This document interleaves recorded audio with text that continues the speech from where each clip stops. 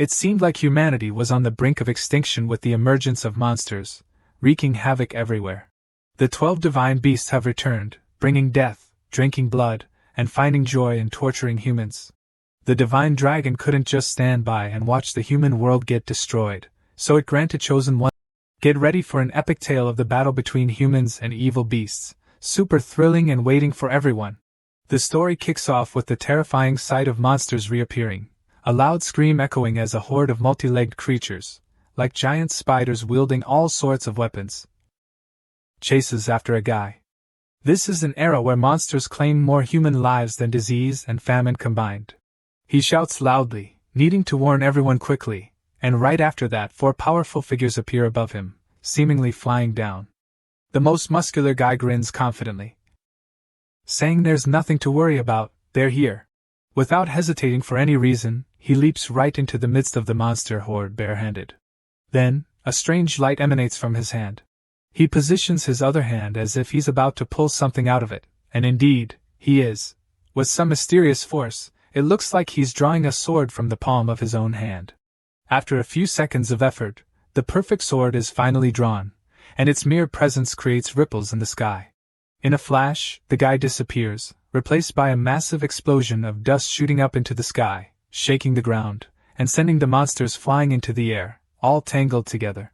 Just like that, no matter how many there were, they all turned tail and ran, fear evident on their bodies after being defeated by just a gust of wind. But they had nowhere to escape when one of the 2 girls who appeared with the muscular guy blocked their path, kicking a few right in the face. This wasn't just any kick. The power and impact of it reached 6 or 7 of the monsters behind. Then, with a swift motion, the curvy girl pulled a sword from her foot, where a green light also shone. The long sword was swung back, gaining momentum with the force of her flowing hair. And with just one slash, the heads of a bunch of monsters rolled off, regardless of whether they were scrawny weaklings or muscular brutes. Born with extraordinary abilities, they are the sword masters who can draw swords from their own bodies. With this superhuman skill, they use it to protect their kind. The 3rd sword master is a petite girl with pigtails, calmly stabbing a weapon straight into the head of a monster, commenting, "So ugly. How can such a tiny girl deal with the next swarm of monsters closing in from all sides?" The little girl unleashes some kind of magic, causing smoke and purple light to spread all over her. She says 2 words, "Come out." Then comes the teleportation spell. Her body escapes from the monsters, leaving them to clash with each other, completely unaware. But that's not all. The ground where they gathered starts to shift, as if it's sinking deeper. And sure enough, a massive, deep pit appears where the flat ground used to be. Nearby, the last member of the Sword Masters is straining to carry a huge boulder the size of himself. Carrying something so massive, he's not even out of breath, muttering a spell, using the secret sword techniques they've trained to vanquish evil. One monster, surprisingly agile, manages to escape the battle to save its own skin. It crawls on the ground, desperately trying to survive, even as its body bleeds profusely. But sadly, after only a few steps, it gets the bad news of choosing the wrong path, its head crushed under a gigantic toe. And what appears now is an enormous, formidable monster towering over 100 meters tall, looking down at the little monster like it's an ant. The beast lets out a sound in the wind. It's a taikwai, classified as a beast of evil. The girl with long hair and her teammates speak up. Finally, the monsters show their faces. Meanwhile, the muscular guy is super eager, already charging out of his spot. "This prey is mine." The girl calls after him, "Don't be reckless." But the pumped-up guy, caught up in the excitement, can't hear her words. He's flying toward the giant monster. He slips on the rocky ledge and jumps straight down to where the colossal monster is waiting for him. The monster isn't dumb enough to just stand there and let him hit it. It raises its fist, ready to attack the incoming challenger. The two finally clash, their strikes sending rocks and debris flying everywhere. After that clash, the muscle guy ended up with a serious injury. His left arm was completely gone, leaving only tiny bits of flesh flying around with the blood. Even though they had just separated, the monster quickly swung a massive arm to hit the muscle guy. But unfortunately for the monster, the muscle guy wasn't fighting solo. He still had his teammates behind him. The black-haired girl was gearing up for her move. Muttering, "Idiot," whether she was cursing the monster or the muscle guy was anyone's guess. The black-haired girl dashed in, using her long sword to slice a perfect circle right through the monster's arm, severing it in one swift move, with giant fingers flying everywhere. Without missing a beat, she immediately attacked the monster up close. At that moment, the muscle guy landed on the ground, grumbling, "Damn it, I messed up," and one of his teammates beside him said, "You better get ready." Then, he charged in, preparing to join the aerial battle between the monster and the black-haired girl. With each step, a golden aura began to radiate from his body. That golden mist seemed to strip away his short and chubby appearance, transforming him into a handsome guy with a chiseled six-pack. The girl with the 2 braids wasn't just standing around either. She used her weapon to cut off her own hand. Blood dripped from her hand, but there wasn't a hint of pain on her face. The drops of blood gradually soaked into a mannequin with a human-like face lying on the ground, and as she did this, she said, "Awaken." After being drenched in fresh blood, the mannequin mask lifted itself off the ground. Thanks to the power of the girl with the braids and her blood, it transformed into a gigantic monster, and not just one. There were many masks, meaning it was an army of monsters under her control. Then, the black-haired girl, the handsome guy, and the girl with the 2 braids all charged toward the towering monster. When facing a monster, humans trained with special abilities known as sword energy come into play. The battle between the monsters and those wielding sword energy was incredibly fierce. The monsters summoned by the girl with the braids kept falling but would rise again thanks to her power. Even though she's small in stature, she can command a whole bunch of monsters, from gigantic to tiny. After everyone's hard work, that massive beast finally went down.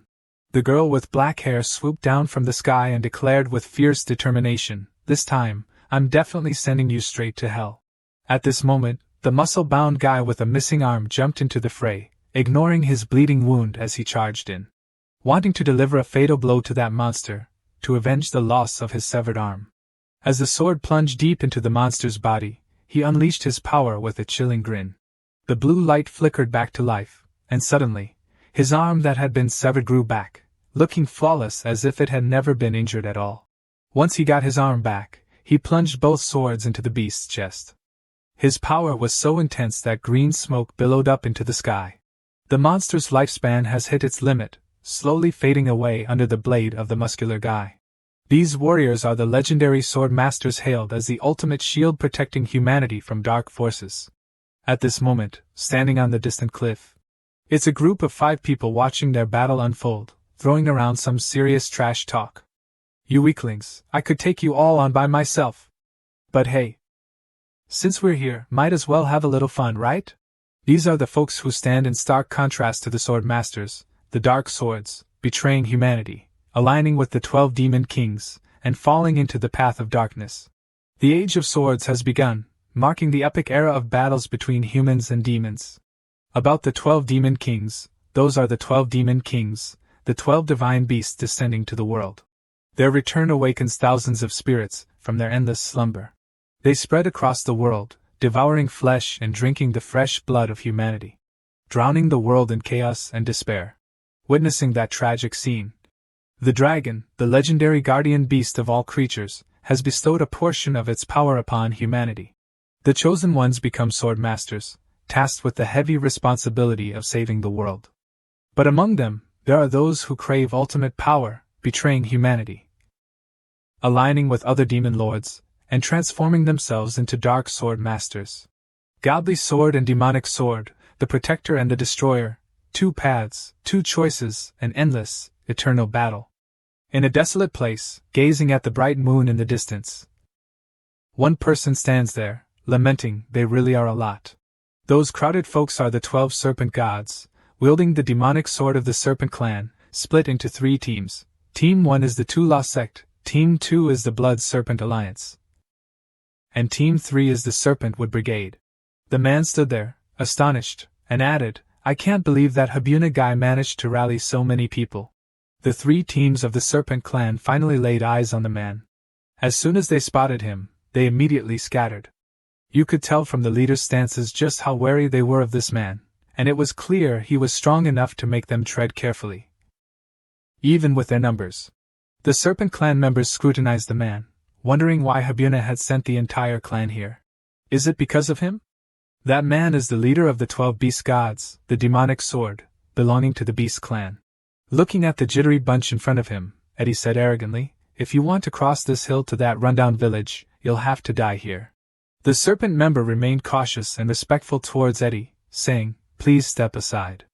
You know that the child hidden in that village is the son of the beast god king." "Right. That child carries the fate of the divine slayer, the one destined to destroy the 12 beast gods according to prophecy." Even though Eddie was also one of the 12 beast gods, he didn't care about that at all.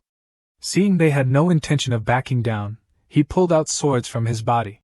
With a gaze full of killing intent, Eddie declared, "I only follow the orders of my master." The Serpent Clan, realizing they couldn't have a civil conversation, began to threaten him, saying, "Even if you were once the leader, standing alongside Lord Huna, you still can't take us all on. If you back down now." But Eddie didn't wait for him to finish. He launched an attack immediately. At that moment, his form shifted, his face morphing into that of a beast. After taking down 3 henchmen, he remarked, "Are serpents usually this chatty?" The Serpent Clan wasn't backing down either. A full-on assault order was given, unleashing their demonic blood to start the hunt. One by one, they transformed into their serpent forms, big and small, with some massive serpents stretching as if to pierce the sky. All of them were ready to take on Eddie alone. "Surround him, don't let him escape." The serpents continued to coordinate, saying, "Don't let him touch the ground. Damn it if he touches the ground." At this moment, a super powerful move was unleashed, smoke enveloping everything and forming a whirlwind. The bodies of those snakes were chopped into pieces, one by one, with no chance to fight back. The remaining ones were in a panic. How could this be? Just one person took down nearly half of the divine sword of the Serpent Clan. No, it can't be. Lord Huna will never forgive those who fail. Thinking this, he immediately shouted, "Remember, the failure of the Serpent Clan will pay a price worse than death. No matter what it takes, we must stop him." Thinking of that terrifying prospect, all the remaining fighters charged at Eddie, who was already heavily injured. This is it, the Blood Serpent 10,000 Poison Formation, the pride of the Serpent Clan. Alright, no matter how strong you are, you won't survive the Blood Serpent 10,000 Poison Formation. Now, just find and eliminate the kid to complete the mission. Just as he thought this, he suddenly had an arm chopped off. It happened so fast he barely registered it. Eddie had escaped from that formation. This guy was the last one left, and he knelt down begging for mercy. Eddie said to him, "Humph, even if I spare you, do you think Huna will forgive a failure like you?" Eddie handed him a sword. "I'll give you a chance. Take this sword to Huna and tell him you killed me and the son of the Divine Cat King. Complete the mission. That's the only way for you to survive." The guy obviously couldn't pass up this opportunity. He immediately replied, "Yes, yes, sir." After the clan guy left, Eddie thought to himself, the truth will eventually come to light. But at least it buys me a little more time. Now, I need to find the son of the Cat King. Even though he was exhausted, Eddie still pushed on, recalling the words of the past. "Eddie, go to that village, protect the child you hid there 7 years ago." Although he didn't agree back then, please take back that order. Right now, the Divine Cat Clan is surrounded by other divine clans. If I leave now... Eddie choked up and couldn't continue, gripping the sword tightly. But the one sitting in the main seat spoke for him. "At that time, both I and the Divine Cat Clan wouldn't survive the night. I've been prepared since 7 years ago when a 12 divine beast gave birth to that child. That person is the 12 divine beast, the 7 great divine cat kings, Haruko." Haruko continued, "Moreover, that child definitely carries the bloodline of the beast king and the power of the divine sword. Let her live a normal life, never awakening the beast king's strength. Never knowing her true identity. You wouldn't refuse a friend's plea, who is also your master, right?" At that moment, Eddie was struggling to crawl over, but in the end, he was completely exhausted. Back towards the kids moving through the forest, Duha excitedly told Ren that the divine sword could split mountains, walk on water, and soar like a bird, while Ren admired the demon's sword even more. The one that had drunk the blood of the 12 divine beasts, even stronger. Duha's face turned sour. He brushed off Ren's idea. "What are you talking about? We promised to become divine swords together. Why are you praising the demon's sword?" Ren pretended to be indifferent. "But Duha, you once said that the demon's sword transforming into a beast man was really cool." Suddenly, a familiar scent wafted into the air. Ren immediately recognized it. Huh, what's that smell? He quickly grabbed Duha's hand and pulled him to run. It's the smell of a rabbit. Let's catch it. Duha felt a bit worried. What if it's a wolf? But Ren's nose was pretty sharp. He was sure this time it was definitely. Before he could finish his sentence, they reached the prey, which turned out to be just a strange man lying face down on the ground. Ren felt utterly disappointed. It was clearly the smell of a rabbit. Duha wasn't surprised at all. Last time he smelled deer, and they both ended up getting bitten by wolves. But Ren still insisted it was definitely the smell of a rabbit. He came up with a bold idea. How about we bury this uncle? Duha quickly stopped him. Hey, he's still alive. Let's take him back to the village. A little while after bringing him back to the village, the strange uncle with the rabbit smell woke up. He opened his eyes and saw that he was still alive. Where am I? How long have I been unconscious? Ren and Duha had been waiting there for a long time, and when they saw him wake up, both were excited. Uncle, you're awake. So glad you're okay. Your wounds healed really fast. Eddie was still dazed after a long sleep. Where am I, and why am I here? This place is called Rip Village, Duha quickly boasted. You were injured lying in the forest, so Duha and Ren brought you back here. Ren explained. It was Duha who brought you back. I was the one who wanted to bury this uncle. The old man had been bandaged up. Though it was a bit makeshift, it was still pretty good. His mind was still a bit foggy. Was the village really in ruins? Could it be that the master's son was hiding in this dump? Thank you, kids. It's thanks to you that I'm still alive. Besides you two, are there any other kids in this village? Duha casually replied. Nope, we're the only kids in the village. Eddie was suspicious that one of these two kids might actually be the master's son. He pressed on, asking how old they were and where their parents were. Duha remained calm and cheerful as he chatted with the old man. We're both 7 years old. 7 years ago, on the same day, we were abandoned at the village gate. Ren hinted that he found the old man a bit suspicious. The two kids were being a bit vague right in front of Eddie. Normally, no one outside the villagers would bother talking to them, so this old man must be from the same rundown village as them. But looking at his clothes, they seemed pretty fancy. Watching the two kids talk, the old man thought, how strange, the child I'm supposed to protect is actually the one who saved me and brought me here. Maybe it's fate. Anyway, I'm lucky. I was really worried because the child with the prophecy had to be kept secret, even among the Beast clan, abandoned in this rundown village without anyone to protect them. But he was puzzled about one thing. One child had the eyes of a fierce beast, Rin, and another child had the eyes of a monster, Duha. The master's son could only be one of them.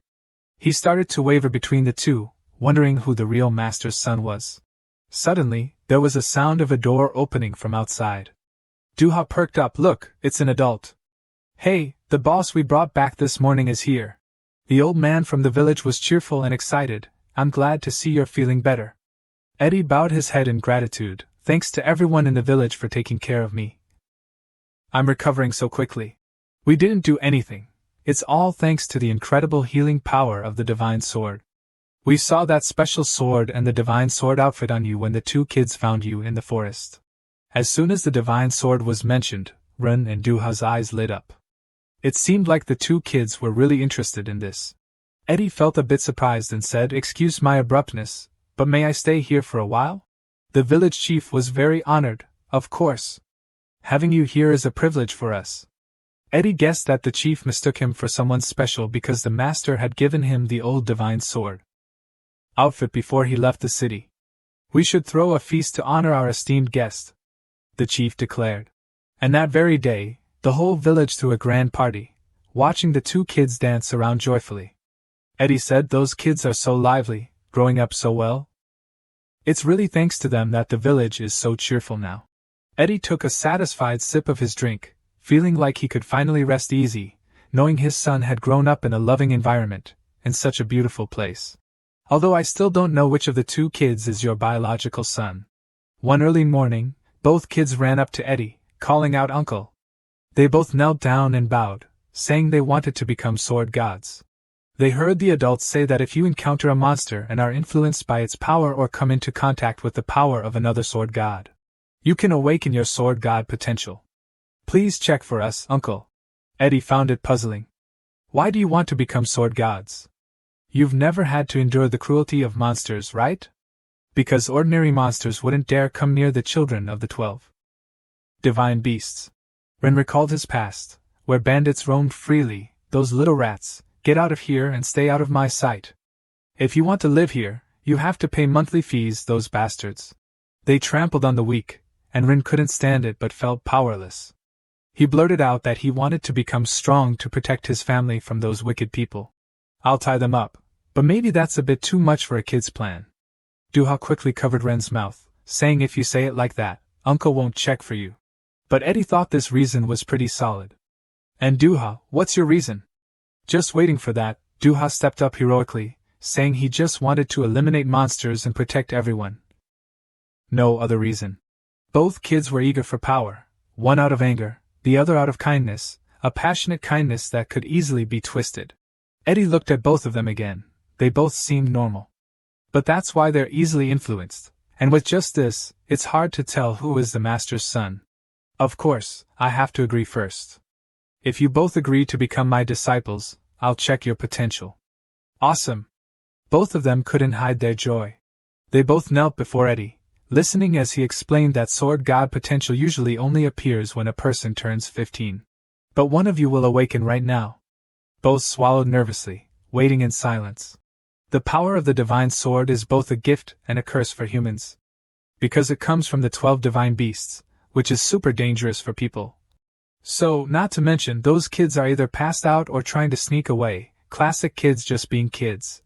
But that just shows the old man's lecture was way too long. He got mad and yelled, "Focus up!" Ren and Duha immediately straightened up and sat properly.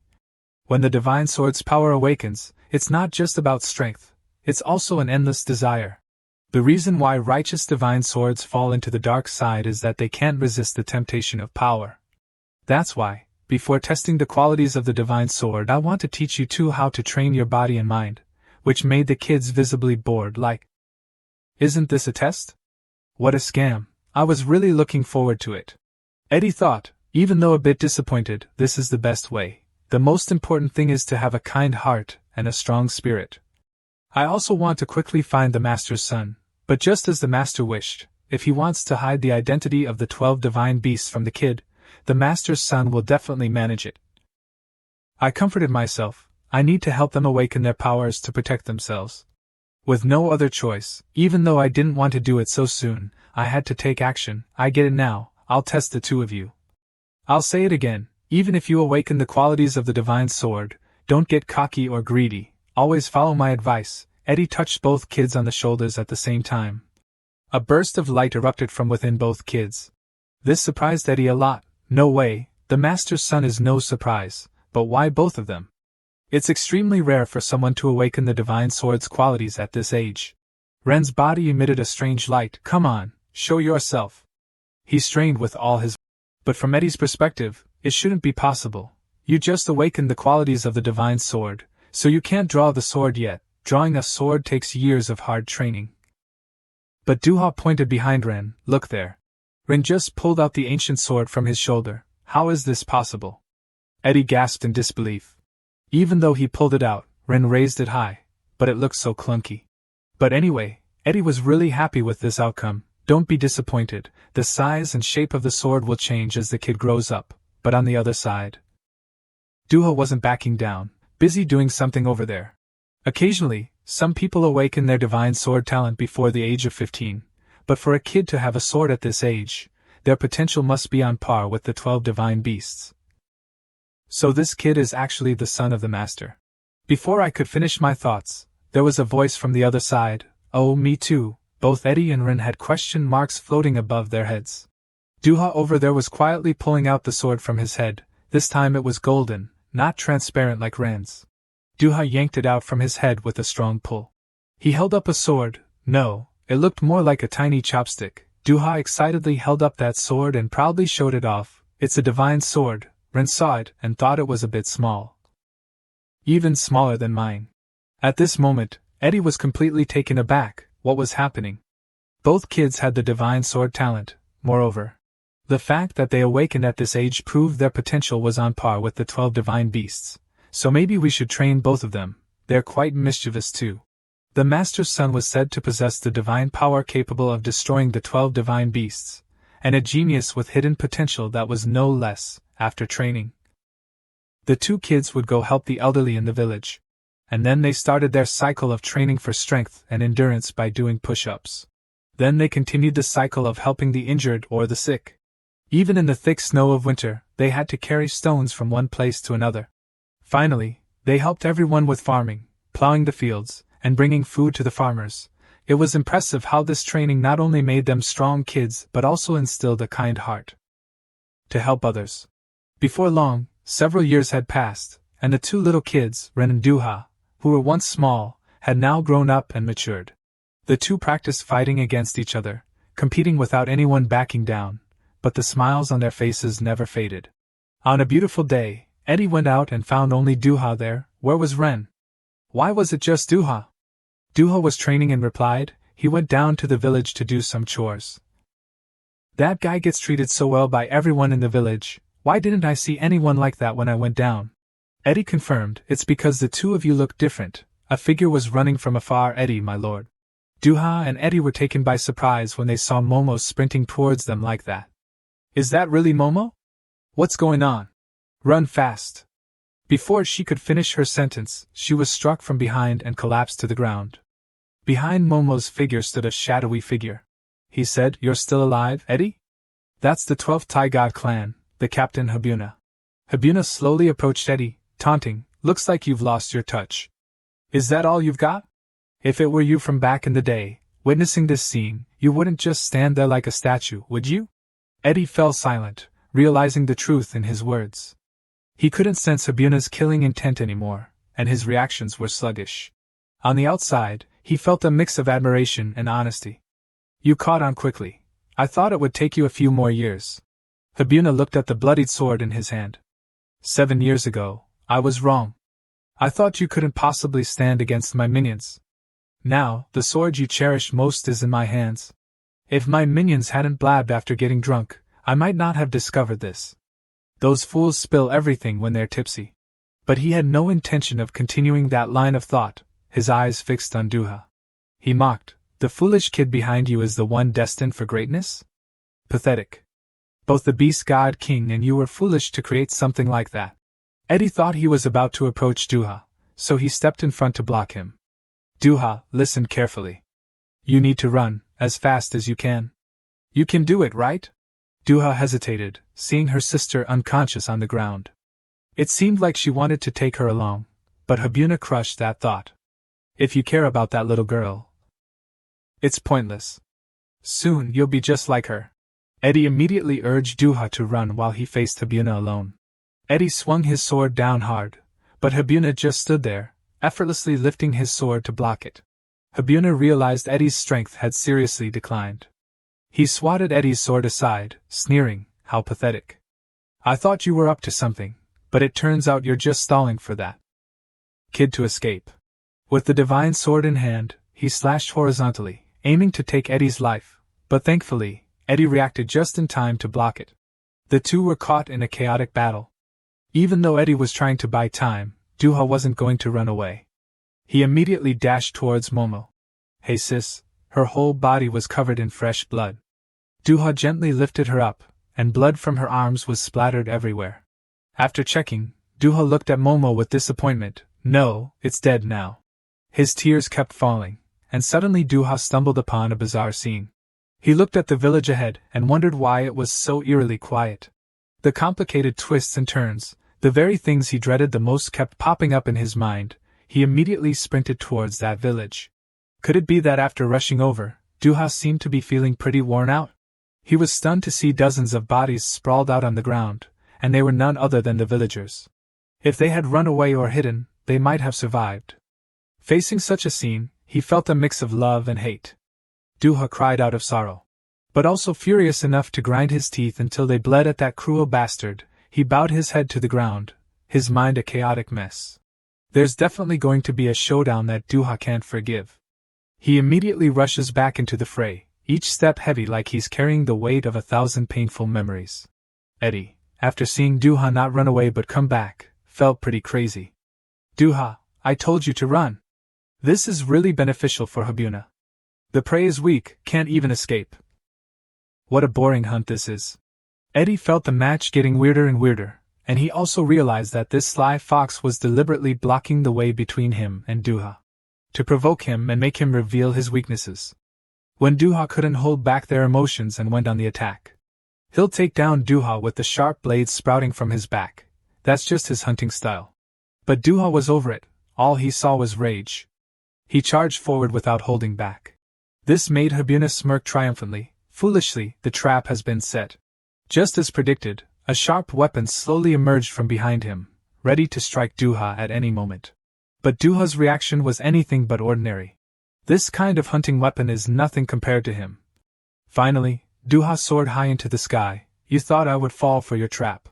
Is it really that ridiculous? After saying that, he landed a punch from way up high, but the guy easily blocked it with just his sword.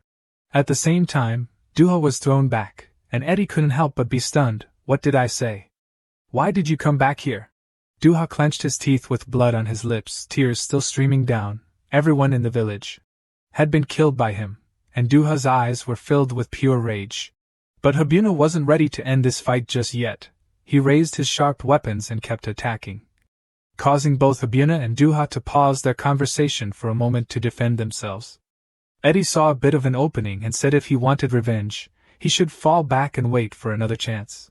But Duha immediately refused. This isn't revenge. Eddie was taken aback. Then what is it? I remember when you heard the master say, the villagers didn't run away. Just as I predicted, his target was Rin. Luckily, he mistook me for Rin. The villagers figured that out, which is why they didn't flee. So you don't need to run away, right? Eddie had nothing more to say because that was the absolute truth. If you and I can't stop him, just like the villagers here, then I'll die in place of Rin. The two of them fell silent and joined forces to attack. Huna began to notice something unusual between them. He was surprised by what they could do. What the hell? Both of them were pushed away by Huna. But they moved forward together again, their speed matching perfectly, not falling behind at all. Everything was in sync. It was like Huna was facing two Eddies at once, and Eddie's attacks were even stronger. Huna was astonished. Just a moment ago, you were stalling pathetically. Why now, just because of a kid, are you back to your old self? He angrily shoved both of them away once more. But Eddie and Duha quickly coordinated their efforts, allowing Eddie to return, a shadowy figure appearing behind him, the undefeated demon sword from back then. Eddie wanted to share more with Duha. Honestly, I've always felt guilty about you. I've been following you on this final mission. Duha felt it wasn't that important. Stop talking nonsense in front of the enemy. But Eddie seemed to have regained his confidence. Like an undefeated demon's sword, this is my battle, so you should fall back. At this point, Huna had to take things seriously. The real show was just beginning, and he couldn't miss it. His entire body turned a ghostly white, and his eyes gradually shifted to a light blue. As soon as Duha saw his shape shift, he started to feel pretty anxious. Is this the beast power that the demon's sword got from the 12 divine beasts? Eddie next to him immediately transformed into the invincible divine sword of the past, saying, remember, too much greed will destroy you, and a misguided ideal will throw you into chaos. I don't want you kids to repeat my mistakes. This is my final lesson for you, he said, cracking his shoulder joints to warm up. Of course, Duha wasn't having any of that. What are you talking about? I'm not going anywhere. We have to fight together. Eddie's expression darkened. You're my disciple, so you better survive. With that, Eddie turned and landed a powerful punch on Duha, sending him flying far away, out of the impending life-and-death battle. Eddie stomped hard on the ground, each step causing the earth to crack and crumble. Let's end this, Huna, he said. I just wish it had been this way. Back when we were divine swords, if I had known that the one who preached righteousness would turn out like this, I would have killed you that day. The two former enemies faced off once more, with Eddie leading the charge, using the rabbit curse break and the water moon step, leaving behind shadowy afterimages. Thousands of identical copies of Huna appeared, looking nothing like mere illusions. Regret choosing me as your enemy in your dying moments. Huna's body began to morph again, something glowing in the center of his chest. He started to tear open his own chest, seemingly preparing for something, the celestial divination. The serpent summoning technique unleashed a gigantic snake from within him, as massive as a multi-story building. The celestial annihilation, its entire body was black, with red eyes and 4 sharp fangs, enough to take down anything with a single strike. It wasn't just a snake emerging. Huna had evolved into a colossal python. He could still speak like a normal person despite the transformation. "I won't let you get close to the cat god king, the one you love." Mentioning Eddie's important person only fueled his anger, making him pay for his arrogance. Then, Eddie poured all his strength into the ground, which couldn't handle his power, and shattered. Eddie leaped high into the air, sword in hand, and charged straight into Huna's mouth, as if he had no fear at all. In the fading light of the sunset, Rin walked along, suddenly exclaiming as if he just remembered something. Right, Duha must have brought something back. He wondered what it could be that Duha bought. Suddenly he stopped in his tracks, and dropped the bag he was carrying onto the ground. His face turned anxious and frantic like never before, as he gazed towards the village. The eerie silence enveloping the place warned him that something bad had happened. The strong smell of blood lingered in the sunset, along with unfamiliar footprints, enough to understand how things were. There was only one intruder, judging by the shape and distance of the footprints. A dark figure was slowly approaching from afar. The scene was so vivid it felt like Rin was right there when it all went down. The dark figure gradually took the shape of a long-haired man, seemingly the intruder Rin had mentioned. He wasn't in a hurry or trying to hide his presence. And it seemed that this arrogant guy hadn't noticed the existence of another figure, a white shadow behind the long-haired man, an outsider. First, let's follow the trail of the intruder. As he tracked the intruder, Ren thought about what had happened. The villagers had stood up to stop him.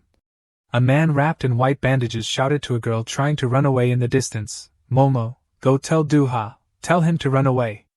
At the same time, the villagers were already armed and ready to fight. The intruder.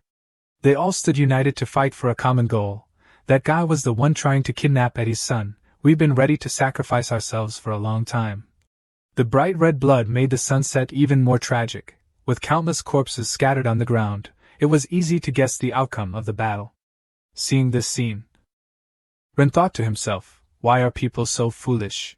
He slowly recalled memories of the people here, including the old man who took him in when he was abandoned, and Makit, who always crafted amazing things with his skilled hands, and Tsubasa, who always dreamed of having children, and brother Shinichi, who always spoiled us.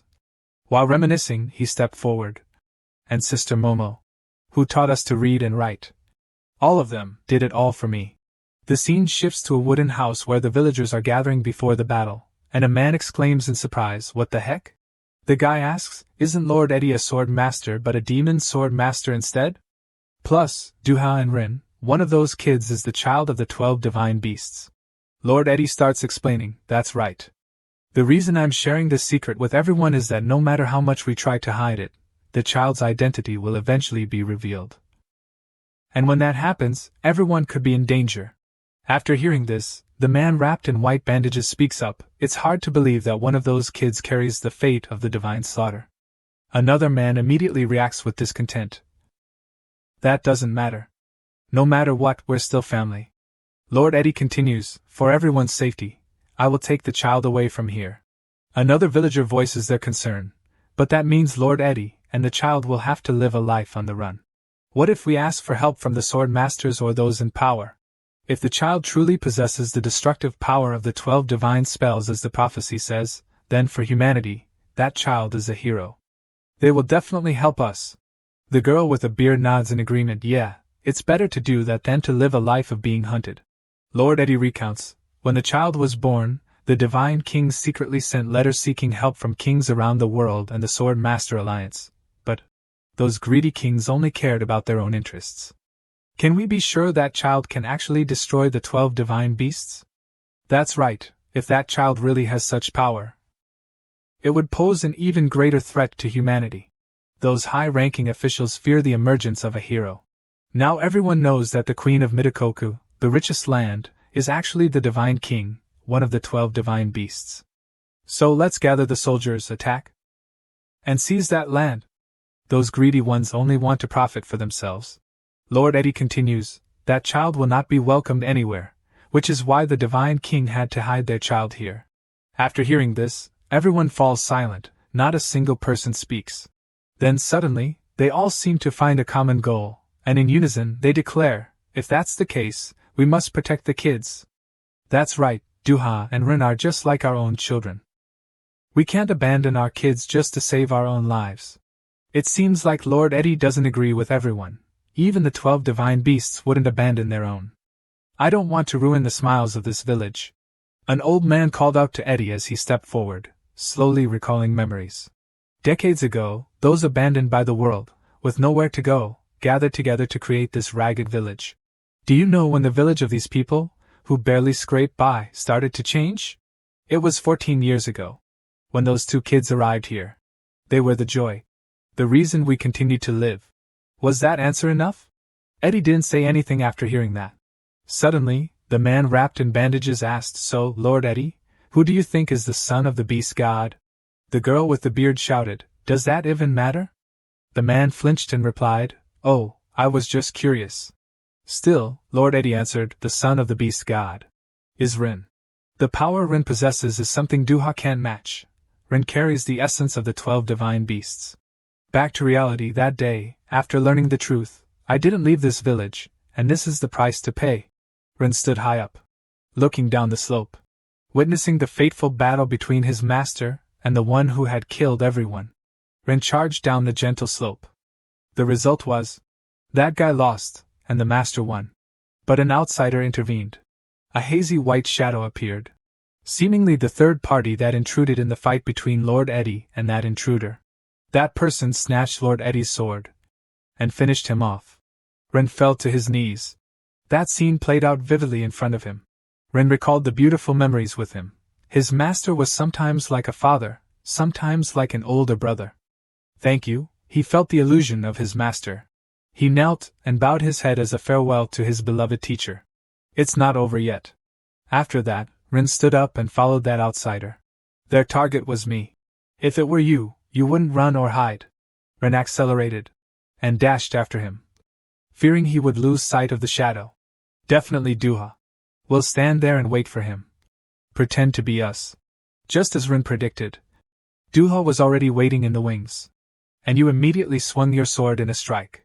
The moment I spotted that figure, the forest has transformed into a pile of raw ruins, trees and debris everywhere. This is the message you left for me, right? Find out who left this mark on you, and avenge you. The battle between Duha and that guy ended with a sword piercing through Duha's chest. Ren knelt before the grave that held the villagers, as well as Duha's final resting place. The sword that used to hang on Duha's chest is now planted on his grave by Ren as a reminder of the vengeance Ren must fulfill.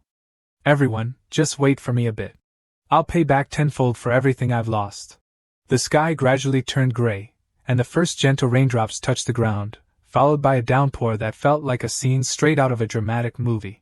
A beam of light flashed, illuminating Duha's grave.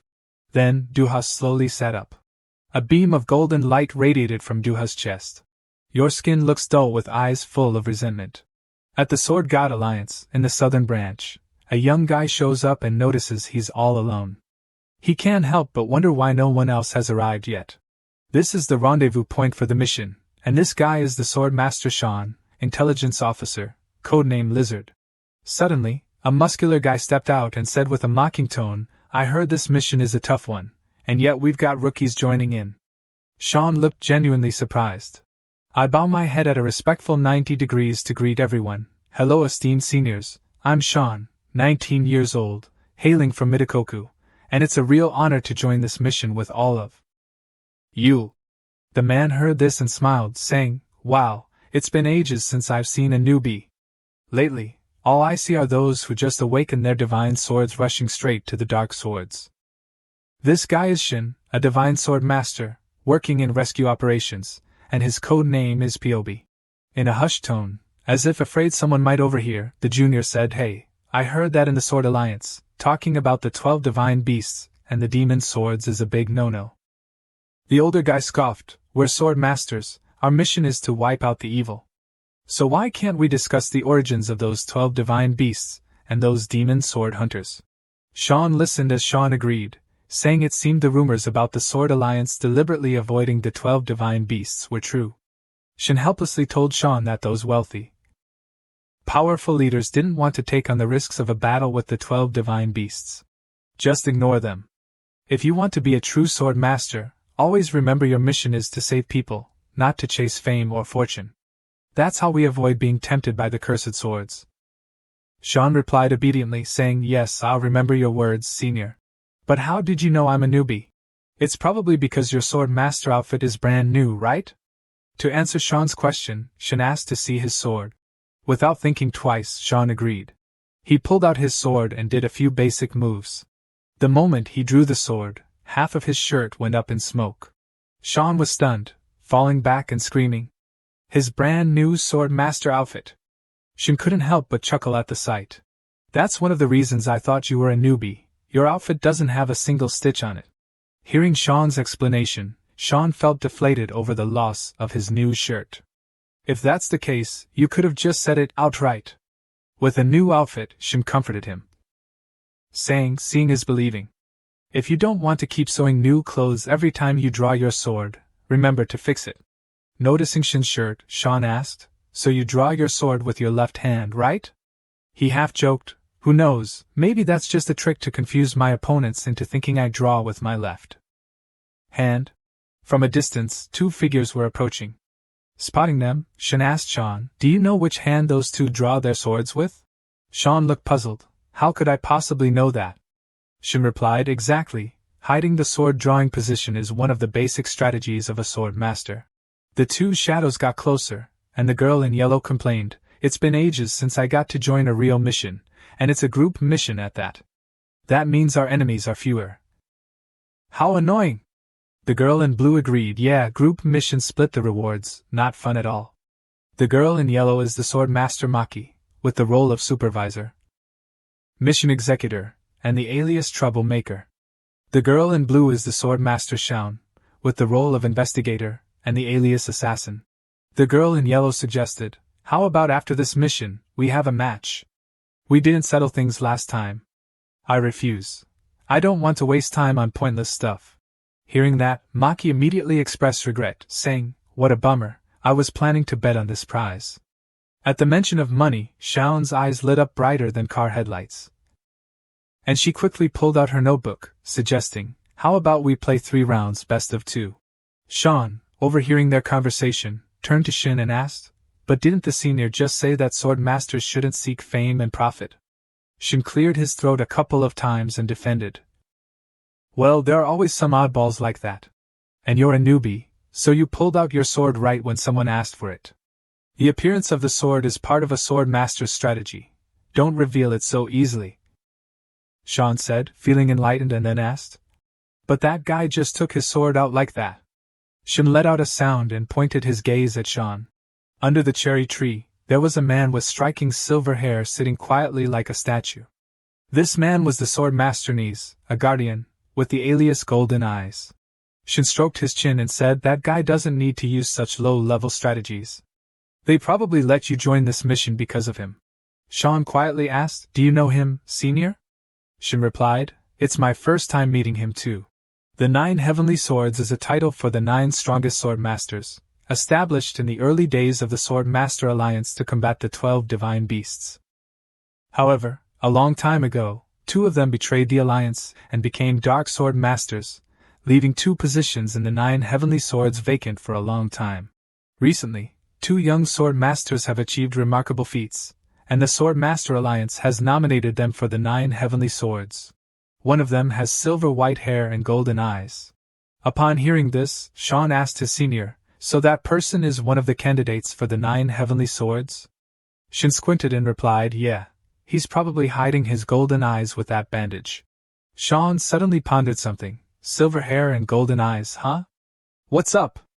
Do you want to earn the title of 9 Heavenly Swords too?"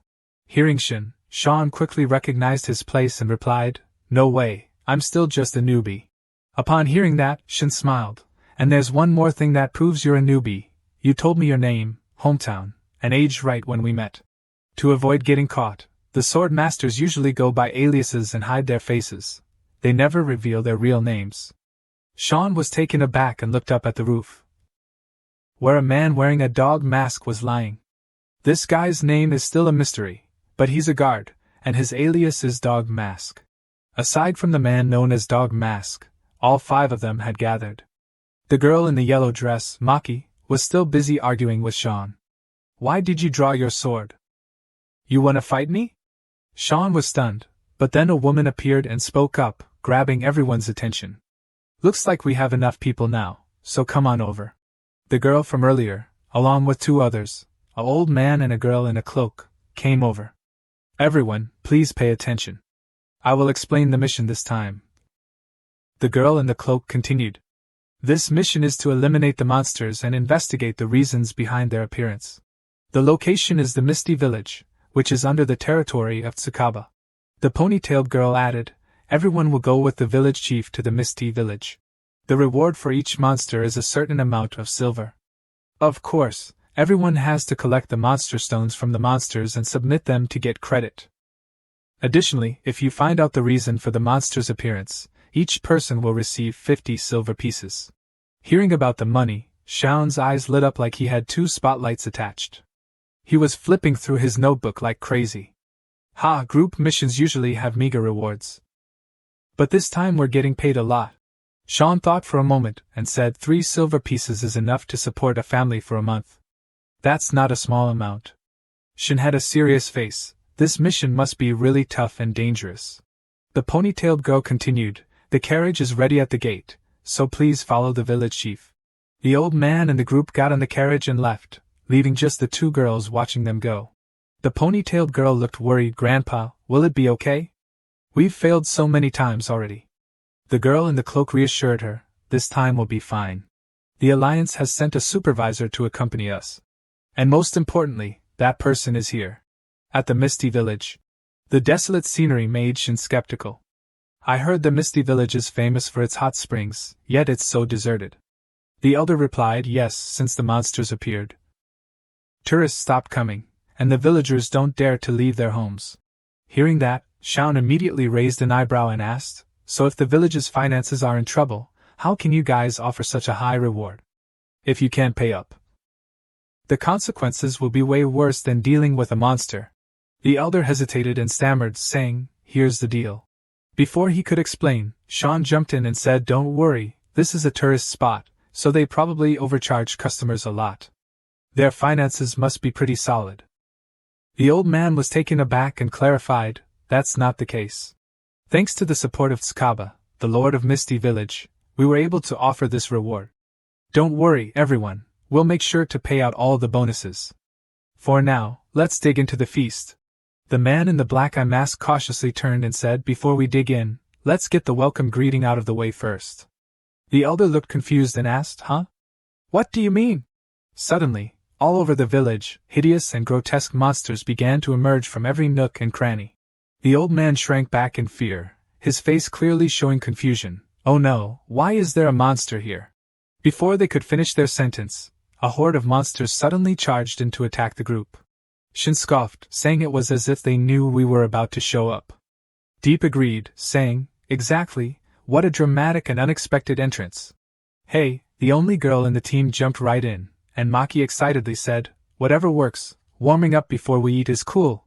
Shaun next to her was just as pumped. Whoever takes out the monster gets the loot. It seemed like all she cared about was cash and more cash. Suddenly, the man known as the Dog Mask appeared out of nowhere to join the fight. Excited to join the crew, Shaun was about to toss his backpack aside, but before he could make a move, Shin stepped in and gave him a heads up. You're the newbie, so stick around to protect the village chief and watch how the veterans fight to pick up some skills. Sao suddenly froze, sprayed some glue, and let out a sound. A monster charged towards Shin. He pulled out his sword with a badass look and said, you picked the wrong opponent. Shin takes the sword and strikes the monster's head. The monster immediately struck back. Shin laughed and praised, not bad at all, it's enough to make me go all out. You're totally blown away by your mentor, dude. Too weak. This side is no different from 2 kids fighting over a toy, unlike the other side. This uncle really only knows how to stretch the canvas for a living. Maki over here is taking on 5 monsters at once. She leans back, and a beam of light appears in her palm. Then suddenly, a sword shoots out, piercing through one of the monsters. Next, Maki uses her sword technique, the one strike, one kill, and dozens of swords burst forth from her body. This girl not only produces milk but also swords. She charges in, taking out 2 monsters with a brain-busting move, then goes for 2 more with her deadly sword technique. She glides like a goddess, effortlessly dispatching the small fry. And she rushes right in front of the final boss. Maki complains that while this move is powerful, the cooldown is way too long. Just as the monster is about to punch Maki into oblivion, a whip made entirely of blades comes flying in. The sky is so big and round today.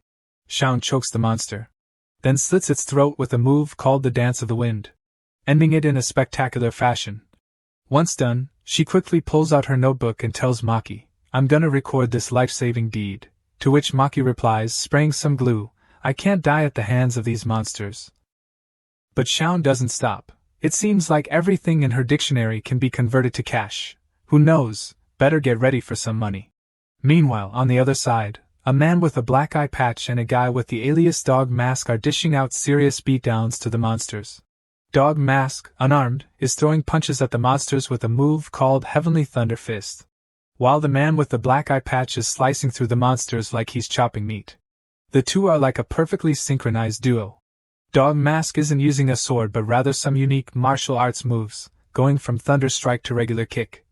Seeing this, the man with the black eye patch says, "Hey Dog Mask, stop making up names for your moves and just draw your sword," to which Dog Mask immediately retorts, "No matter how hard you try, you're just using a regular sword, not one that comes from your body."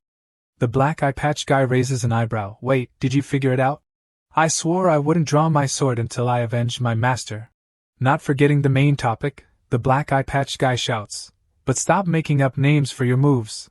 Over with Shaun, he's still doing a great job protecting the elder. Deep in village, the old man reassured, "Don't worry, I won't let this monster cause you any trouble." The old man still looked a bit anxious but replied yes. "It seems like these monsters can't really challenge you." Shaun glanced at the elder, pondering for a moment before asking the village chief, "It seems like you're worried about something more than just these monsters, right?"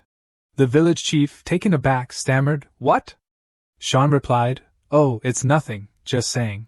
While the two were chatting, the others had finished dealing with the monsters and returned. Maki was still complaining, "My clothes are all dirty." Meanwhile, Shaun was busy counting his loot, already raking in 12 silver coins on the first day. The Dog Mask over there was whining about being hungry. Maki suggested, "I want to take a shower before we eat." Shaun chimed in, "That's because you fought too recklessly, Maki." Shin was still busy showing off with the Dog Mask, wasting energy. "I don't need your help. I can handle them myself." The Dog Mask retorted, "Dude, you almost got taken out by a monster." At that moment, the elder spoke up, "Thanks for your hard work, everyone. Please enjoy the hot spring while we wait for dinner." Maki was thrilled and praised. The village chief is so thoughtful. The Dog Mask, however, seemed to disagree. "I just want to eat first." Uncle Shin refused to give up his dramatic act. "I got splattered with monster blood all over." The Dog Mask immediately called him out, "That's your blood, dude." The hot spring on the women's side, "Ah, this feels amazing," Maki exclaimed. "Taking a hot spring bath after a fight is the best. I was born to battle, not to sit behind a desk." Shaun suddenly asked Maki, "Hey, don't you think this mission feels a bit off?" Maki quickly brushed off Shaun's concern. "What's so strange about it? Just beat the monsters, right?" "You're overthinking it," Shaun sighed and said, "If the Alliance sends someone like you to supervise, how can we ever grow?"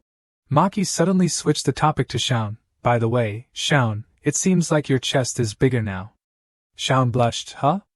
Why are you bringing that up all of a sudden?" Then the voices of two girls echoed all the way to the men's hot spring. Uncle Shin, unsure if he was complaining or secretly pleased, said, "The soundproofing here is terrible." He then turned to the Dog Mask and asked, "Where's Shaun?" "He was just here." The Dog Mask replied, "He said he went to scout around a bit." The scene shifts to Shaun, one of his arms hanging limply, seemingly sliced by something sharp. He clutches his arm and calmly says, "Even monsters know how to wield a sword." In front of him stands a massive creature with razor-sharp teeth, looking like it wants to devour him whole.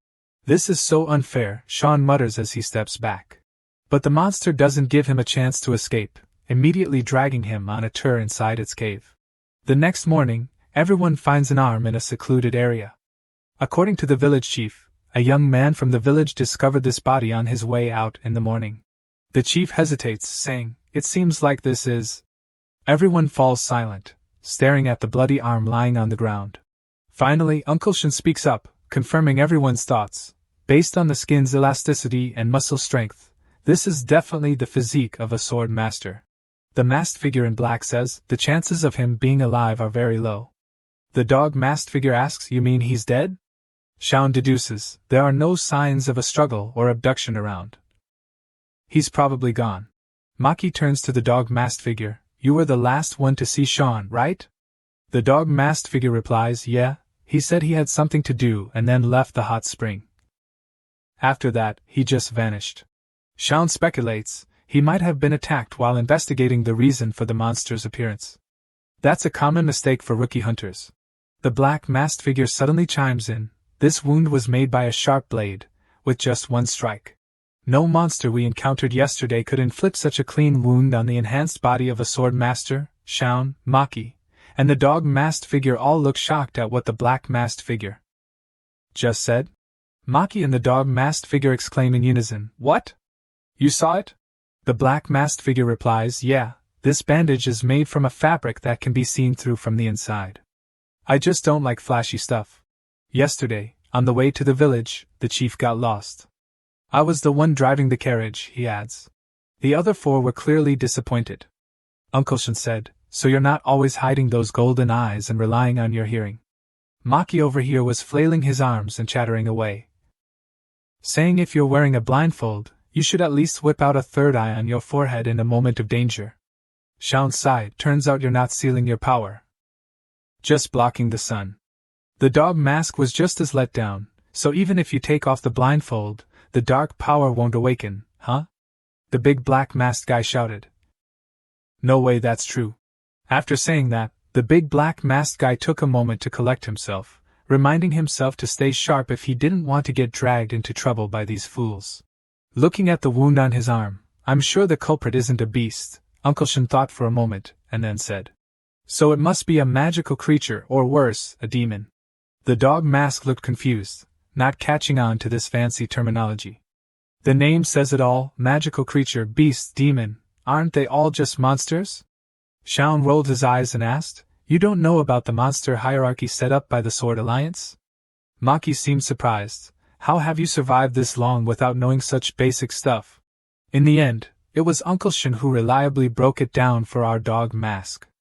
"Listen up, the monster hierarchy was established by the Sword Alliance to help the sword masters operate more effectively. Monsters are divided into 4 levels. Level 4, magical creatures. Level 3, beasts. Level 2, demons. Level 1, soul monsters. First off, like the monsters we took down yesterday, they live in packs, have low intelligence, and tend to attack humans blindly. That's level 4, magical creatures. The type of monster that usually lives alone, has a bit of intelligence, low communication skills, and enjoys eating humans is called a magical creature. Level 3 is beasts. And when beasts eat humans and evolve, they can take on human forms, speak fluently, and have high intelligence. That's the beasts. Level 2 demons. So what about level 1 monsters? Maki asked. Soul monsters. Just as the name suggests, they are legendary monsters. In history, soul monsters have only appeared before humans twice. And both times ended in failure, especially the battle with Sutton Dodi, where 300 sword masters participated, but 90% were wiped out. Shaun added, "There's a rumor that the reason humanity still exists after failing to eliminate soul monsters is that they don't even care about humans." Shin continued, "In short, the monster in this village could be a level 3 beast or a level 2 demon. According to the Alliance's rules, if we encounter any events related to magical beasts or demons, we need at least 6 sword masters to participate. But now that Shaun is missing, we can't continue this mission anymore." Shaun pondered, "If we don't follow the Alliance's rules, even if we complete the mission, we won't get any rewards." Uncle Shin chimed in, not to mention that violating the rules could lead to penalties. The elder stammered, "What do you mean? Are you really going to abandon us?" The dog-masked figure immediately reassured the old man, Don't worry, old man, I don't know anything about the hierarchy of demons, so whether it's a magical beast or a demon, I'll take them down. Just trying to calm you down, right? Maki, hearing about the fighting, raised his voice. Great, I'll stay to protect the peace of the village. Shaun was used to this scene, she said. I know what you're thinking. Maki, you just want to fight, don't you? Shaun sighed. If there's no reward, I'll have to decline. The village chief said, if it's about the reward, just talk to the Lord, I'm sure he will. Before the elder could finish, this lady immediately flipped the script. Fine, I'll stay to protect the peace of my soul. Oh no, I mean the peace of the village. Money can buy Shaun too, right? Suddenly, Uncle Shin grabbed the collar of the dog-masked figure and looked at him with a killer expression, his face darker than the future of those watching this video. Do you think I've seen how many sword masters have died because of their recklessness? I still vividly remember their tragic deaths. The dog-masked figure showed no signs of fear and said, fine then. The sword masters fought bravely until their last breath. We will always remember them. Uncle Shin was now furious. His face hardened as he drew his sword. If I can't convince you, I'll use force. In this tense situation, Maki suddenly appeared to add fuel to the fire. Wait a minute, the idea that Shaun was attacked by a demon is just speculation. Sometimes, in group missions like this, a dark sword master might secretly eliminate the sword masters. Who knows, one of us could be a dark sword master. Seeing things were getting out of hand, Shaun quickly said, Maki, if you just want to stir up trouble, stop it, don't mess with the mission.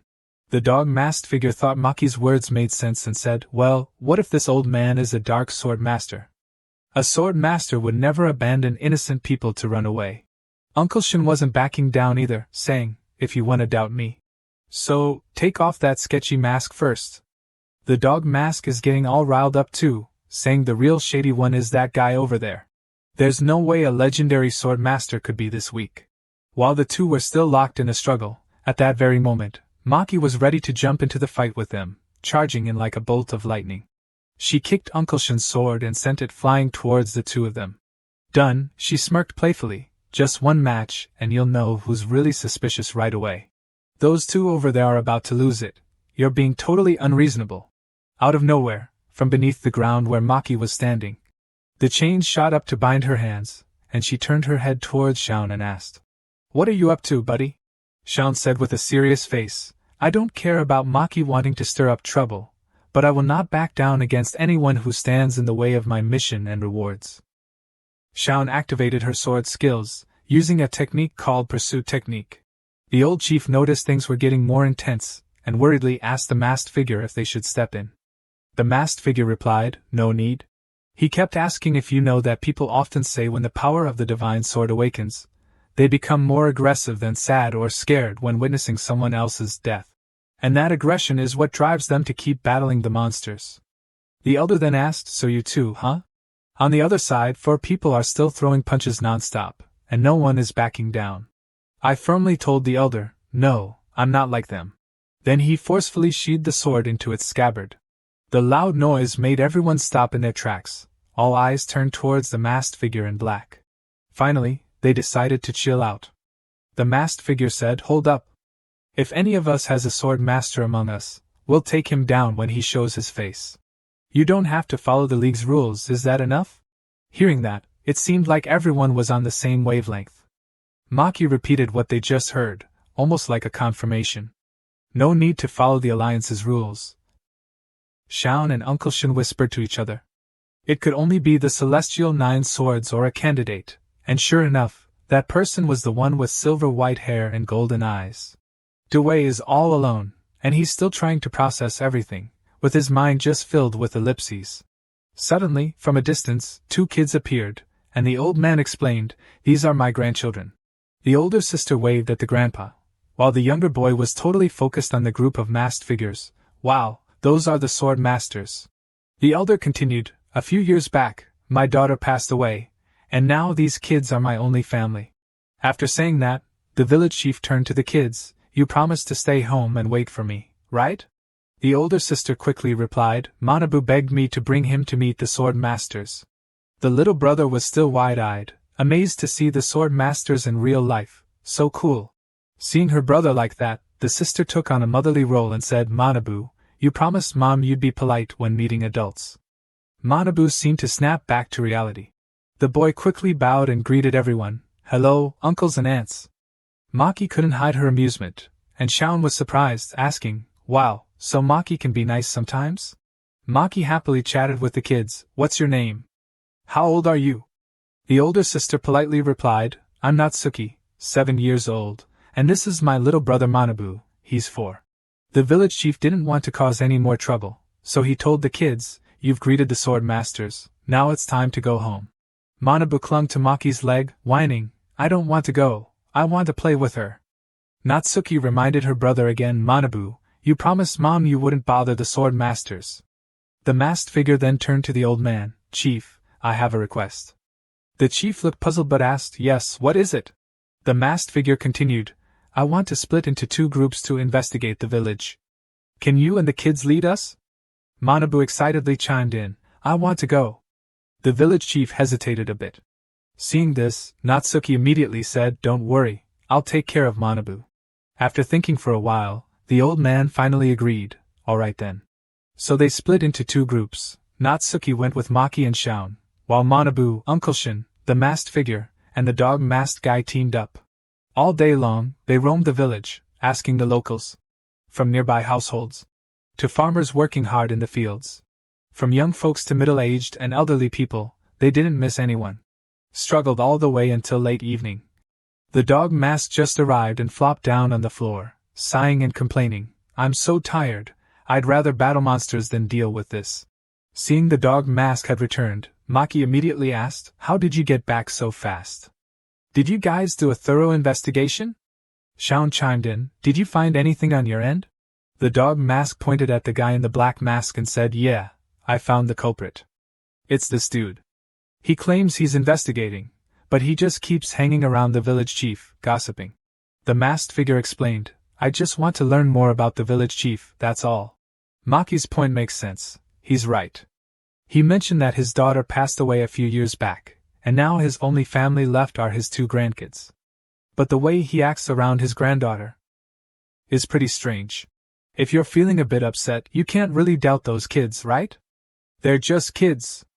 Can you imagine how excited they must be to meet the legendary sword master? I still find that lord pretty suspicious. There's no way he'd shell out that much cash just for the villagers. The dog mask isn't on board with the crowd. What's everyone chatting about? He's not just keeping an eye on his granddaughter. He's genuinely worried about her. He's afraid she might get hurt.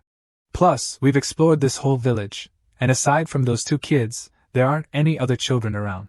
A masked figure suddenly realizes something and yells out, Where are those 2 kids? Shaun replies to Shin, I've already taken them home. Suddenly, Natsuki appeared at the door, the legendary sword master.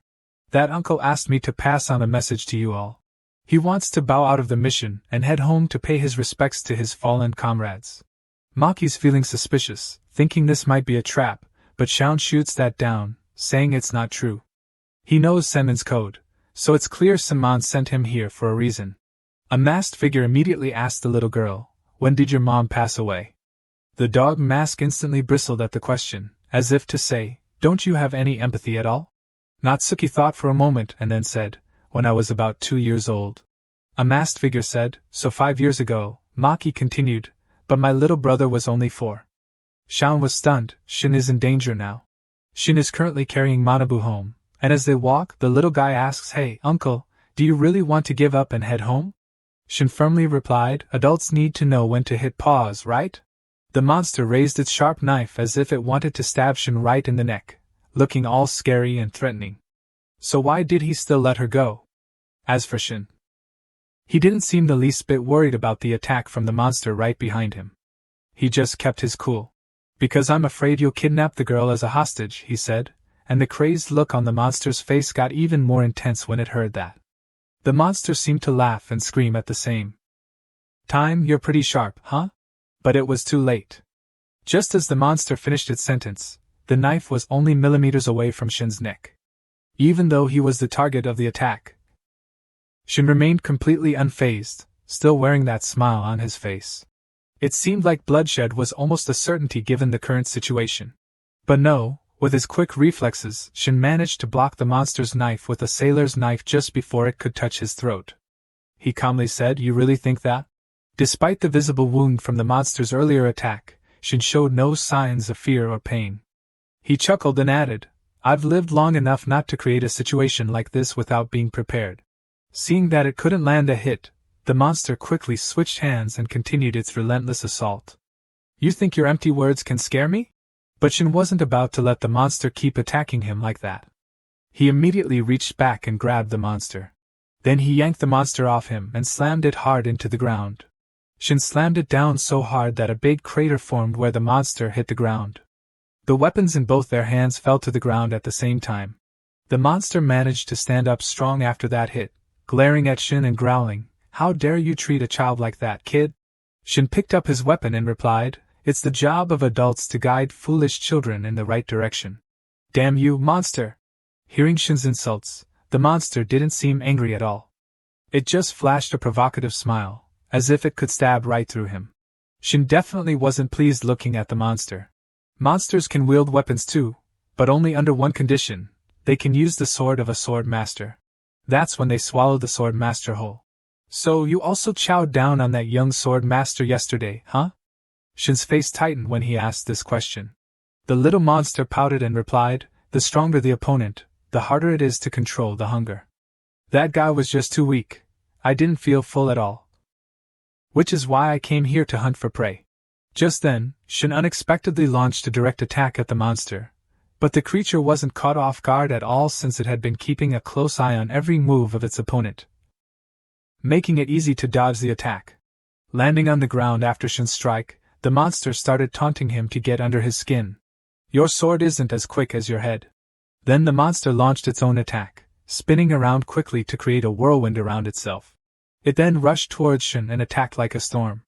Shin tried to defend himself but couldn't avoid getting hurt. After the first wave of attacks, the two pulled apart. The monster's face was filled with smugness, and it began to boast, "Eating you wouldn't even fill me up." The monster gripped its sword tightly and then swung it decisively, leaving a long gash on Shin's body. Enduring that wound made Shin spit out a mouthful of blood. This only made the monster look down on him even more, sighing with a bored expression, running into another boring guy. But right after that, the monster's bored expression suddenly changed. The person in front, even though Shin was bleeding profusely, he still smirked. "I told you. I don't create situations like this without a plan." As soon as he finished speaking, Shin quickly lunged straight at the monster. Before the monster could react, he wrapped his arms around its small body, using all his muscle strength. The monster naturally looked down on this move from Shin, even if it was a desperate struggle. "Huh!" At this point, the monster was stunned because it really couldn't move in Shin's grasp. The monster quickly realized this was the indestructible diamond sword technique, activated in times of danger, making the body as hard as diamond, but with the downside of being immobile while activated.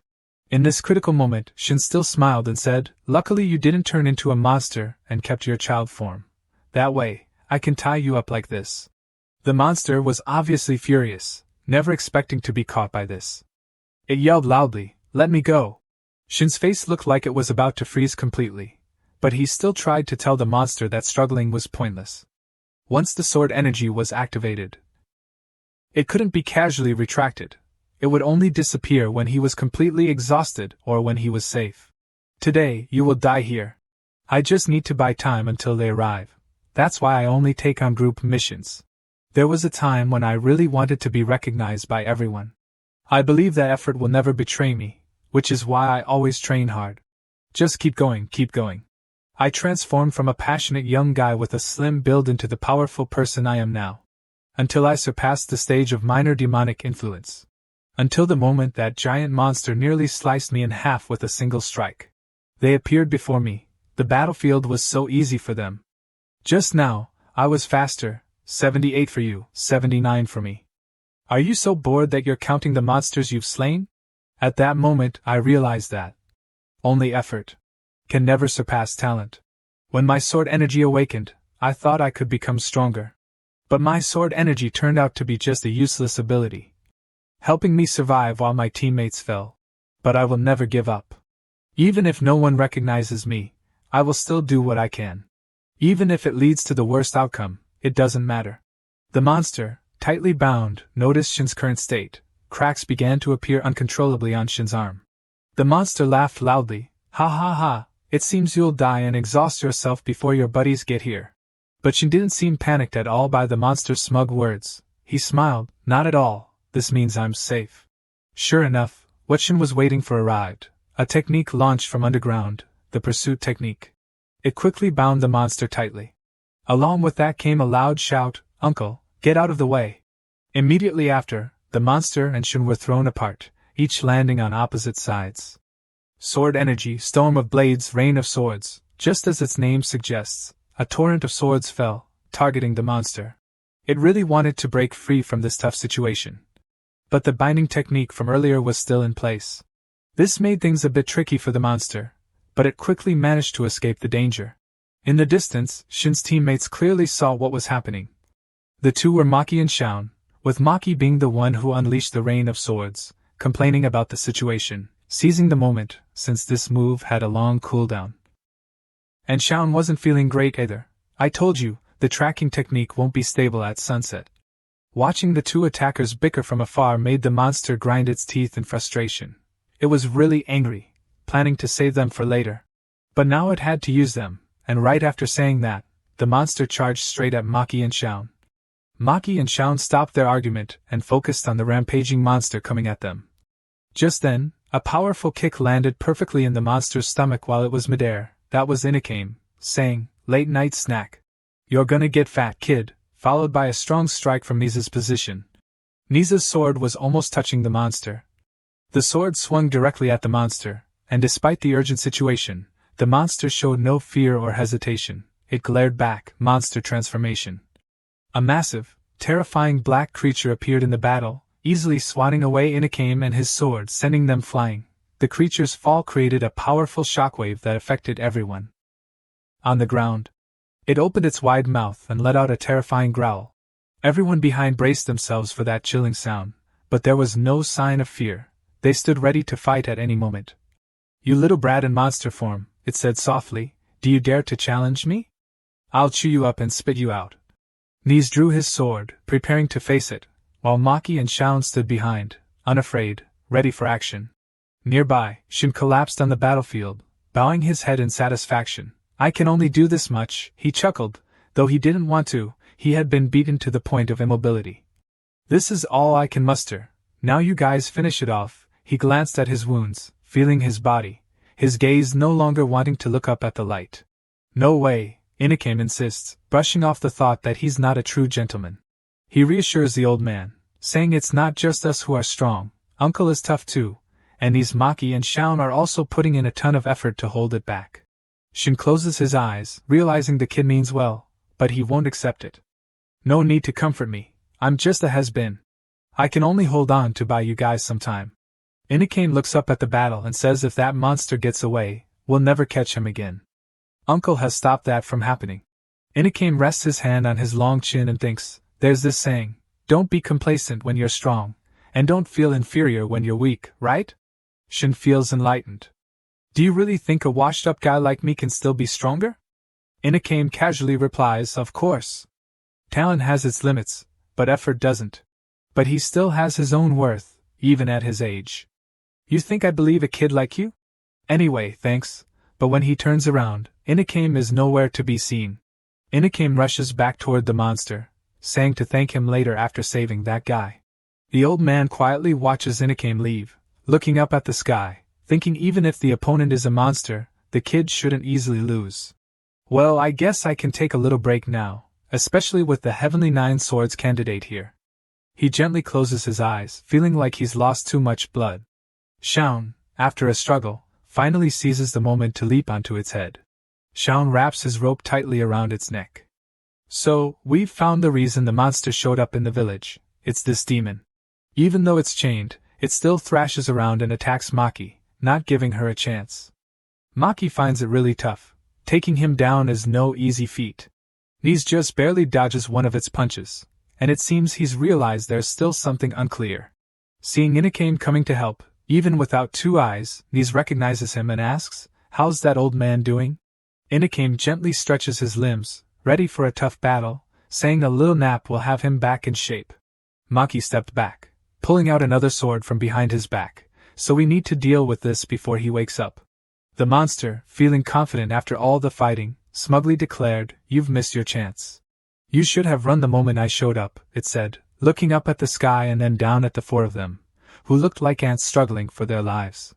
The massive creature growled, swinging its tail with force.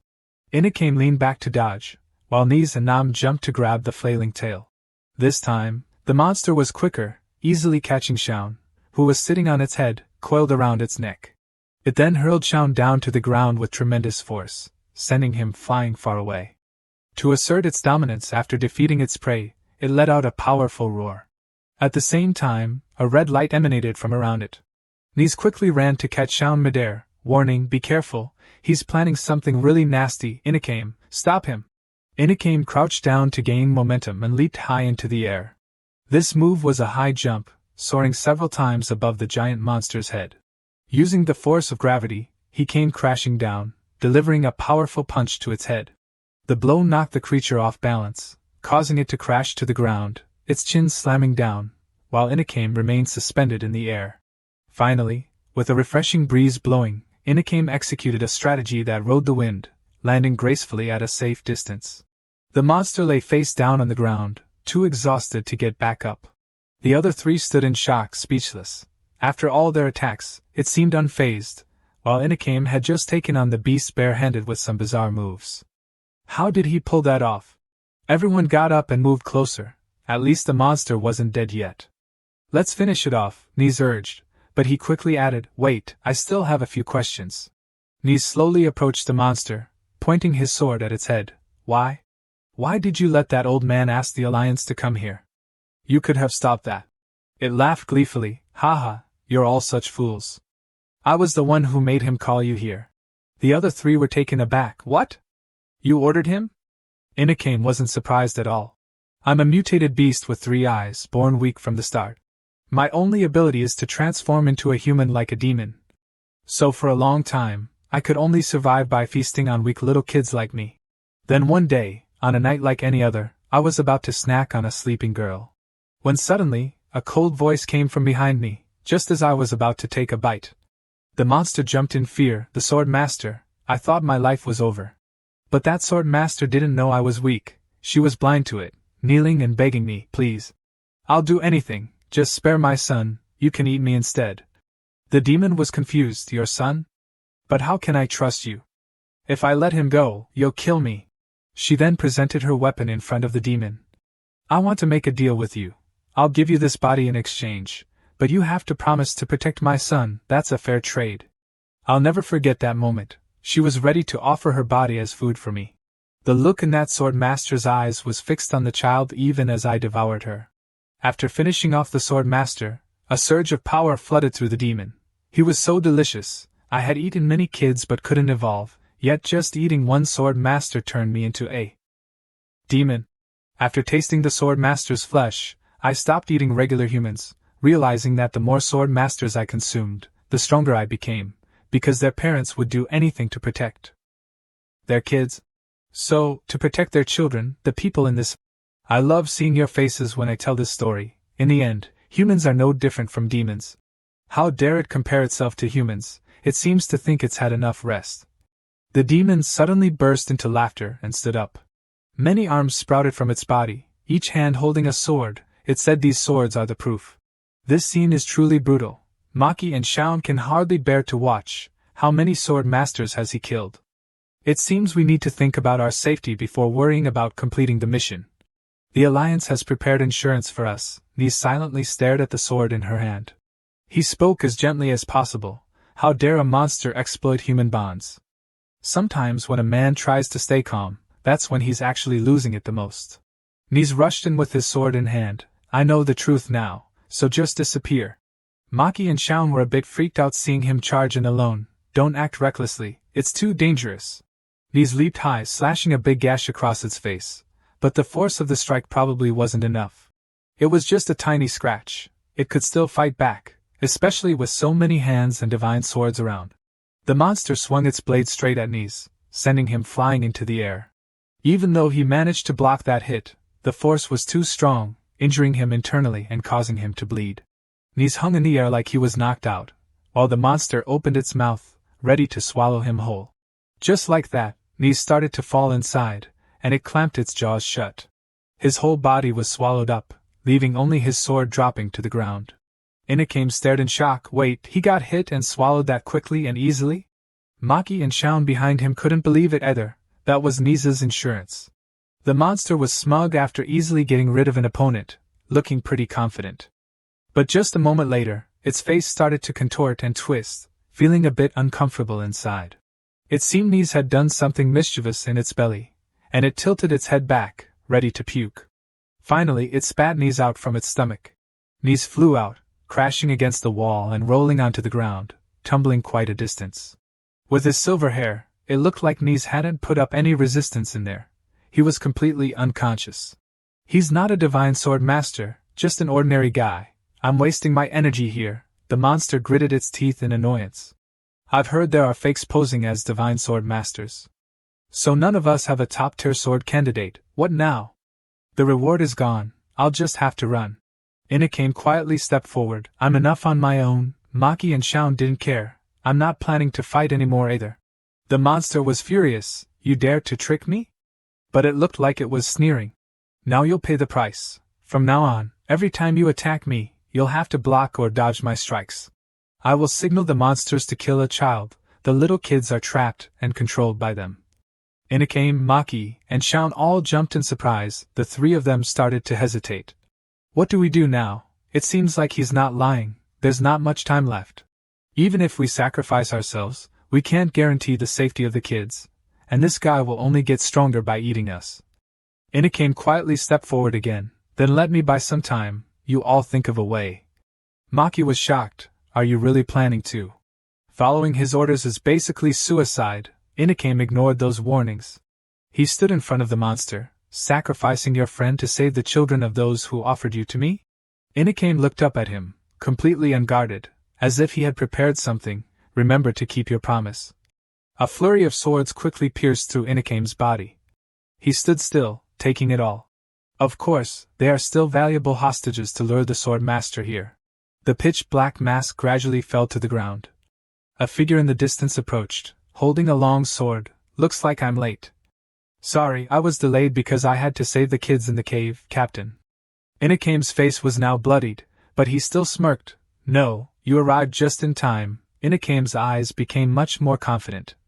The monster was confused. Weren't you eaten yesterday? But it's fine, you can be eaten again. You're really unlucky. If that guy had come a little earlier, you might have had a chance to fight back before dying, Inakame said softly. I told you, he came at the right time. What do you think you can do in this situation? Inakame bowed his head to the ground, looking like he was doing something quite dangerous. The monster's sword arm suddenly trembled.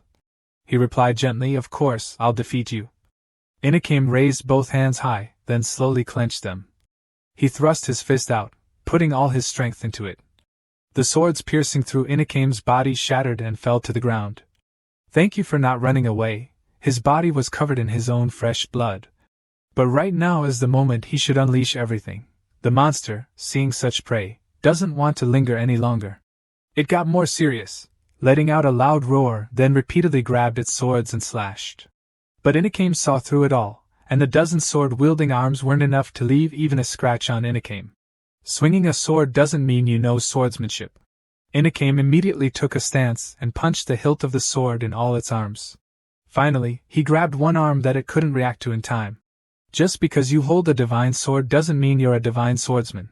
He yanked hard, and the arm came clean off. Knees and Maki next to him didn't need to do anything. They both thought, with such power, why didn't we just kill it from the start? But upon closer inspection, with white hair and golden eyes, could it be? But he's still so childish. Shaun walked over to Knees, hoisting his buddy up, and chimed in, exactly, he's still very young, only 17. When he gets mad, it's best not to mess with him. You'll get hurt. He pointed straight to make his point. Shin finally woke up from a deep sleep, clutching his injured arm and stumbling over. What happened? We clearly collected your severed arm this morning. Shaun seemed a bit confused. It was the arm he left behind, and now it's grown back, still lifting knees. He tossed knees down to the ground and raised his healed arm. This arm? Last night, when the monster was about to chew on Sean, he was really quick-witted. Damn it, he really didn't want to use this method at all. Sword power. Dash away and cut off the lizard's tail. Dash away. The sword power automatically activates when an arm or leg is severed, teleporting the user to a random spot within a 50-mile radius and regenerating the lost body part. Downside, the user will be immobilized until the body is restored. He lay flat on the ground. Ever since he got this sword power, he felt weaker. He held up the severed arm and stared at it. Probably because he knew he could regenerate, he often let his guard down.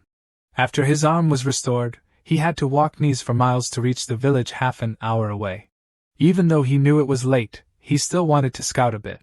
And he discovered the kids trapped in a cave on the outskirts of the village. Shin felt something quite unusual about this young man. He asked, "I see you and Inakame seem to know each other. Are you not a rookie?"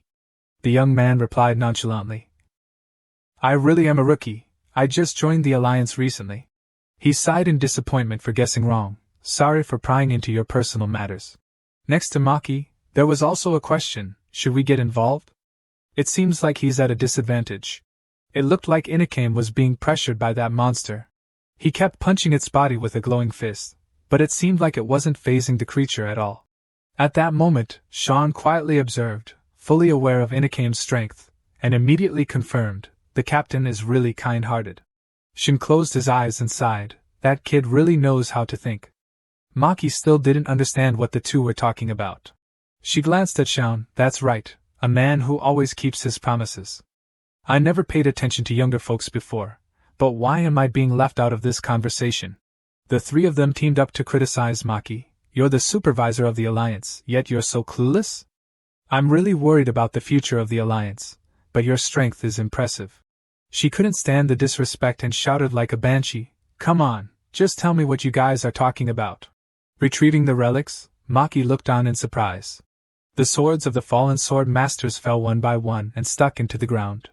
After a while, the multi-armed monster was left without a single sword. Below, Inakame confidently asked, "Have you pulled out all the swords yet?" Only then did the monster realize, "Were you waiting for me to pull out all the swords before attacking? If a sword master dies without pulling their sword, it will disappear. I don't need these scrap metals. I can still use the power of the sword masters I've devoured to defeat you." The monster then slammed its disgusting giant arm down towards Inakame, but Inakame was no weakling who couldn't dodge such an attack. He immediately leaped aside to avoid it, leaving the monster to create a huge crater in the ground.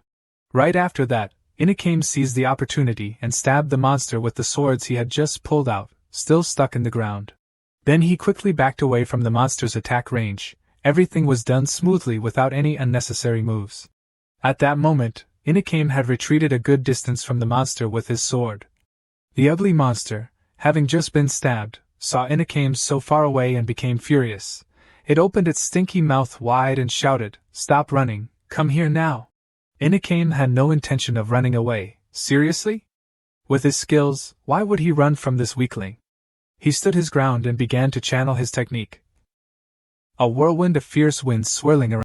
Inakame stomped his foot hard on the ground, anchoring himself to gather energy for the technique he was about to unleash. The sound of the technique, true to its name, Inakame's figure reached the speed of sound. His form became invisible to the naked eye. From his position, he charged straight at the monster. But from the monster's perspective, it only saw him suddenly vanish right before its eyes. When Inakame's figure reappeared in everyone's sight, he was behind the monster, looking like he had just delivered a critical blow to the huge, ugly creature. Indeed, the monster stood frozen as if struck by lightning, for swords embedded in its vital spots. Inakame continued to return to the position of the swords. Everything was still not over. Once again, Inakame used the sound technique, but this time it was the second move. The monster couldn't withstand the lightning-fast attack from Inakame. It could only watch helplessly as it continued to be assaulted, and in reality, it couldn't see anything because Inakame's speed was too fast. For more swords pierced into the back of the monster's neck. The excruciating pain made the monster scream in agony. Inakame performed a beautiful somersault in midair. He continued to unleash his unparalleled transformation technique without needing to recover, knowing from his knowledge, experience, and expertise that this monster wouldn't be defeated so easily. Another wave of attacks aimed at the monster. The sound technique, the third move, Heavenly Net, this third attack left the massive monster unable to react in time. Inakame struck all over its body, not just launching a few swords anymore. Maki and Shaun were totally shocked by what they saw. Shaun frowned, realizing there was no way to get involved, and Maki couldn't help but wonder how that guy could be so strong. Shaun, on the other hand, already knew the deal and was watching the fight like it was a boring movie, a bit disappointed there were no sunflower seeds around. But come on, a battle is never boring. It was super intense between Inakame and the monster. At this point, feeling the moment was right, Inakame finally decided to go for the finishing blow. He slowly drew his sword, ready to strike. The moment he pulled out the sword, it radiated an unmatched power, like a fierce storm. Without wasting another second, Inakame swung his sword with all his might, preparing to give that unfortunate monster a fate as ugly as its face. The monster was still dazed from Inakame's earlier relentless attacks, completely stunned by the decisive strike coming its way. Destroy! A thunderous scream erupted as the monster howled, and just as the scream faded, Inakame's sword cleaved the creature in two, hitting the ground. A massive explosion rocked the area, dust flying everywhere from Inakame's powerful attack. Maki, Shaun, and Shaun, watching from the sidelines, couldn't escape the gust of wind that followed. While Shaun was used to it and stayed calm, Maki and Shaun had to cling to each other against the force. The only remnant left of that monster was a gigantic crater in the once flat ground. Inakame stood silently, his icy gaze fixed on the scene, blood trickling down. Shaun turned to Maki and said, "He completely obliterated that demon, not a single bone left, not even a drop of blood." Maki was equally stunned and in disbelief. Is this really the power of someone on par with the Heavenly Nine Swords? Shin was also taken aback by the spectacle unfolding before him. Just moments ago, that demon had attacked with everything it had. Could that kid really be invincible? Hearing Shin's question, Shaun jumped in to answer, "No way. He's just pushing through. Until his body surpasses its limits." Just as Shaun finished speaking, Inakame collapsed. The terrifying monster had been defeated, and the kids were safe to return to the village. Everyone was overjoyed to see their grandchildren safely return. "My grandkids, the kids are back safe and sound." But the kidnapped ones were also really happy. They couldn't hold back their joy, their voices trembling with emotion. This was such a terrifying experience for the kids. "Dad, Dad. Mom, Mom. I'm back." The scene of the family reunion was so touching that it brought tears to everyone's eyes. "Son, are you okay?" "Thank goodness, my boy. I'm sorry I couldn't protect you." "You're back, my child. My daughter, I missed you so much." "I missed you too, Mom." "Mom." Meanwhile, in another part of the village, two short swords were neatly placed in a box. Inakame handed the box to the old man and said, "That old guy said this sword is the first one that demon drew." The old man was extremely moved. "Oh yes, that's right. How could I ever forget? This is my daughter's divine sword." The old man hugged the two short swords and cried uncontrollably, thank you so much. We couldn't even find my girl's body to give her a proper farewell." The girl next to him, seeing him cry so pitifully, started to cry too. "Grandpa, why are you crying?" "Please don't cry." The old man continued, "I'm sorry, it's all my fault. This old fool did stupid things to protect my loved ones." Maki interrupted him firmly, "No need to apologize. The Alliance knows everything that happened in this village, and you will face the appropriate consequences." The old man bowed his head in agreement. "Yes, I'm ready to accept any punishment." Just then, Shaun and Shin approached. Shaun said to Maki, "Maki, we've captured Sakaba and his family?" Shin added, "After investigating, we found that among the villages managed by the Sakaba clan, only the Fog village allowed demons to exist. In return, they would fund the Alliance to hire Divine Sword Masters."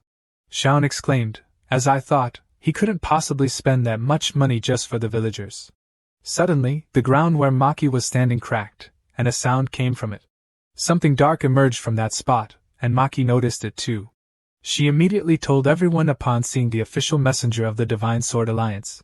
"The message from the Alliance is here." Then, at the Alliance headquarters. First off, According to the protection treaty between the Sword Alliance and the nation, we declare the following punishment. The Susieba clan has colluded with monsters and conspired in the murder of the Sword Master to protect their own interests. Therefore, from this moment on, they will be stripped of their noble titles, and all their assets will belong to the nation. Additionally, the residents of Mist Village will not be allowed to move anywhere else and will receive no protection from the Sword Master until this generation passes away. Everyone felt a wave of panic at this punishment.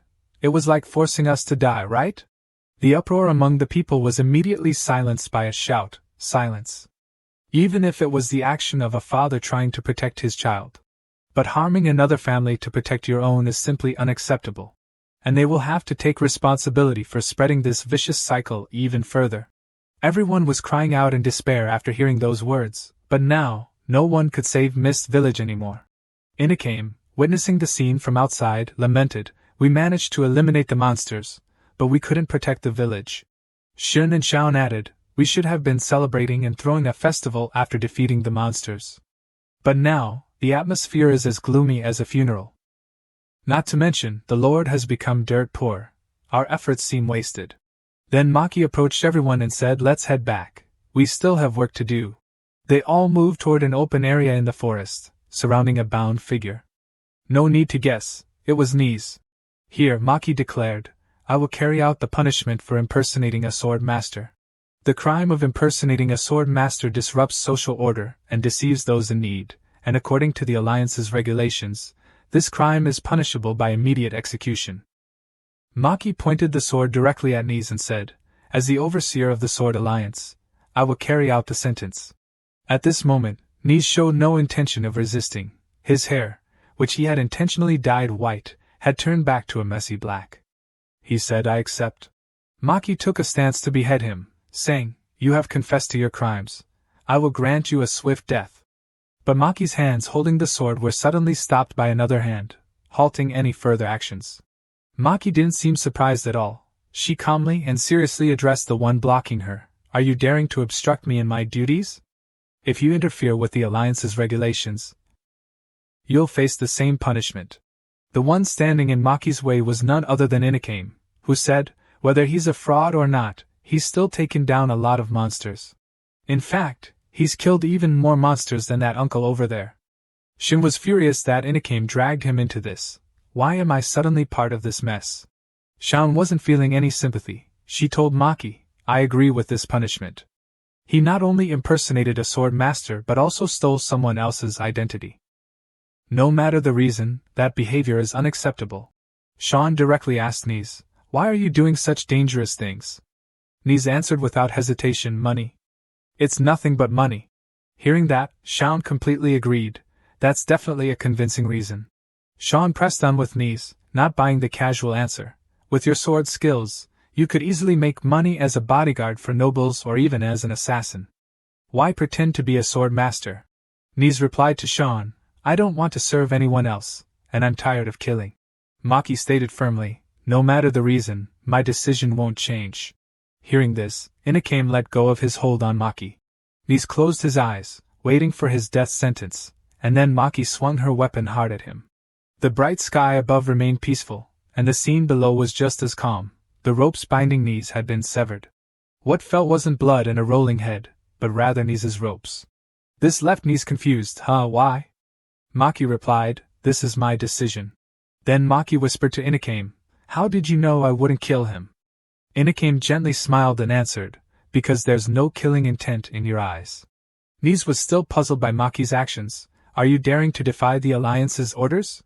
You're putting yourself and everyone else in danger." Shaun completely agreed. "Exactly. If the Alliance finds out, they won't let this slide." Maki replied nonchalantly, "It's fine. I haven't reported this impersonation to the Alliance. I just wanted him to know that his actions could endanger him and those around him.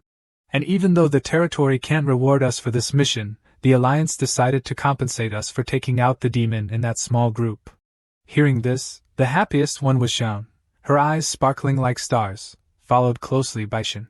Both Shin and Shaun beamed at Maki, saying, "I thought someone like you only knew how to fight. You're not as stiff as I thought." Maki's face turned completely red at that, and she shouted loudly to cover her embarrassment, Come on, everyone, let's head home. Naturally, everyone went their separate ways. Inakame and Sean walked together, and Sean said, if you want to dig up clues about the 12 divine beasts from the Alliance, the captain has to join the Heavenly Nine Swords. But Inakame wasn't having it.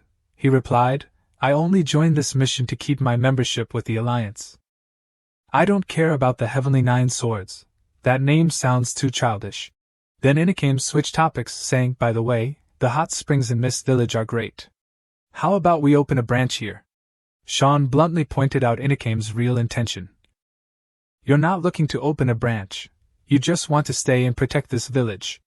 No need to protect people like that. But Inakame disagreed, saying, my master once told me that the power of the divine sword doesn't distinguish right from wrong. It's just one way to become stronger.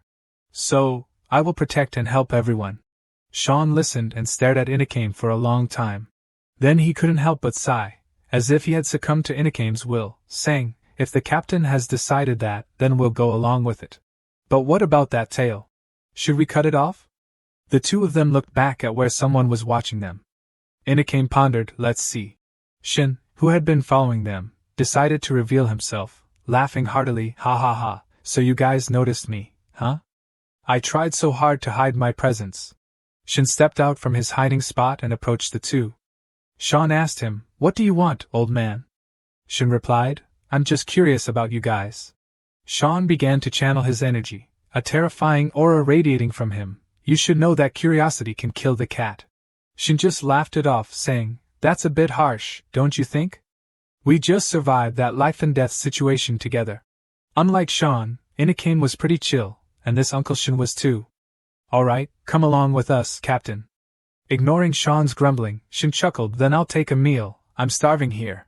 Finally, they arrived at their destination. Inakame said to Shin, let's go in. Shin was completely stunned by the scene before him. Wait a minute, this is... Could it be that you guys... Everything was so shocking that Shin just collapsed to the ground.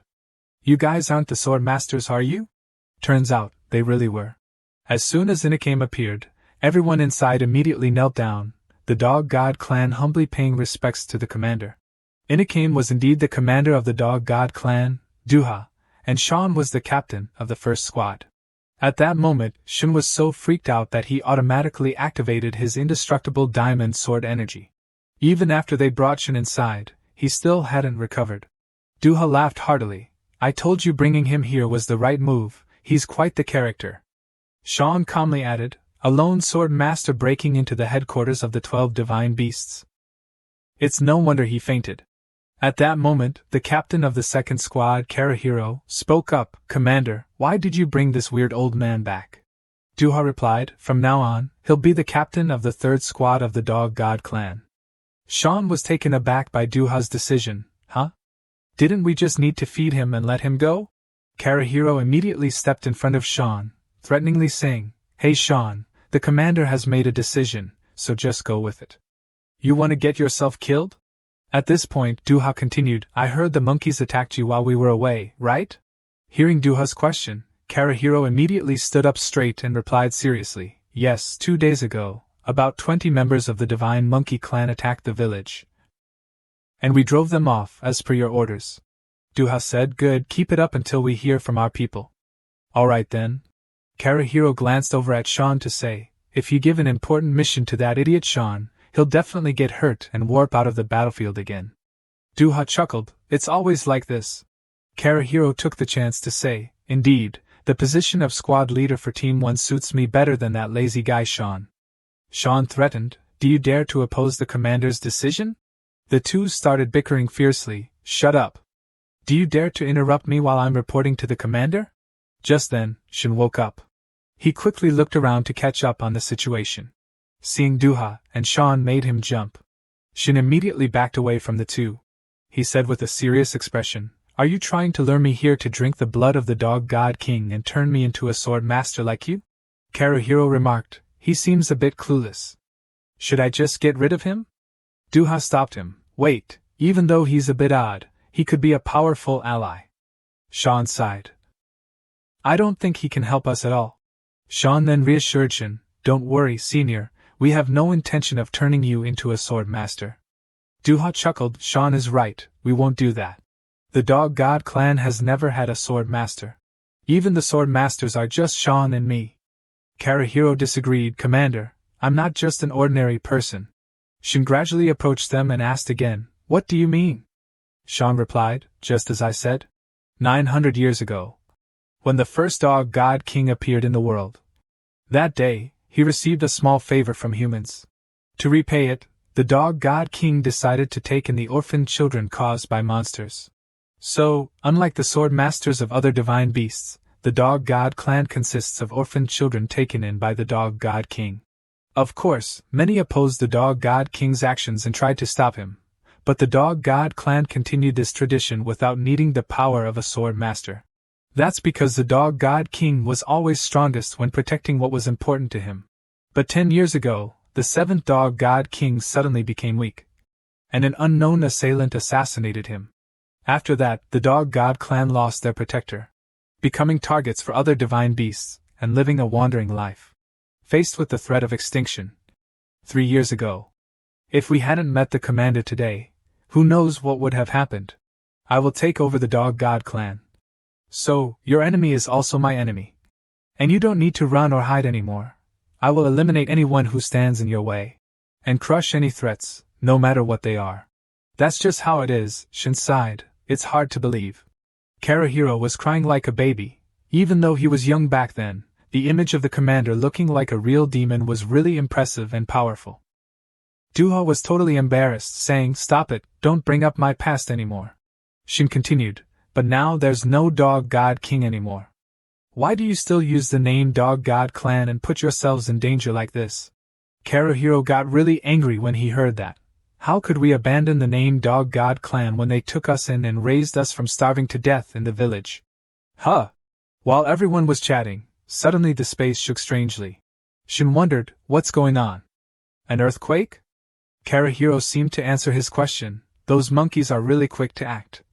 Duha said this is the second reason we can't abandon the name Dog God clan.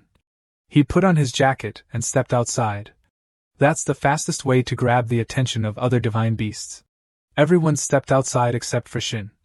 Sean called him. You should come too. Shin was shocked. Why should I go? Sean explained, because from now on, you're the captain of the 3rd squad of the Dog God clan. This news hit Shin like a bolt from the blue. What? Why? The battle was incredibly fierce. The monkeys charged in and attacked relentlessly, killing them all. In the shelter for the children of the Dog God clan, many kids were huddled together in a large space. Among them, some couldn't hold back their tears in fear, their eyes welling up but trying to hold it in. Seeing the state of the little ones, the older kids were warm and comforting. Don't be scared, this wall is made of thick steel. The bad guys can't get in here. But what if they come in through this door? A younger kid pointed at the small door and asked. The older sister reassured him, this door is tiny. Only kids like us can squeeze through it. Even though the boy understood that, he couldn't shake off the fear. But I heard that the demon's sword is super powerful, it can destroy even steel fortresses. After hearing this, the older sister smiled brightly to comfort him, saying, it's okay, before the demon's sword breaks down this wall, the purebred warrior dogs will come to save us. Finally, the boy's face brightened a bit. His hope was rekindled. Really? Yeah, really. Just when the girl thought she had managed to comfort her little brother, a gloomy voice came from the kid next to them. No way, the adults won't come. The boy who said that looked utterly hopeless. They won't come. Hearing this made the girl really annoyed. She had a hard time getting the little one to stop crying. And now this kid was just pouring gasoline on the fire. But the gloomy boy didn't stop there. He kept spouting dark and cold words like a winter night. Last time was the same when the monsters attacked the village. They told us to hide, that they would come back for us. They definitely would come back. But they didn't come back. A few days later, the boy paused here. Hearing him say that, the other kids started to murmur. Worry and fear crept onto each of their faces. It was a terrifying memory that was hard to shake off. At that moment, the gloomy boy shouted again, you guys are here because of that, right? Tricked by the adults, with nowhere else to go. The little boy who had been crying looked at the gloomy boy and asked, so what do we do now? The gloomy boy made a really reckless decision, but to him at that moment, It felt like the right call.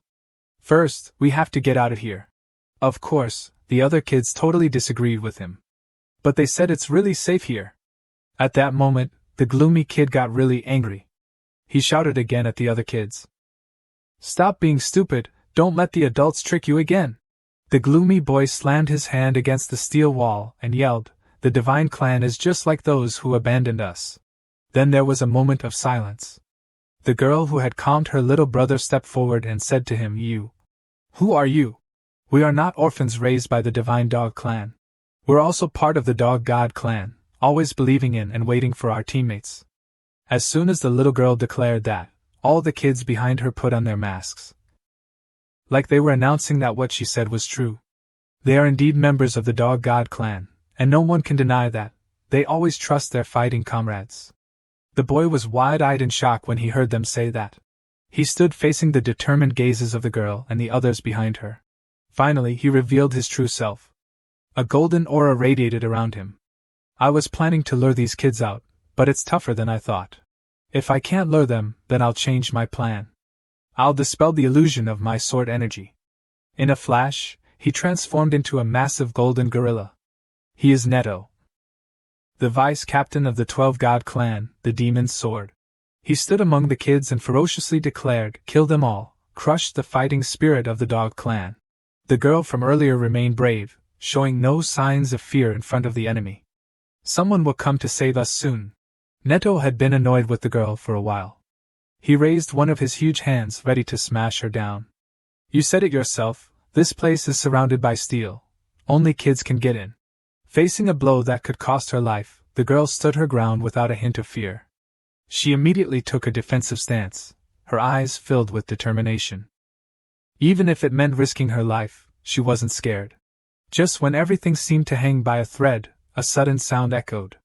This room was completely sealed off, except for the floor. Sure enough, the girl was right. Someone would definitely come to save the kids. A figure emerged from beneath the floor and quickly lifted Netto, preventing him from executing his attack. Then, he performed a martial arts move, leaning back and slamming Netto's head into the ground. Just that one move was enough to knock out the vice captain of the 12 God Clan. At that moment, the girl let out a sigh of relief. Thank goodness, the floor is made of wood. Karahiro turned his terrifying face toward the girl and said, Even if it's steel, I'll break it apart. The girl didn't believe his boastful words and called him out, Liar. Suddenly, one of the kids pointed at Netto and shouted loudly, Look, that monkey is getting back up. Sure enough, Netto sat up straight and said to Karahiro, What do you think? A guy like me, with such a weak illusionary sword skill, could become the vice captain of the Divine Clan? Karahiro didn't really care about him, responding provocatively, Is it because you look ridiculous? Knowing he wouldn't get a warm response, he quickly charged at Karahiro and shot back, Because I'm really strong. His punch landed squarely on Karahiro's face, causing a spray of blood. He sneered, A mediocre guy like you? You think those kids can protect you from me? Sure enough, at that moment, Karahiro was injured, blood streaming down. Meanwhile, in the kids' camp, a fierce battle was raging. The scene on the battlefield was way more intense, with the monkeys attacking like crazy. Sean was already used to the chaos of battle. Even when injured, his expression didn't change one bit. Every attack from Sean was a lethal strike. Facing opponents several times his size, he showed no fear. Wounds kept appearing, but that didn't stop him. His body was already covered in scars, and right now, his main focus was to drive those monkeys out of his territory. Not just using his fists, Sean also charged at the pesky monkeys with his rock-hard head. He wasn't afraid of anyone, it was all-out war. Seeing Sean's reckless fighting style, Shin shouted a warning, Be careful, you might lose a limb and then it's game over. If you lose a body part, you'll be out of the fight for good. Sean shot back, It's because you're so timid that you got turned to stone. Shin dodged an attack from a monkey while replying to Sean, I'm just being cautious. The monkey he'd been avoiding finally yelled in frustration, Stop being cautious already. After sweating profusely, he pleaded, Help us. Shin sighed, wondering, why are the 12 divine beasts fighting each other? Hearing this, Sean chimed in, They're fighting over the divine artifact of the Dog God King. Shin was surprised and intrigued by this new info. Huh? What's a divine artifact? Sean answered in a super vague way, There's definitely something, just somewhere out there. Hearing Sean say that, Shin didn't care anymore. He leaned into the distant battle and spoke to Sean. But Duha has gone too deep into enemy territory. Sean just chopped down a monkey while saying to him, "Everyone has seen the Foggy Village, that's the captain's fighting style." Shin reflected on the scene of Duha battling the monster back in the Foggy Village. He sighed, not sure why his voice sounded heavier than before. The way he fights is definitely more solitary than team-oriented. Sean continued, "The captain always charges ahead, facing the strongest and most numerous enemies because we're just too weak." While talking, he used his massive weapon to attack 2 monkeys at once, as if to vent his heavy feelings at that moment. One person fears losing their teammates. Another is angry about it, making them even more reckless. The strategy is all over the place, but it's kinda interesting. Just as he was thinking that, Shin suddenly saw a situation that made him lose his cool. Danger! While shouting, Shin rushed to grab Sean, who was flying in the air. He was in such a hurry that he even threw his weapon to the ground. A large axe stuck into the ground right next to them. That was what was about to attack Sean. Then the 2 of them fell to the ground together. Shin rubbed his sore back while scolding, "No matter how strong you are, if your waist gets chopped off, you can't recover." Sean still retorted, "Who knows, I've never tried." The one with the axe is also from the 12 divine clans, the Demon Sword, captain of Team 3 Doria. Doria looked at the 2 with a disdainful gaze, even his voice dripped with contempt. "A kid and an old man, you picked the wrong opponent." Hearing Doria say that, Shin and Sean shouted in unison, "Who's the kid, huh? Who's the old man?" Meanwhile, in the heat of battle, Duha was facing a horde of monkey monsters all by himself. He used the wind monkey technique to swirl all the red ones up into the sky. Right now, Duha was still full of energy to fight these monkeys. The battle over here was extremely fierce. Standing before him were the core members of that faction, the 12 divine races, the Demon Sword, the captain of Team 1, Kurita, and more importantly, a girl who was a mercenary for the Keed divine race. Kurita bent down to speak to Keed. "You usually fight pretty well, so what's up with you today? How about I find you a lighter job instead?" Keed shot back at Kurita's taunt. "The start of a hunt is all about patience. You need to observe your prey. Only idiots like you charge in blindly." Kurita was furious at that remark, and Hanta immediately grabbed Keed with his massive hand. "You little brat. No matter how skilled you are, you're still just a dog." But eventually, Kurita let Keed go. "Enjoy this freedom while it lasts because it won't be long. If you don't achieve anything this time, I'll report you to the Divine Race King. I'll make you my concubine." As he said this, he jumped away, leaving Keed standing there alone. Keed looked at him and sighed seriously. "Blind as a monkey, just like that. Can't you see what kind of fierce beast you're up against?" Every movement was incredibly agile, with no openings. The speed was lightning fast, dodging every attack effortlessly and smoothly. I've never seen a creature so remarkable. But still, it has its weaknesses. The impatience reflected in its eyes and breathing. Could it be a restlessness born from past losses? That restlessness will create an opening. And that's my chance? This was the moment Keed entered the fray. She pulled out her weapon, a long spear. Duha dodged Keed's surprise attack. "You hide your killing intent well, but with such an obvious attack, don't think you can escape." When Duha saw what was attacking him, he was surprised. "Wait, isn't that a spear?"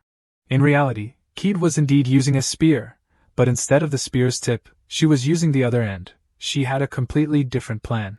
Keed thrust the spear's tip straight down into Duha's foot, and he had no time to react. He had fallen for Keed's trap.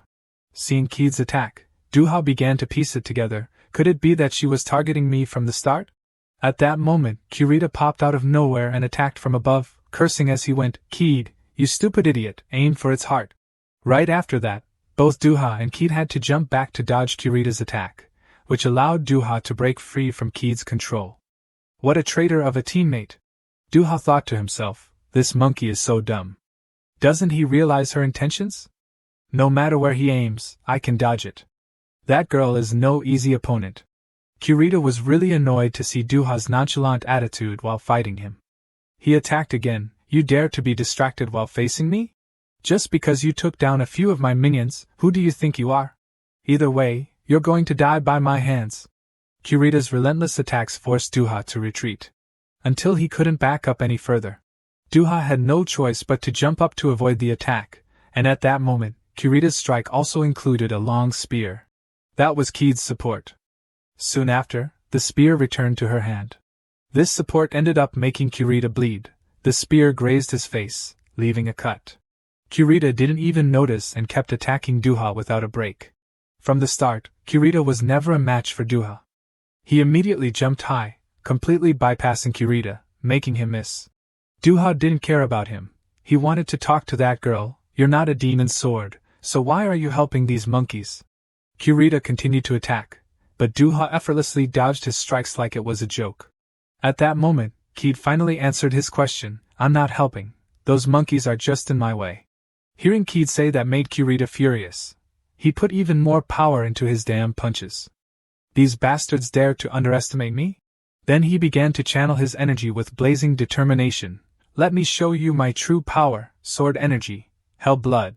But just then, Duha suddenly landed right on Kurita's head, leaving his face in a state of shock that was hard to describe. Without hesitation, Duha slammed his weapon straight into Kurita's face. I'm also curious to see just how strong you really are. But we can't let that guy see our cards, Duha said, glancing over at Kied, who replied, I've got your every move figured out, no need to hide. As soon as Kied finished speaking, he immediately charged straight toward Duha to attack. Just one hit, and it packs an incredible punch. Two people just brushed past each other, and immediately created a huge distance between them. Duha thought to himself, are you speeding up with centrifugal force? But with moves that flashy.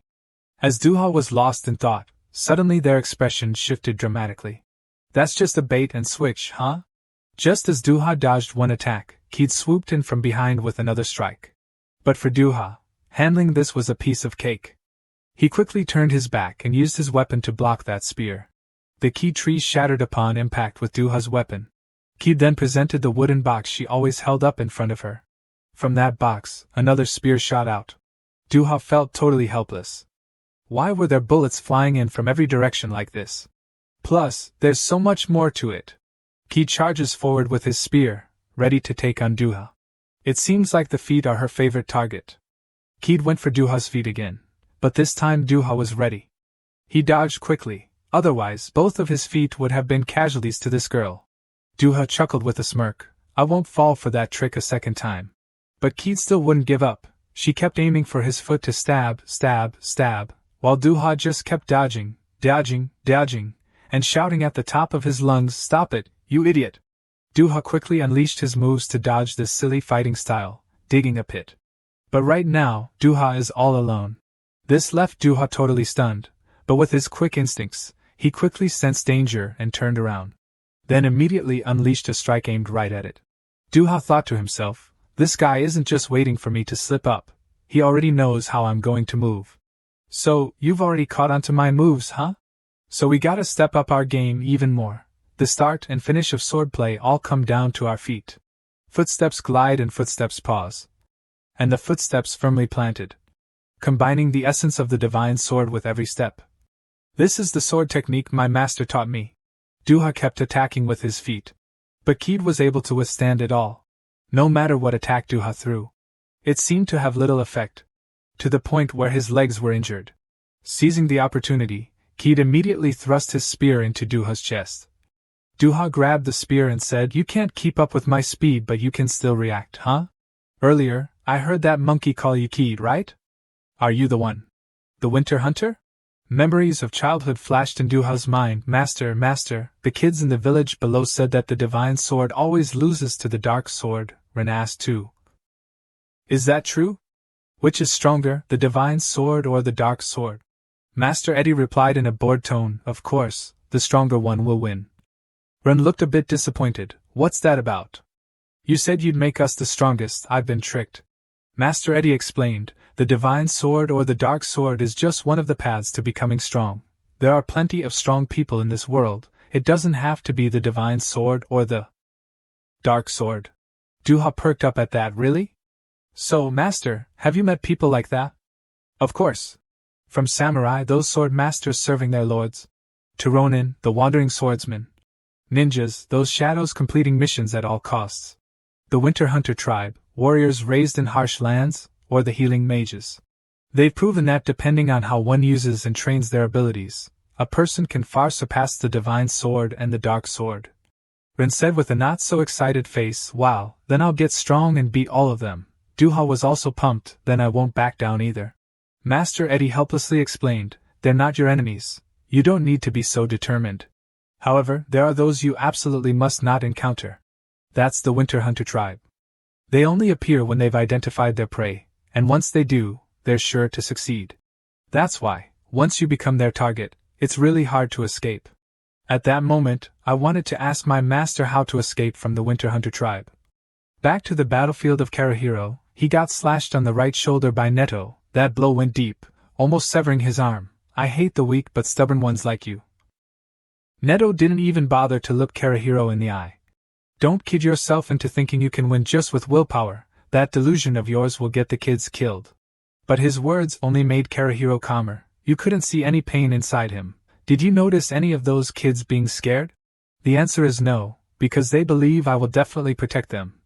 And I will live up to that trust. Karahiro's eyes rolled back as he looked at Netto, his will to protect the kids rising higher and higher. Karahiro grabbed the massive sword, bigger than his own body, and lifted it off his shoulder. His grip grew stronger, and in no time, he was crushing the sword, his hand leaving an imprint on it. Netto saw his demonic sword was about to shatter. He was stunned. How could this be, a normal guy defeating a demonic sword with bare hands? While Netto was still in shock, unsure how to keep his sword intact, Karahiro taunted him, "You okay there? I heard that a divine sword destroyed in its sheath is hard to recover." Eventually, the great sword couldn't escape being shattered. Netto pulled back the sword, now just a half, thinking, damn it, whatever tricks they use, I'll restore it before it's completely destroyed. Karahiro confidently raised his bloodied hand that had destroyed the divine sword. So what now? Even if you summon the demonic sword again, I'll just crush it. The demonic sword couldn't withstand the break. It vanished from Nito's hand. He was furious. Don't be arrogant. Even without the demonic sword I can still kill you. He spread his arms wide, threatening Karahiro with his massive frame. The demonic sword could still unleash its power even when stored in his body. His whole being radiated the light of the demonic sword. His huge hands came crashing down on Karahiro. Sword energy. The secret technique of the Chi world, lunar strike. Those enormous hands came down on the tiny body of Karahiro, delivering a devastating blow from nature itself. Of course, in the spirit of fair combat, he wouldn't dodge but would face it head-on. You gotta make your opponent lose convincingly. And there's another reason you can't dodge this. It's for the kids, so you really can't back down. Let's see how long you can hold out. Netto kept launching aggressive attacks, throwing down lethal blows aimed at taking him out, using the first move of the secret technique, Moon Shield. Karahiro stood firm, bracing himself against the thousands of punches raining down from his giant hands, but he wasn't the type to be careless. Just by watching for a moment, Karahiro quickly understood all of his movements, and easily dodged those punches with ease. Meanwhile, Netto was complaining, wondering why he didn't run away for the kids' sake, and was surprised by Karahiro's boldness. But Karahiro kept charging forward while dodging the moon shield, completely out of sight. Netto took advantage of the situation, and grabbed a sharp piece of wood from the floor. That's your weak spot. He kicked the sharp wood along with his strike. Even though Karahiro was hurt, and could barely lift his head, he still stood strong because he knew the kids behind him needed protection. Unfortunately, that sharp piece of wood stabbed straight into his left shoulder, leaving both of his arms nearly useless. Netto confidently raised his fist, ready to deliver a devastating blow, but sharp fangs are useless if they can't reach their target. Yet, with unyielding willpower, he angrily grabbed the piece of wood stuck in his shoulder. Those sharp dog fangs weren't scary because they were sharp, but because once they bite, they won't let go.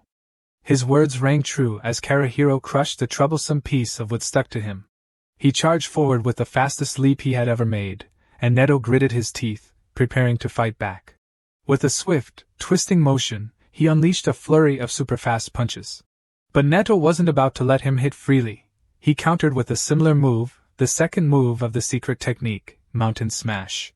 They kept attacking each other relentlessly, with Karahiro having the advantage on the ground while Netto, being larger, soared through the air.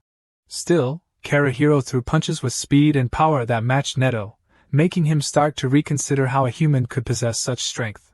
No matter how long they fought, Karahiro stood his ground against Netto, not budging an inch. Netto realized he couldn't underestimate him. If he didn't give it his all, he would end up losing. Finally, both of them were thrown far away after the match ended.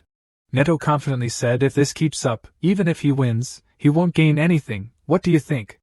Kazuhiro completely agreed with his point. Alright, let's wrap up this battle. Netto started to clap his hands together. A blinding golden light appeared and surrounded him. A gigantic hand materialized in the air, the Buddha's palm. One of his hands grew even larger. This time he might have pulled out his trump card. With overwhelming force, that massive hand aimed straight down at Kazuhiro. When it hit the ground, everything shook violently. The situation of the kids and Kazuhiro was unclear. But no, a figure inside the hand was straining to lift it. Kazuhiro was still alive and ready to face the Buddha's palm. Kazuhiro began to grip every detail of the gigantic hand, spun around, and slammed it back forward with all his might. Heaven and earth, break the sky and open the earth. Netto lost his balance, and was swept up in Kazuhiro's struggle, his whole body and arm crashing down to the ground. Debris flew everywhere. He was overwhelmed as his head slammed against the earth. The Buddha's palm, which he was so proud of, gradually shrank back to its original size. Netto lay sprawled on the ground, still dazed. When a dark figure slowly approached him, he jumped in shock. Kazuhiro stood proudly above him, perhaps checking if he was completely defeated. Seeing Nito's eyes still wide open, Kazuhiro asked, even with blood streaming down his head, "Do you still have the strength, or should I pull out my magic sword to continue?" He was still quite resilient. Netto jumped back, preparing for any possible moves. But in the end, a man as large and powerful as Netto had to bow his head in defeat before Kazuhiro's will and strength. He lowered his head to the ground. This was a clear defeat. Just looking at the battlefield was enough to tell who won and who lost. But hearing Nito's words, Kazuhiro had never intended to kill him. He suddenly had an idea. He was quite surprised. "You're cleaner than I thought." Netto still didn't understand why he was so strong. How could an ordinary person possess such power? Hearing this, Kazuhiro felt a bit offended. He snapped his head back in anger. "Who said I'm just an ordinary person?" Finally, he sat in front of Netto. "Join the dog clan." His words seemed genuinely inviting Netto to join. "Huh?" Netto looked confused. "You want me to betray the god clan?" Netto didn't seem on board with this suggestion. Even though the blood was still flowing, Kazuhiro explained, "Leaving those who exploit orphaned children isn't betrayal." Netto shouted angrily, "Don't act tough just because you won. What do you know?" Kazuhiro stood up. "I know very well." He walked behind him, bowing his head because he was too exhausted to lift it. "Because everyone here is just like you." He stood with them, as if to say, "I'm just like you too." It made Netto remember the past. "Don't cry anymore, Netto, just wait here. The adults will come to save us." But back then Netto realized, we were tricked. It's been 7 nights and they still haven't come. That's when he and his friends were abandoned. He still remembers every detail clearly. Those words he just said, that wasn't acting, right? Netto couldn't forget his own face back then. They told us to hide, that they would come back for us. They definitely would come back. But no one ever came back, not even one person. Netto was confused. "How do you know that's the truth? You were too young to understand back then. Your skill is to extend your arm, not to create illusions. You can't have 2 skills at the same time."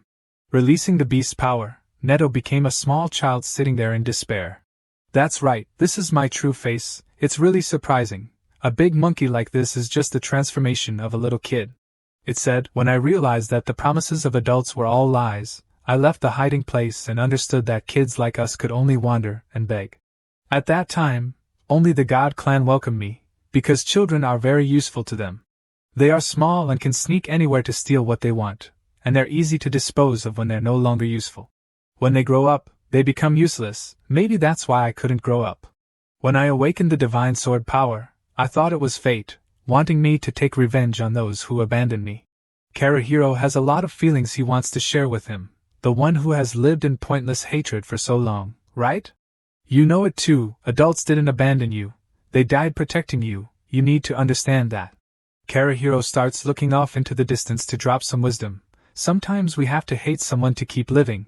I used to be a person like that too." Netto is completely silent, unable to say a word, just sitting there like a statue, not wanting to do anything. Suddenly, a mask is placed on Nito's head, leaving him stunned. A little kid put it on him, and when he returned to his childlike form, everyone stopped being scared of him. A little girl came over and said that the boy wanted to be friends with him. The kid looked up at him, wanting to befriend him, but it was a bit awkward. His arm could stretch out, which was pretty cool. Just like that, a bunch of kids started crowding around Netto, ignoring Karahiro, just because he had grown up. This was such an insult, Karahiro could only scream. What about me? The kids even said you can transform cooler, right? Karahiro isn't a sword god. He was in pain, collapsing, and Karahiro shouted, I revoke my invitation to join the dog clan, go back to your god clan. The kids complained, typical Karahiro, not cool at all. Netto held the mask that the kid had put on him, examining it closely, but anyway, the notebook was about to be ruined. I've seen him, that guy is here too, you guys can't defeat him. He is the real monster. Karahiro didn't seem worried at all, confidently saying, our captain can't lose to the demon's sword, while Netto didn't want to say that the monster I'm talking about isn't the sword god or the demon's sword. A woman who looked a bit seductive smiled slyly as she looked ahead. There you are. The red monkey with white fur looked up high. Hey kid, weren't you not participating in this attack? She replied, I heard there's something here that I've always wanted. The monkey turned and walked away, completely unguarded against Kid, saying, well, it's fine now you help me. I'll handle those two, looking really angry. But Kid behind her started acting strangely. Seizing the opportunity, she thrust her scythe through the monkey's heart. It was stunned, not knowing what to do, like why did that happen? After saying that, it collapsed to the ground painfully, and she pulled out the sickle. What a hassle. Don't get in my way, looks like she's been using that monkey all along. Kid started to walk closer to Duha with bare feet. The first thing she did was observe the uneven battle between Duha and Kid. While they were in the heat of battle, both noticed someone watching from the outside. They instinctively turned their heads to look. Because good food should be enjoyed alone, she talked to herself like that. Duha felt quite surprised but also worried. Why did that person appear from that direction? Clearly, our first team is defending there. She tilted her chin. Was she talking about those useless kids? That old useless man, and those lowly people? The worm was teleported far away by his sword energy. Just getting injured would automatically separate part of its body and teleport it to a place no more than 50 miles away. He gritted his teeth. This time it was just my oversight. After witnessing the worm being attacked, Shin activated his sword energy, and immediately turned to stone again. Doria lightly tapped the sickle against him. She began to closely examine that stone face. The power of that person was as dull as your appearance. Doria gently retracted the sickle, turning to the useless kids she mentioned. Well then, just stand there and watch them die. It'll be quite entertaining. Shin felt helpless again. Damn it, not this again. But wait, that small weapon they're holding, I feel like I've seen it somewhere before. She charged at the kids, creating a swirling motion with her sickle. The blood of the little children fell one by one, splattering before that savage smile. Netto felt a chill run down his spine just thinking about her. He had to exclaim, that monster. 20 years ago, she lured me and other kids with promises of food and shelter, then took us to the divine tribe. When we were young, she made us dig graves to steal things from them, and when we grew up, she took us to another place. Just like me, still looking like a child after 20 years, that monster hasn't changed at all. And the scariest thing, her power. Saying this, Netto shuddered, cold sweat pouring down even more. On the other side, a pink barrier suddenly appeared and surrounded me, looking like some kind of freaky girl. And the ending just kept getting louder, soon covering a corner of the forest. All life that it passed through died unexpectedly. Even the blades of grass on the ground were gone, she said. Don't even think about running away. The poor crows that accidentally flew into the barrier fell to the ground, dead on the spot. The crows gradually decomposed into shadows. I didn't want it to be destroyed before it belonged to me. Duha felt that her power seemed a bit off, so he decided to give it his all, took off his shoe, and said, I don't know why the hunter is interfering in the battle of the 12 divine beasts. Those who should back off should do so. He concentrated all his strength into his legs, launching himself forward towards her. Standing in front of such a fast pursuit didn't make Doria feel any danger, she just stood there waiting. Doria looked at Duha and sighed. She seemed a bit amused, unable to say a word. Duha felt indescribable because of her attitude. He started to look around and then noticed Keed was closely following with serious speed. Duha was very surprised. He thought that someone could react to his speed, but there was no way she could keep up so closely. Could she be using the wind from the sound to wait for me to run first to block the wind force and air friction? He almost forgot that his best friend had left the enemy behind. She lunged at him, but Duha managed to dodge just in time. He couldn't let his guard down. But a spray of blood splattered everywhere. What's going on? Clearly Duha had dodged. But that blood wasn't Duha's at all, it was Doria's, the girl who had just appeared from the other side. Duha still didn't understand what was happening. Why wasn't it me? Did she use the sound to stab that person? Keed held his spear tightly and said, the first rule of the Winter Hunters. You don't kill those you don't eat. Keed said, but I had to send that rule away. And swore that I would kill you if I saw you again. Doria scoffed. She shrugged and acted familiar. Oh, so it's the debtor from years ago. Your collateral isn't bad. But today I'm not free to deal with our issues. Then, Doria just needed the strength of her hand to pull the spear, which was draining all of Keed's energy, out of her body. Doria pulled that off like it was a feather, seriously impressive. Seeing that things were getting dicey, Keed quickly ducked behind Duha's back. Duha felt really confused, like, what's going on? Aren't you guys allies? Keed didn't answer him, just said, you can't take that girl down on your own. Our tribe has a saying. To catch a bear, sometimes you gotta team up with a pack of wolves. Duha didn't have time for her whining, so he snapped, enough. Both you and that little brat let the bad guys break in here. Hearing that, Keed could only blush and think, you've hit the nail on the head, how can I argue with that? Duha is super frustrated with this situation, damn it. Then, he instantly vanished from Keed's sight. She thought to herself, does he feel overwhelmed? But there's no way that's happening here. The wooden box of Keed was placed right in front of her. Duha said, if you want to hunt bears you need some weapons, right? Keed was a bit taken aback. Didn't you just turn down my offer? Duha replied, I see right through you. The expression when facing an enemy must not show defeat. Then he stood up and said to Keed, follow me. Two people immediately jumped in and started a fierce brawl with Doria. Doria's body is as flexible as taffy. No matter how Duha attacks in Keed, she can't get hurt, plus her dodging moves are super smooth. Duha was super angry. Are you planning to fight or what?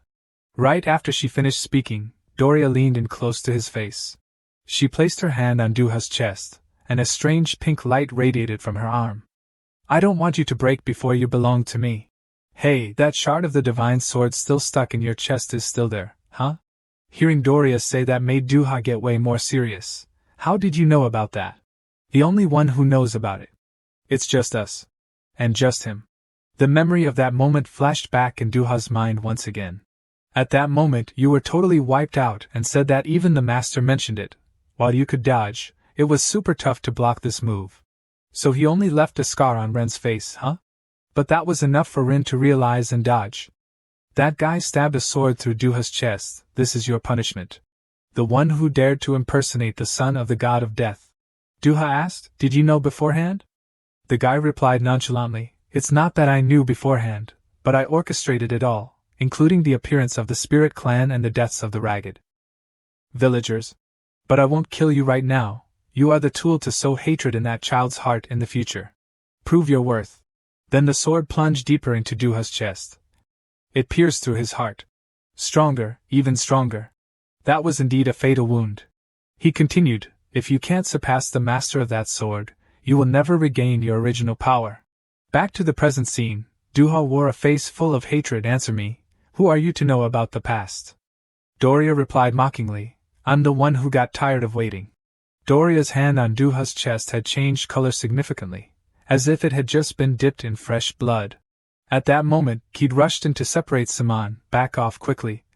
She stood in front of Duha and said to him, get a grip, don't let that cunning one deceive you, all her wounds heal instantly, we need to find a way to counter her. But Duha disagreed. He stopped Keed. No, you need to retreat, from now on I'll handle this myself. How could Keed let him do that? Don't joke around, this is my fight too. But Duha wasn't joking, he immediately attacked Keed. Just barely dodging the attack, Keed asked in an annoyed tone, what are you doing? Duha replied in a low voice, you've understood me in such a short time? Stay out of it. Then came a series of fierce attacks from Duha towards Doria. Duha struck while asking Doria, you know that guy, don't you? Who are you, the one who drove the sword of my master into my heart?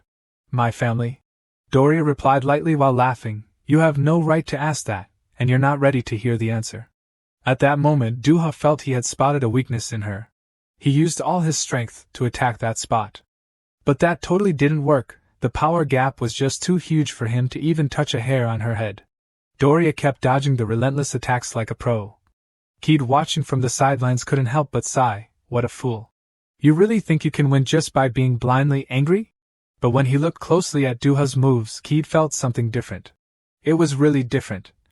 Despite the rage, every move he made was so cold and calculated. It was like he was probing.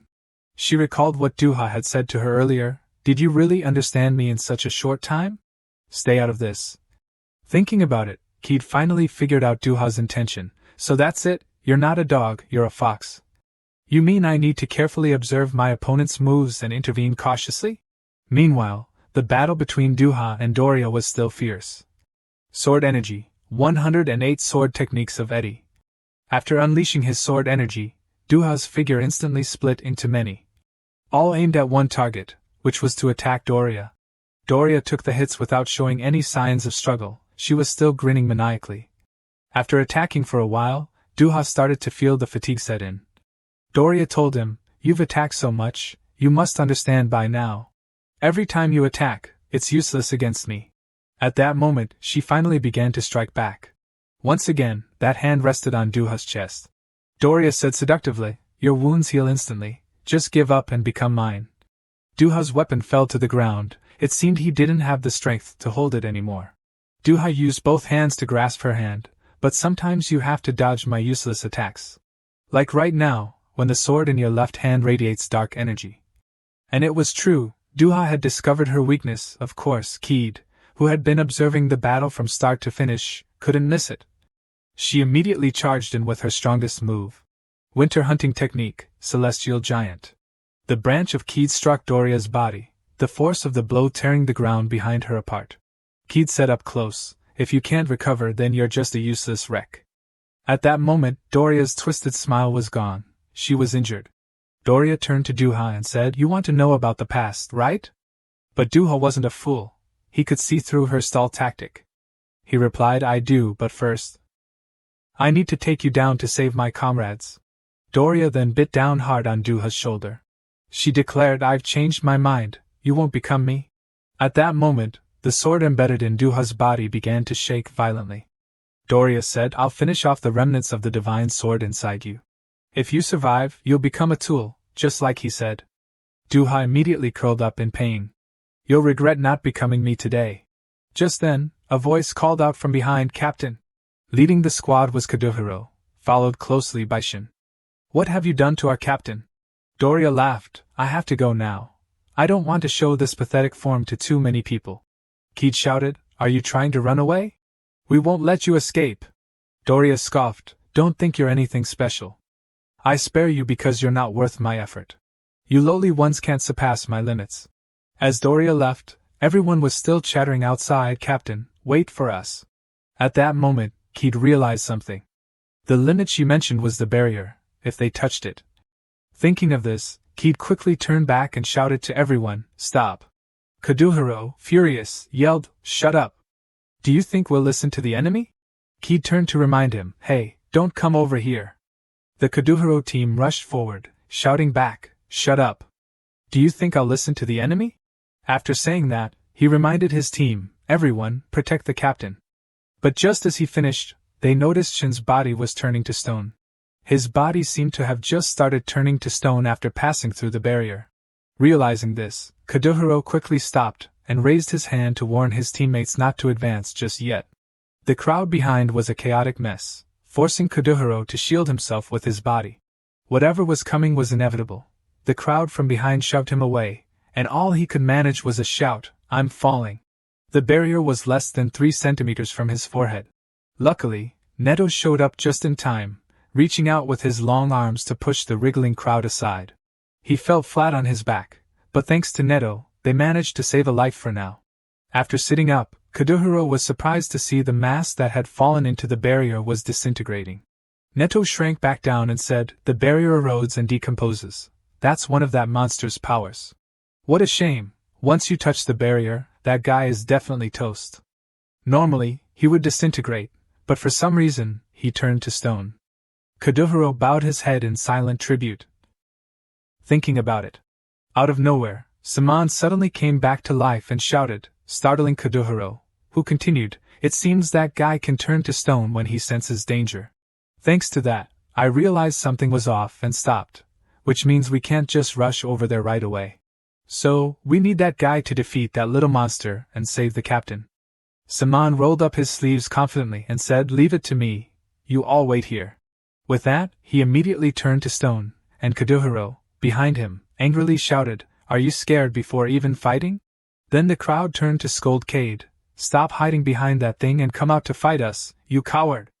Cade, feeling disappointed, thought to himself that it was because of those guys that Doria got away. She then shouted in anger, "I'm a winter hunter. I don't use cowardly tricks like that." Kaduhiro smirked provocatively, "Oh really? Then clear that thing out of the way and come fight me." At that moment, Netto spoke up, "You don't need to provoke me. I already know what that mercenary said is true. This barrier is the monster's ability. We can only wait for it to disappear." Kaduhiro was shocked. "Wait? While the captain could be killed by that little monster?" Netto replied coldly, "It's fine. That little monster is a winter hunter. They only kill what they eat, so it's all good." The group of Kaduhiro panicked, trembling as they pleaded, "Please don't let it eat our captain."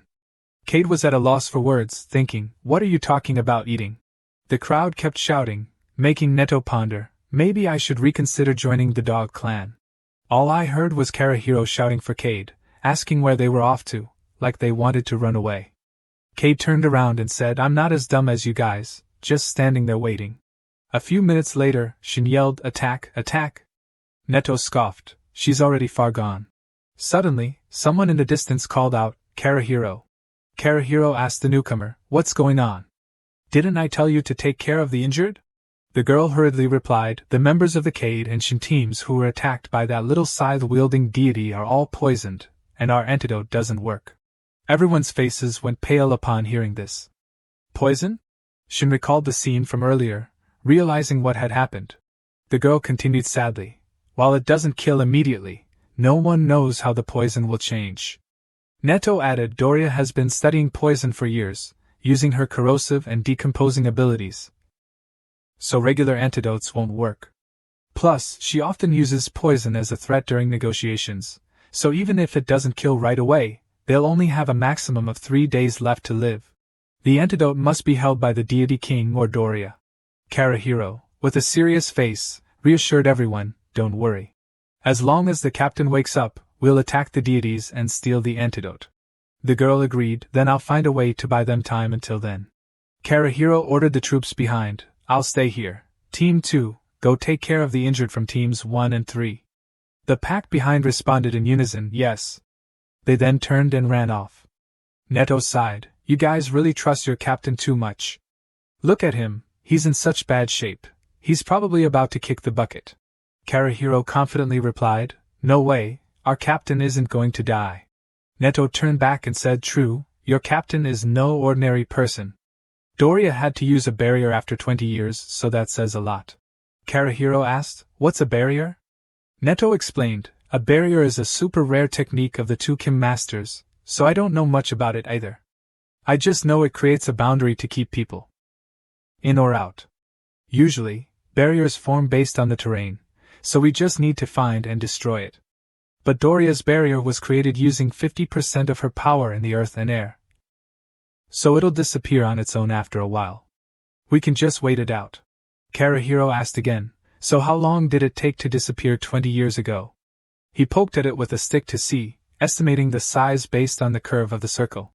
"Its area is about 4 times smaller than it was 20 years ago, but the decay concentration is double. So it'll be gone in just 2 more hours," Shin and Karahiro said in unison. "That's way too long." Karahiro suggested, "How about we dig a tunnel to get to the other side?" Netto immediately shot it down, "There's definitely a spherical shape underground too. If it were that simple, Doria wouldn't have gone through all that trouble with the barrier." Karahiro frowned, "You don't know for sure, let's just dig and see who's right." Netto kept a straight face, The answer is already clear. Kate from the other side chimed in, the start of the hunt is all about patience. For us, who have endured bone-chilling cold and darkness for days on end, 2 hours is nothing. Seeing her sit down, Karahiro suddenly realized, has she really dug this much in this yard? He asked Netto again, didn't anyone try to break this barrier 20 years ago? Netto replied, back then, no one had the mind for it. Doria had dug up a divine sword in a tomb and turned it into her subordinate. Other divine swords tried to stop her, and she used the barrier to trap and kill them all. By the way, testing the power of her new subordinate. Karahiro was utterly shocked. What? How could she turn the dead into her subordinates? Netto answered, that's the truly terrifying power of Doria. Suddenly Shin spoke up, 20 years ago. We received news that someone was trying to dig up the tomb of Queen Toheim, the most noble divine sword in history. Over 100 divine swords gathered. Not for money or fame, but to protect Toheim's resting place. We didn't even know a barrier existed. No one backed down before Toheim, who had turned into a demon after death. Netto asked cautiously, no one survived. How do you know about this? Shin bowed his head and replied, there was one survivor. The coward who hid in the shadows. Witnessing the death of his comrades, that person is you. Shin continued, indeed, the young man she's holding is the divine sword of Toheim. So, is Toheim's power to control the dead? But back then, Toheim didn't seem to be controlled by anyone. Netto spoke up, saying that technically she wasn't controlling the corpses but rather awakening them and making them obey, and that's what was truly terrifying. She could create an army of corpses with full capabilities as if they were still alive, not just mindless puppets. Shin quickly asked, wait, what exactly are corpses? Netto patiently replied, you don't know what corpses are? Of course, their hearts have stopped beating. Shin rushed over to Duha, the captain is waking up. Are you okay, sir? Could it be that you've become that girl's subordinate? Netto quickly stopped him, saying, are you crazy? Be careful not to touch the barrier. Doria can only turn those whose hearts have stopped into her minions. Cade leaned his head against Duha's chest and spoke up, it's okay, he's a bit short of breath, but his heart is still beating. Shin's eyes widened in surprise, the captain's heart is still beating? No way, the reason the captain never dies is because his heart stopped beating a long time ago. The others were a bit taken aback by this. Cade asked, can the divine sword do that? Netto pondered, I've never heard of any power like that. Thinking back, even if he had defensive or healing powers, it would be hard for him to survive. It seems Doria also mentioned that she would make his heart beat again. So could it be that fainting was a side effect of his heart starting to beat again after being stopped for a while? Netto calmly said, for now, we can only wait, both for the captain and for this barrier. Karahiro also calmly sat down, yes, I trust the captain. Shin crossed his arms, worrying won't solve anything, let's just wait and see. Netto sat down to wait, after all, I have nowhere else to go. Kate agreed and sat down too, there's nothing else to do anyway. After a while, the silence was so thick you could hear the leaves falling.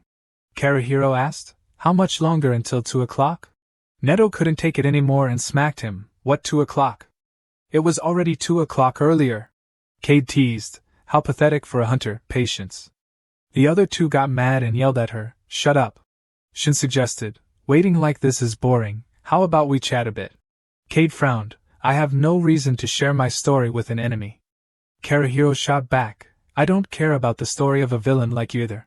Netto shot a curious glance at Cade, I've been wondering for a while now, why does a winter hunter end up as a mercenary for the gods? Shin chimed in, yeah, you don't seem like a bad guy. There must be a reason, right? Cade scoffed, you guys don't need to know. On a pitch-black night, the other three chimed in unison, didn't you say you wouldn't tell? Cade began recounting the story from that day. A frail woman was running frantically through the forest for reasons unknown. She tried to comfort the terrified child in her arms, it's okay, Cade. Mommy is right here with you. A menacing voice echoed from behind, Mitsuha stood there, if I catch you, I won't let you go.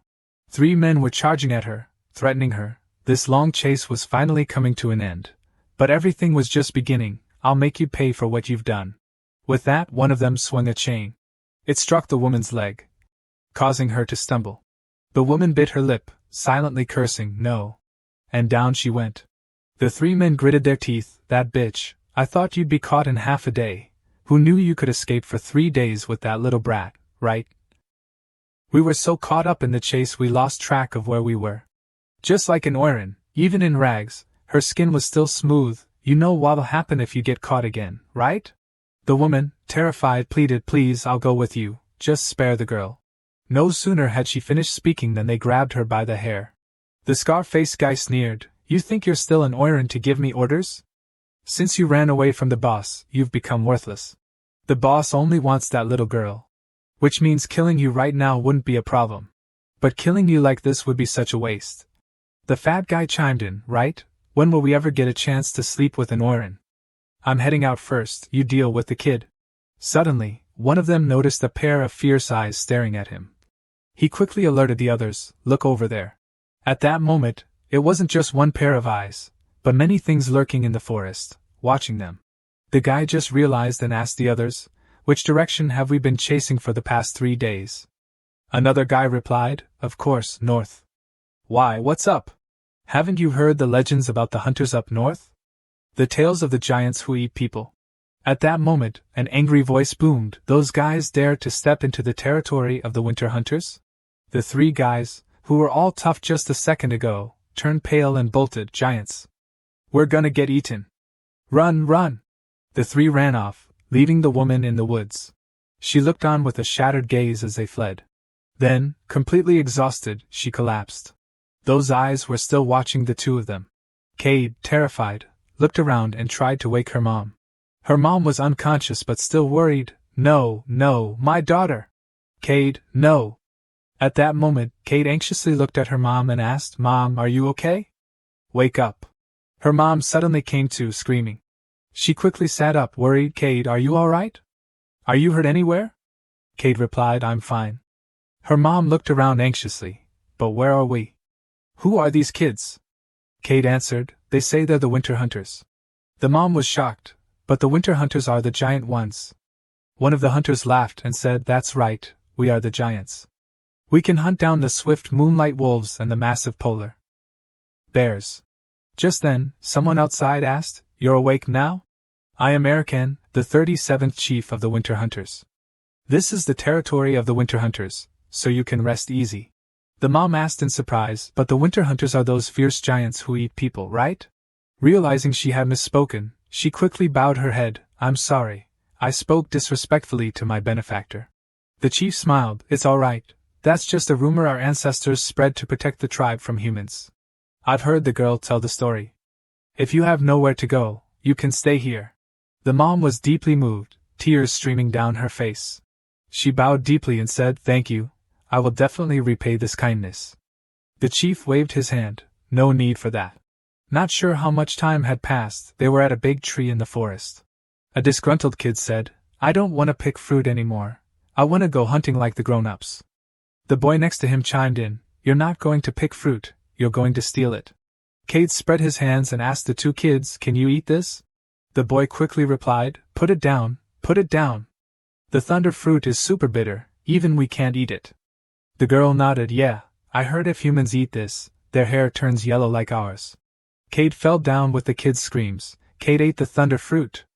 Why did you eat that? So Cade kept eating until his hair turned yellow, run, run.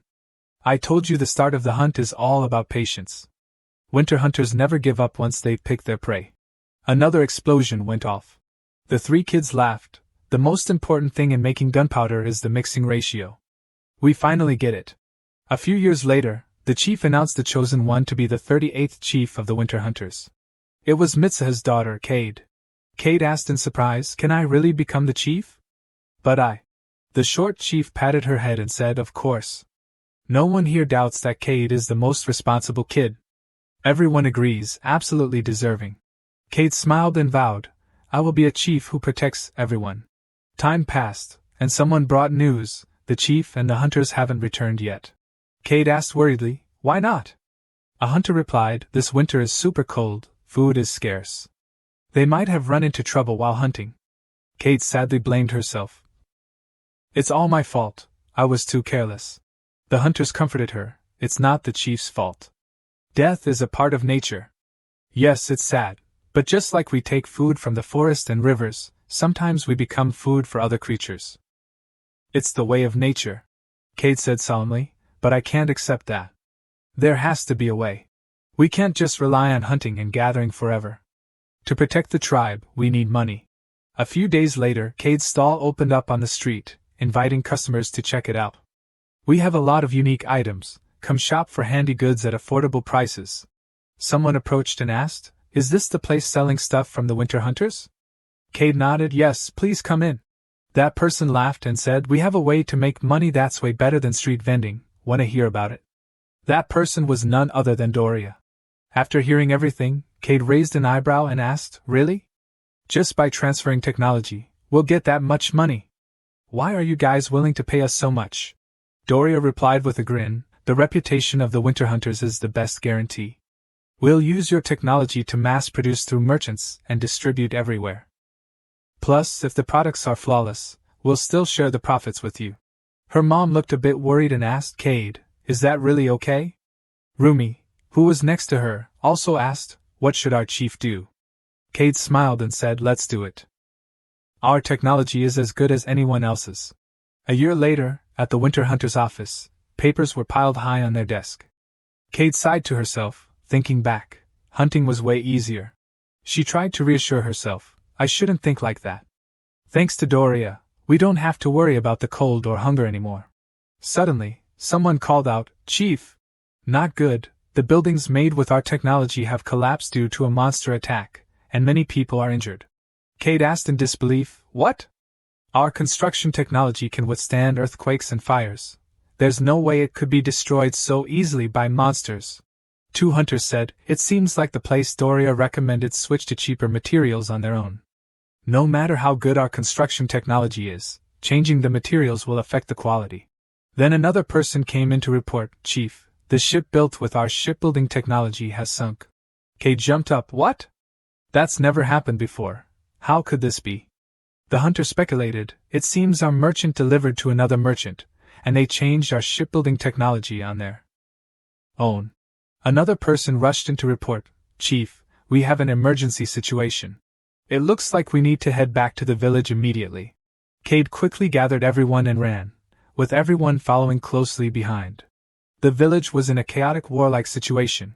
A hunter shouted encouragement, "Don't back down, hang in there until the chief returns." Doria stood smugly to the side, and soon Cade appeared. She glared and asked, "What the hell are you doing?" Doria smirked coldly, "You should have been more careful being the clan leader."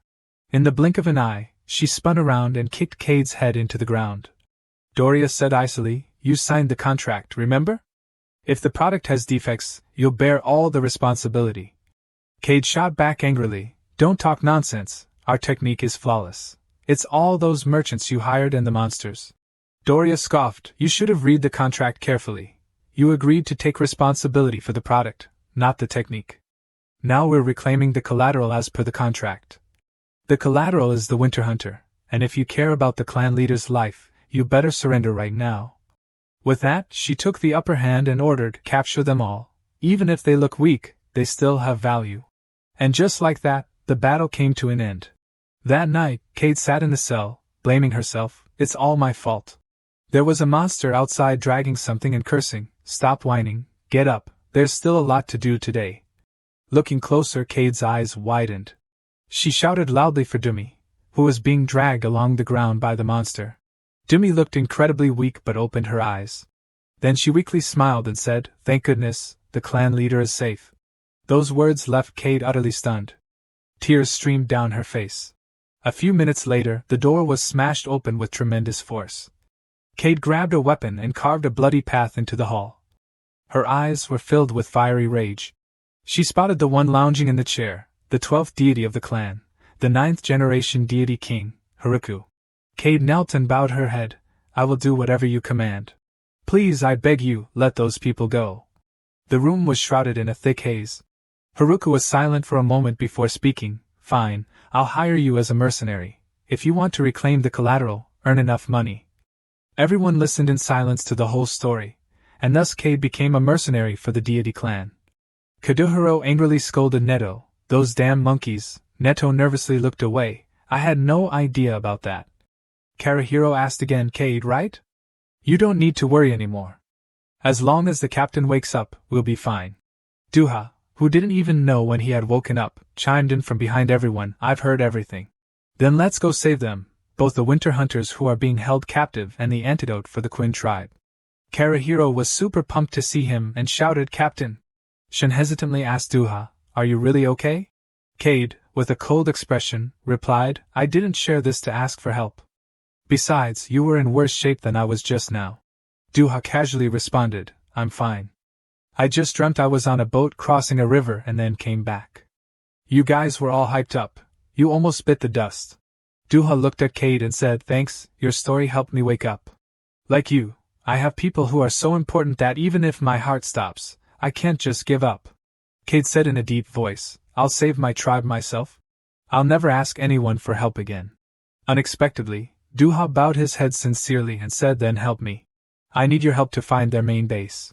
Cade cursed under his breath, damn it, if you want to find the main base, why are you bowing your head to ask for help? She coldly replied, I refuse. Then let's make a deal. You help me save my tribe, and I'll help you get the antidote. Cade smiled slightly. The two shook hands, forming a deal.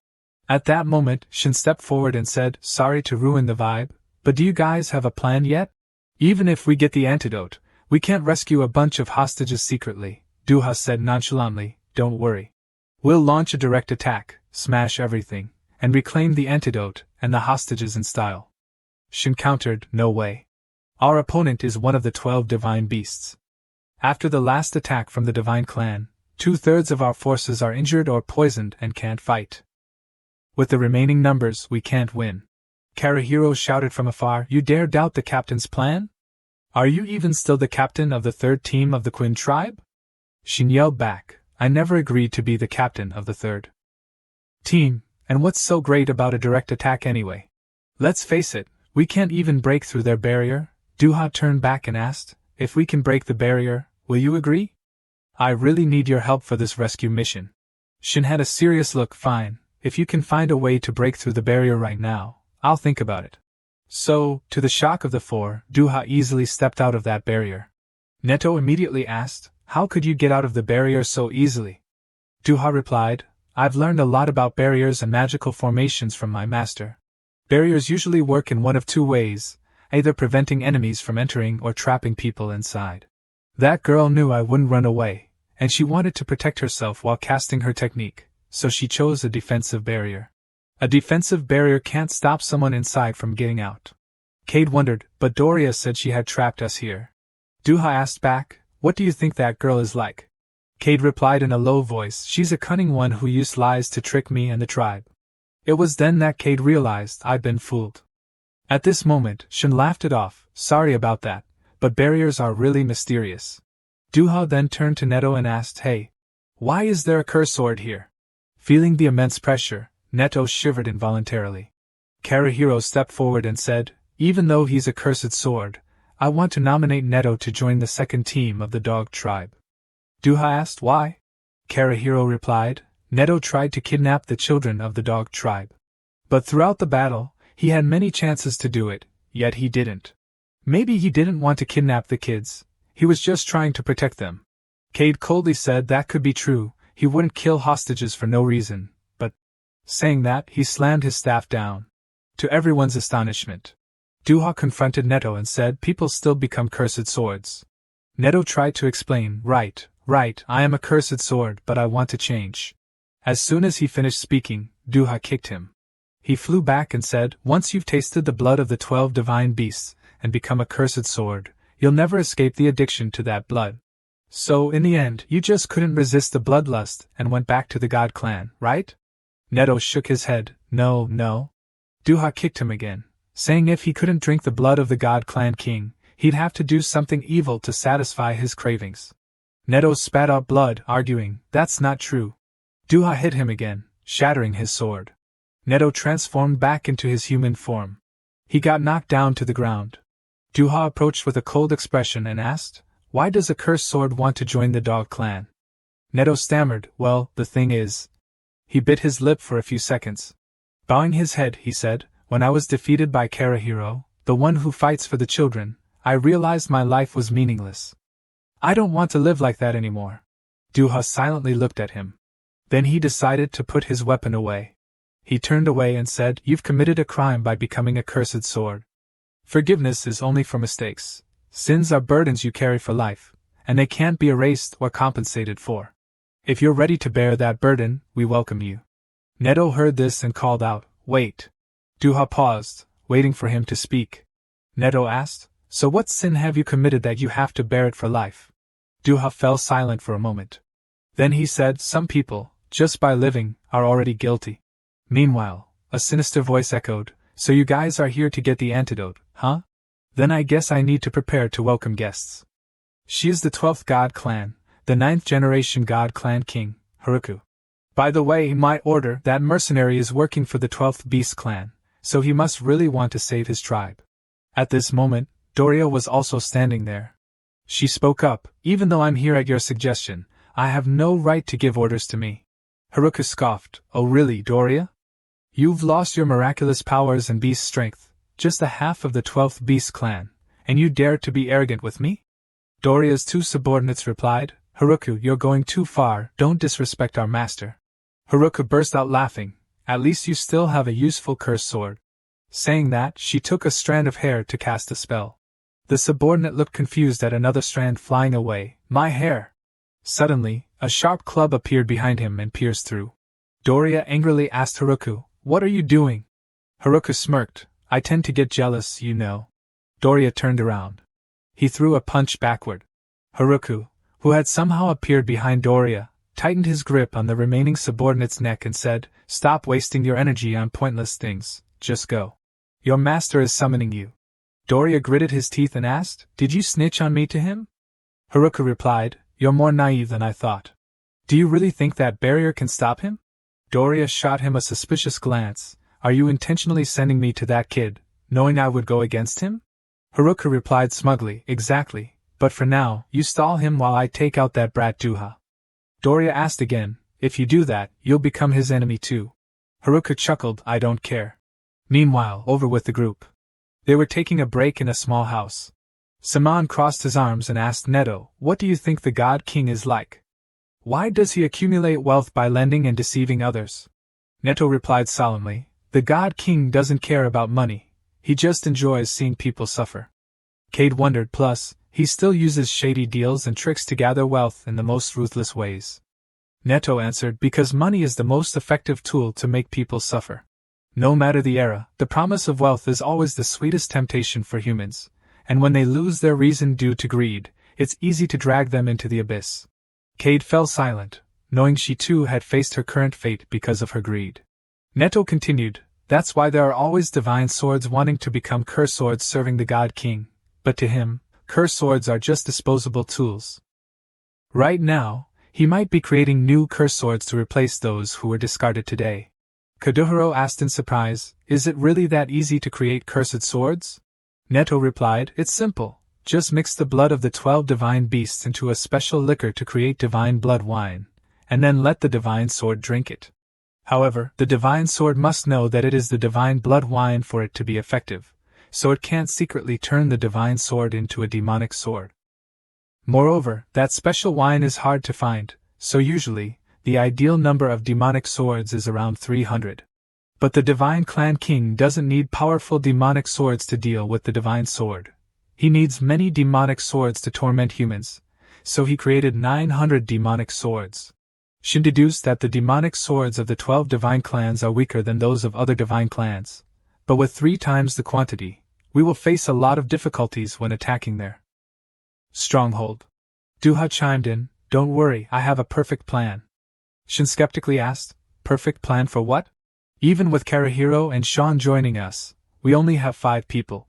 How can we possibly deal with the Divine Clan King and 900 demonic swords?" Netto and Karahiro shouted in unison. "Don't be so pessimistic." Duha, unfazed, just laughed it off. He said, "Everyone, go get some rest. Tomorrow morning we set off." The others had no objections and gradually made their way outside. Duha closed his eyes to rest, unsure if he had actually fallen asleep. Outside, Sean walked slowly by himself. Suddenly he spotted Karahiro walking towards him. As he passed by, Karahiro reminded him, "Did you hear? Tomorrow morning, we will attack the Divine Clan's stronghold to steal the antidote." Sean shot him a glance and asked, "Why? How can you be so calm about this? I left my teammates on the battlefield, letting them get poisoned. Go ahead, blame me, vent your anger on me."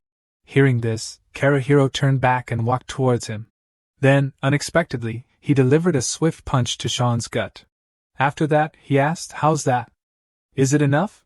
I'm no longer the timid kid hiding behind you. Both I and the Canine Clan have changed. So, fight in your own way. You don't need to show off moves to distract the enemy, or recklessly charge in. It's better to be cautious." Back over here, Duha opened one eye and said, "If you want to say something, just say it." Shin hadn't left yet and crossed his arms, saying, "I want to hear why you think I should join this rescue mission." Duha chuckled softly and replied, "Because it'll be more fun with you along." Shin frowned. "Stop joking around. Is it because of my sword skills?" Duha didn't deny it and answered, "Yeah." Shin asked again, "You not only want to get the antidote and save the hostages, but you also want to face off against the Divine Clan, Vong?" Duha replied, "After all, that's a showdown we can't avoid." Shin coldly added, "With your skills, can't you pull that off without having to face off directly later?" He grabbed Duha's shirt. "That little punk. If we lose, you'll use me to remember everything, right?" CA smiled and said, "Sorry." Shin, feeling frustrated, asked, "Why do you want to go out like a hero? Is it for the glory or something?" "Just a heads up, I want to tell you that there are times when we can't afford to slow down, whether we win or lose." Shin angrily shouted, "With your abilities, you could easily wipe out monsters and gain wealth and fame. You could live a great life by helping others." Kate speaks up, "After all." He mumbled something. "My answer, you get it now, right?"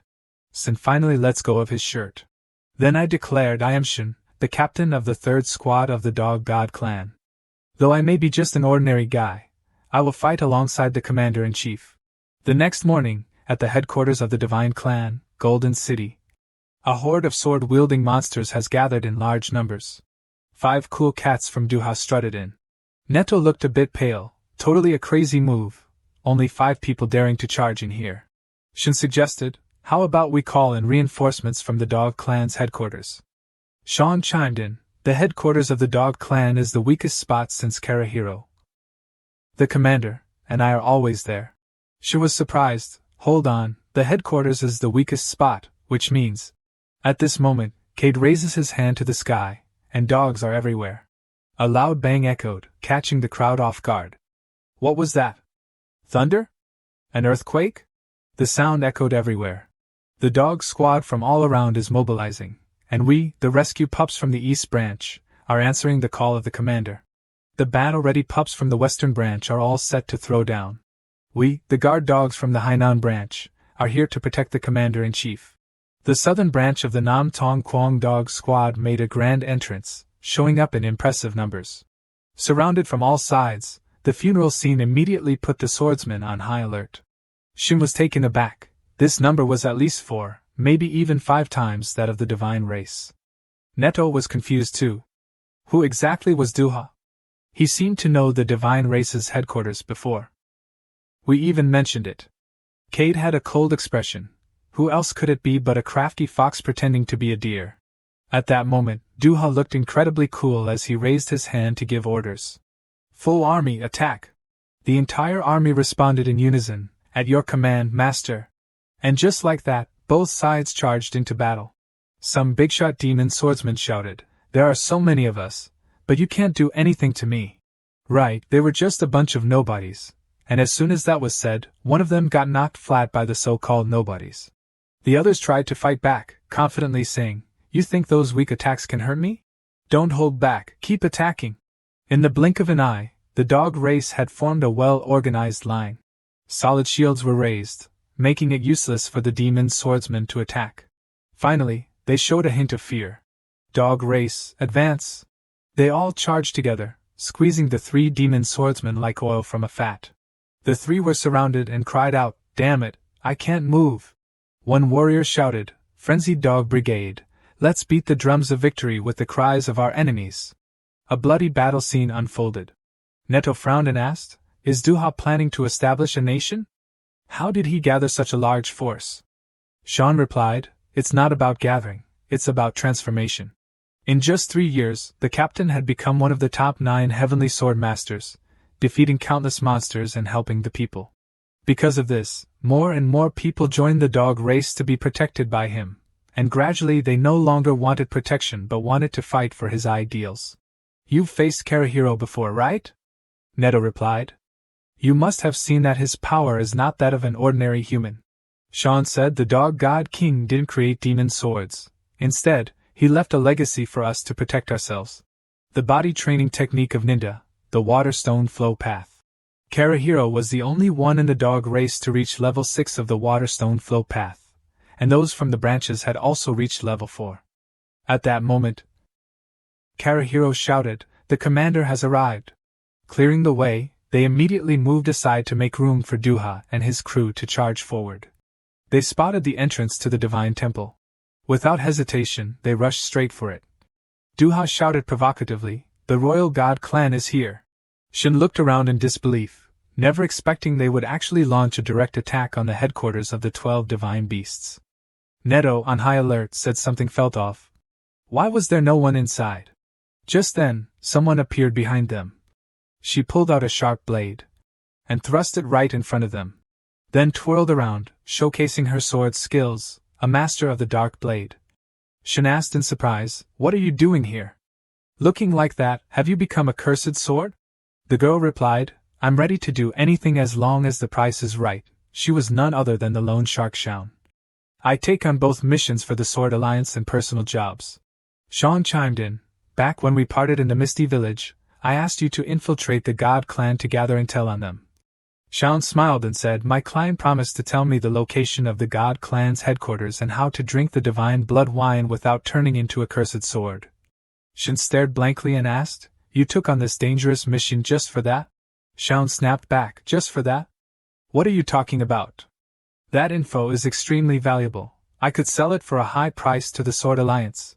Duha chuckled, the God clan's headquarters is going down today, so you won't be able to sell that info. Shaun frowned and asked, do you really want to go up against the royal god? No matter how strong you are, even with outside forces, you can't defeat him. Duha grinned and asked, so, are you going to help us? Shaun's face fell at that. Then she bowed her head and said, sorry, but this is too dangerous. Then from now on, I'll charge extra for the risk and send you the bill, dear customer. The antidote you're looking for is probably in the red tower on the right, where the God clan keeps their treasure. And the kidnapped people are being held in the black tower on the left. The royal god is always in the main golden hall at the center, and never steps outside.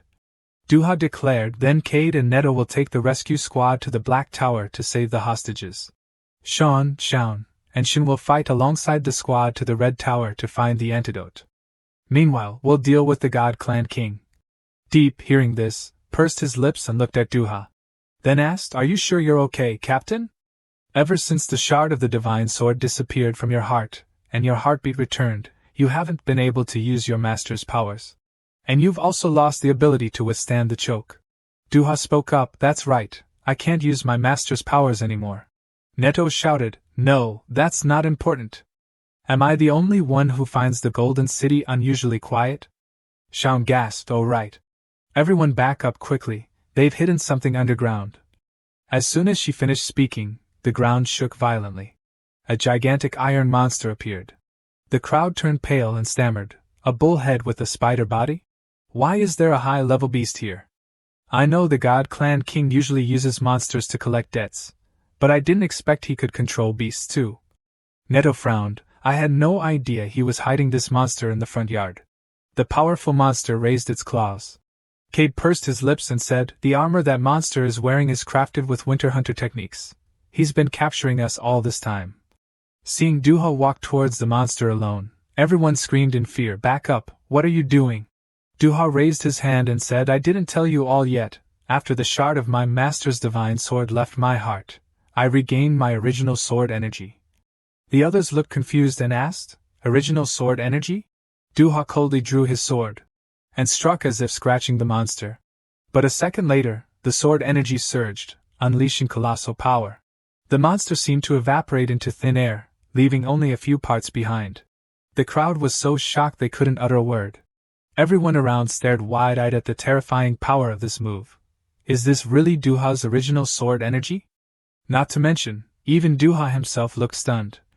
The guy awkwardly turned around and smiled. Heh, did you see that? With this, taking on the God Clan King alone shouldn't be a problem, right?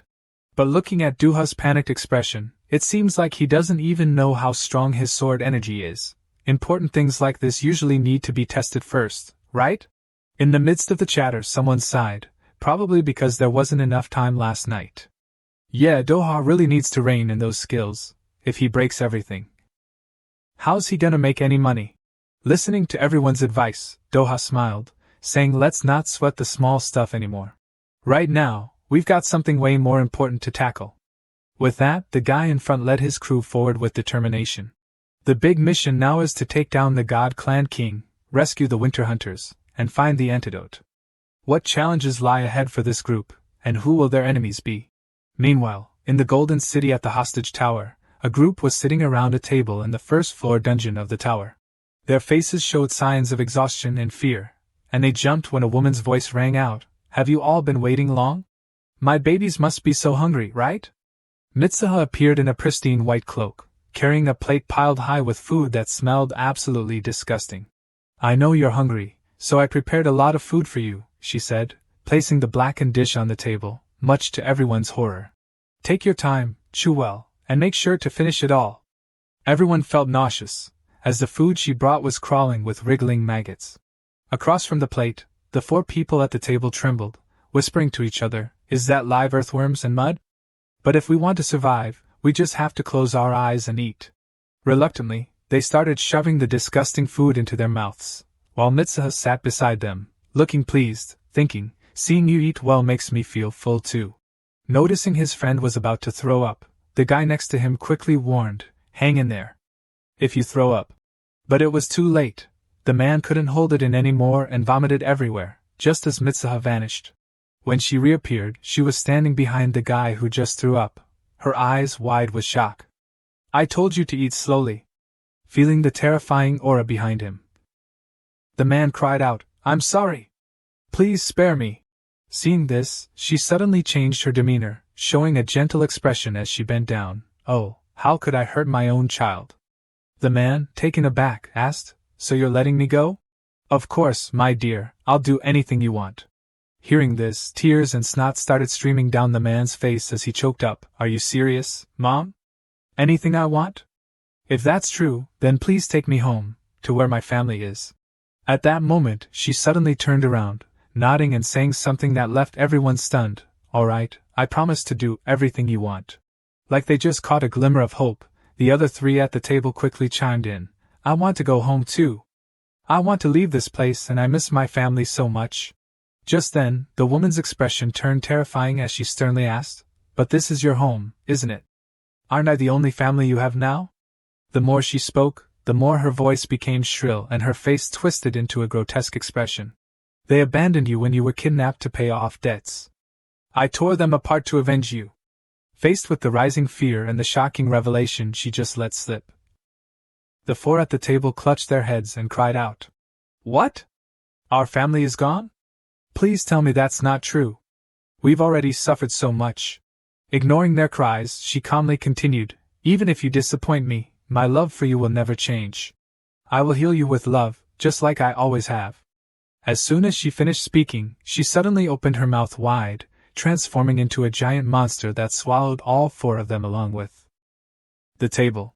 In the pitch-black room, the sound of crunching echoed along with their desperate screams, which then fell silent.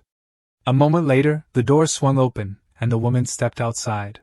Her face splattered with fresh blood, she commanded the bright red monkey beside her, "Clean this up and prepare to welcome the new family members from the basement."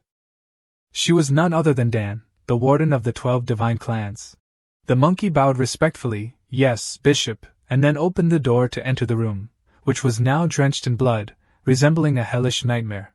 The scene shifted back to the same woman, who was brushing the hair of a pale little girl. "Your hair is so soft, sweetie.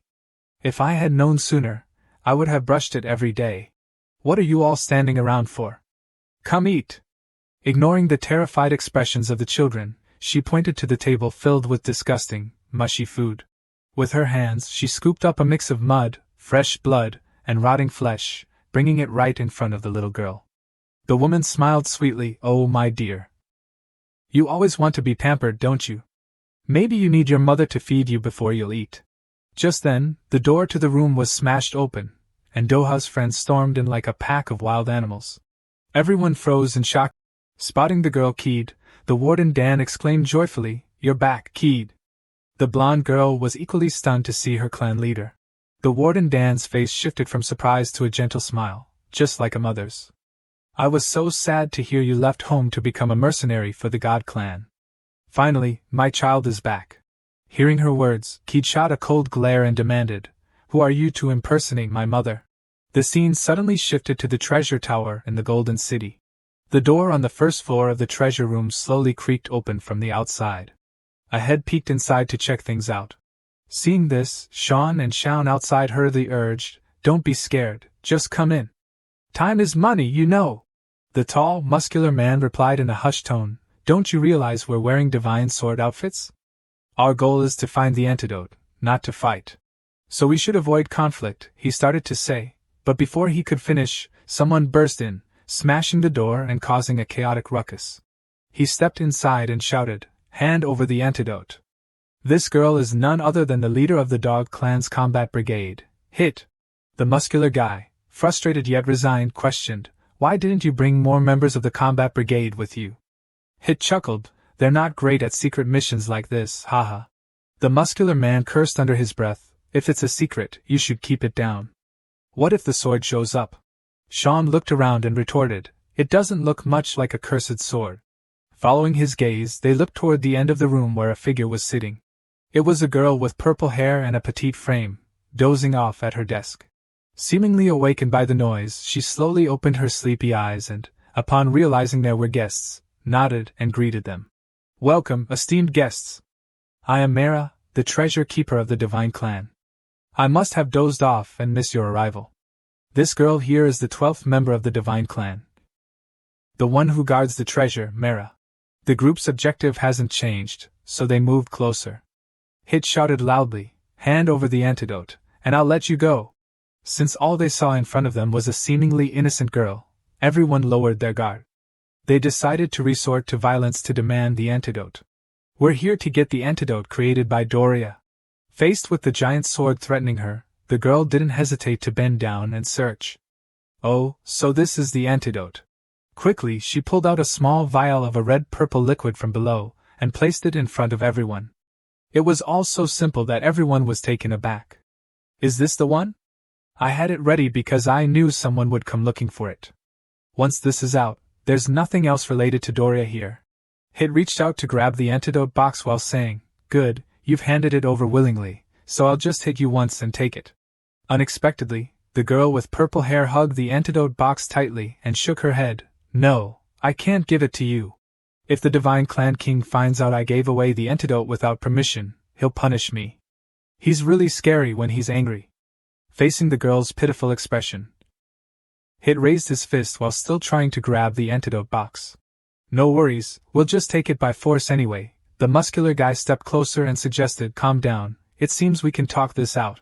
Hearing this from the muscular guy, the purple-haired girl looked up in shock. "Wait, did you just protect me? The Divine Clan's sword always looks down on me. And humans and divine swords always want to kill me." Without answering her question, the muscular guy calmly looked at her. "All right, let's try talking. How can we get you to hand over the antidote? If it's within our power, we'll help you." "What do you want?" The girl slowly stood up and quietly replied, "I just need your warm heart, that's enough." This statement left the man confused. "What do you mean by heart?" The girl revealed a gentle expression, hugging her chest as she answered, "The warm, red thing beating in your chest. Humans call it a heart." Shaun, standing nearby, nodded. "It's a small thing, just give it to her." The muscular man showed a shocked and angry expression. "No way."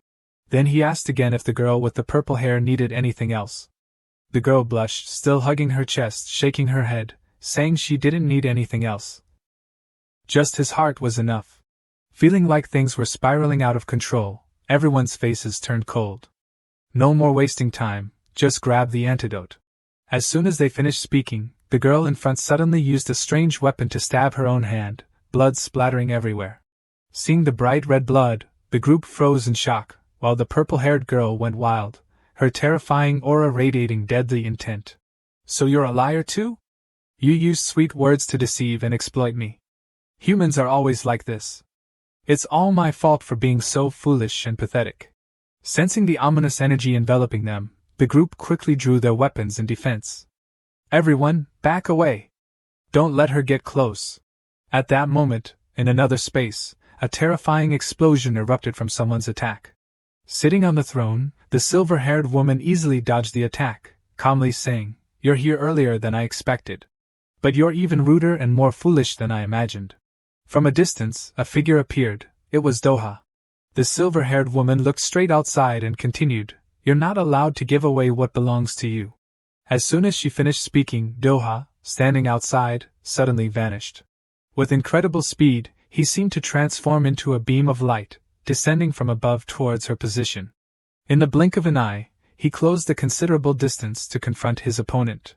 Doha charged forward with blazing eyes, declaring that taking what belongs to others is a wrongful act. Facing Doha's overwhelming momentum, the woman with red eyes smiled. Doha's staff thrust straight into her body, but she blocked it with one hand. Suddenly she stood up. The two of them remained in that position, not saying a word. After a long pause, she suddenly spoke, "The strong take from the weak. That is the law of the world." As she spoke, her hand exerted force while her legs advanced, pushing Doha backward. The overwhelming strength forced him to kneel on the ground to brace himself. "The strong take from the weak. That is the law of the world." Doha replied calmly, "The rules of the world as we know it are exactly like this." As he spoke, he pulled with all his might on the stick in his hand, yanking it along with the woman's body, sending her flying far away. Doha roared in anger, "The rules of the world we know dictate that the wicked must be punished." Just then, he suddenly stopped dead in his tracks as a wound appeared on his forehead, blood oozing out. Doha clutched his head with one hand, cursing, "Damn it, you brainless idiot." Standing in front of him, the woman raised her hands, covered in bright golden gloves, her voice turning icy, "You've brought this upon yourself. Then I'll grant you your wish." As she spoke, the gloves on her hands shimmered, and tiny strands of hair, seemingly made of gold, shot towards Doha. Doha watched the strands warily, thinking, could this be the divine artifact of the god clan? The strands danced in the air, then in the blink of an eye transformed into massive blades raining down like a meteor shower. Doha relied on his speed and agile movements to easily dodge all the attacks. Just then, the next wave of her assault approached as she leaped into the air. This time it was a downward slash, and Doha used the stick in his hand to block it. Not stopping there, she moved like a professional dancer, her steps precise yet packed with lethal force. Their battle quickly escalated, filled with the aura of death. Neither side was willing to back down, and their speeds were dizzying. Every move contained deadly potential, and a moment's distraction could mean death. After a while, Doha questioned seriously, "Your excuse for wanting to steal the divine artifact of the dog god king is your true goal, right? If you want to kill the god of death, why not do it yourself?" She twirled her weapon, puffed out her chest, and with a confident spirit replied, "I don't need to get my hands dirty to kill someone like you." Slightly bending to brace against the slash, Doha continued, "So that's why you revealed the location of the god clan and our arrival here?" Faced with this question, she fell silent, ignoring Doha's voice as it continued to echo. "Even though the dog clan has eyes and ears everywhere, we still haven't been able to find any trace of the 12 divine beasts in the past 3 years. Not even the Alliance of Divine Swords has any clues about you guys. I'm curious why you took the risk to reveal your location and lure me here. Why not just head to the dog clan's headquarters yourself?" Doha's words seemed to touch on something mysterious, making that girl yell angrily for him to shut up. At that moment, Doha leaped into the air again, almost like he transformed into a shadow. He immediately fell back down, doing a somersault in midair before quickly retreating. A bunch of people shot towards Doha like arrows, and he smiled, saying, "I've thought a lot about this." He dodged the giant blade of hers while running towards her. It seemed like Doha had guessed something, while the girl, after losing her cool, gradually regained her composure and continued to attack. She looked fierce, skilled, and incredibly combat-ready. Doha's eyes were like two headlights, constantly clashing with his opponent. The sound of their weapons clashing was deafening, and the whole room was being torn apart by the energy of their fight. Once again, he pushed the white-haired girl back, and Doha paused, his voice ringing out. "I guess you can't leave this place, can you?" The woman's cold demeanor under the sunlight was probably the answer, as she snapped, "I told you to shut up." Ignoring her anger, Doha teased, "What do they call people like you again?" "Shut up, oh right, it's hikikomori." The woman's face darkened as she coldly asked, "What does that have to do with me killing you?" Doha laughed heartily, and a strange electric current enveloped his body and weapon. "How could it not be related? That's your weakness." Without dragging it out, Doha immediately used his sword skill with explosive energy. His broken limbs transformed into a blade, and the energy radiating from it was blinding. Judging by her expression facing that pressure, she was probably quite surprised and unable to do anything. The space around them twisted as if thousands of lightning bolts were striking down from above. The energy enveloped her body, and she couldn't fight back. From the outside, the whole temple looked like it had been utterly wrecked by some insane force, a shockwave spreading out like an earthquake. Once the dust settled, the white-haired girl was left in tatters, her clothes all ripped up, kneeling right in front of him. "Oh man, that last attack of yours really destroyed this place." Doha stared at her for a long moment, sighing. "If you could get out, you would have dodged it, but why do you hate humans so much when you can't even step outside?" Even though she was hurt, she still had the strength to respond. "I don't need to go outside to know what they're like. You saw it in the foggy village, right? They're selfish, only caring about their own kids, while they couldn't care less if others live or die." Hearing this, Doha shot her a glare. "Are you the one who dragged me into that mission? I keep wondering why the Alliance forced me to join, or else I'd lose my title as the Sword God. So why did you push me into that mission?" As he asked, she slowly stood up, turning her back to the audience. "Simple, because I want you to know this before you die by my hand. It's the foolishness of protecting and saving humans." As she finished speaking, she lightly twisted the blade in her hand, which glowed a fierce red, her aura now 100 times more terrifying than before. Faced with this pressure, Doha froze in shock. Before he could react, her blade was already right next to him. Struggling to dodge her attack, Doha managed to ask, "Does your torment of humans have anything to do with the fog?" While attacking, she replied, "I'm not torturing them. I'm punishing them in the name of the divine, punishing the greedy and selfish." Amidst their back and forth questioning, the attacks didn't stop, and the already damaged building was now taking on even more devastating power. The speed of their movements increased to the point where the naked eye couldn't keep up, only catching glimpses of their afterimages and the sounds of clashing blades. Two forces, one blue and one red, intertwined and continuously cancelled each other out. Doha shouted, "So you're just deceiving and torturing humans to get revenge for being betrayed? I thought you had some noble reason for torturing humans. But it turns out it's just something trivial like that, so I won't hold back. It's over now, and you should just disappear," Doha said as he once again unleashed his sword energy just like before. The weapon in his hand swiftly struck her right in the head. But surprisingly, this time it didn't work at all, and he got hit back, sending him flying backward. "Keep getting hit by a few of your Doha moves, huh? Ha ha, now your skills are totally useless against me." After finishing her words, she delivered a swift kick right into Doha's gut, sending him flying backward like a deflated balloon. Wow, it looks like Doha's opponent this time is no joke, especially since he's getting hit without any power to fight back. Seeing Doha standing off in the distance, she kept going, "I'm not here to play your old games anymore, and those tricks are totally useless against me now. Your skill is to trap air, and use a magical sword to create an invisible wave of energy. But all you need to do is stop it before you make your move. A killer move isn't just about taking out your opponent. It's a technique you only pull out when you're absolutely sure you can finish them off. Seems like you're still a bit green, huh? Let me give you an example to illustrate, like right now." As she speaks, she gently brushes her fingers against the necklace that rests between the curves of her chest. "Welcome to the realm of the 3,000 great thousand worlds.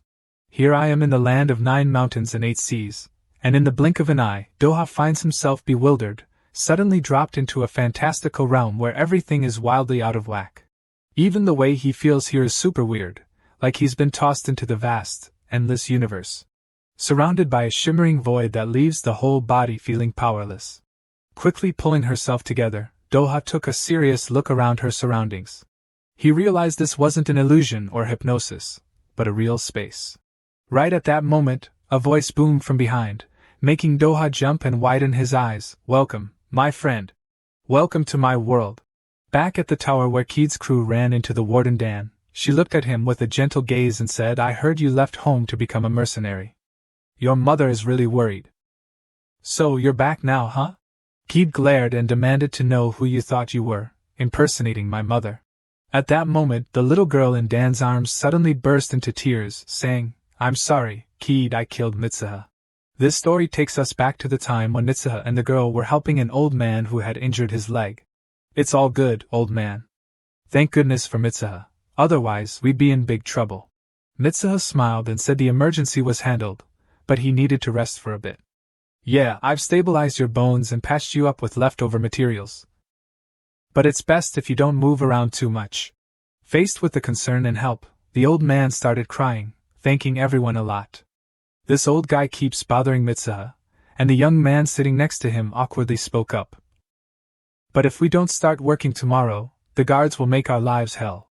Mitsuha and the blonde girl both reassured him, "Don't worry, I'll talk to the guards and ask them to give you lighter work." "That's right, the guards here listen to Mitsuha." Saying that, the two shifted their gaze to the others in the cell. "I know we're all struggling right now. But please, everyone, think about the families waiting at home. Let's get through this tough time together." Hearing this, the others quickly agreed, "Whatever Mitsuha says, we'll follow.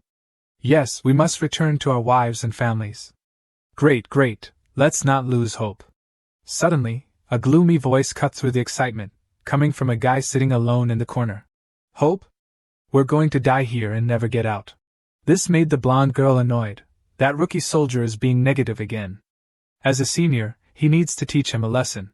Mitsuha suddenly stood up, walked over, and placed a hand on the young man's sturdy arm. Feeling the warmth from her body, the guy looked a bit dazed and listened to her soothing voice. "At first, I was really scared too. Even winter hunters, who are used to harsh environments, have to endure a lot here. But humans are really strong, no matter the circumstances. As long as there's hope, we can get through this together." The guy's eyes flickered with a glimmer of hope but quickly dimmed as he shook his head. "My foolish parents were tricked, leaving behind a mountain of debt and abandoning me. Now I'm stuck here paying off their debt, and I have no family left, and no hope." Not backing down, Mitsuha continued to comfort him, "But you still have a future. Let's get through this tough time together." The young man fell into deep thought, not saying anything in response.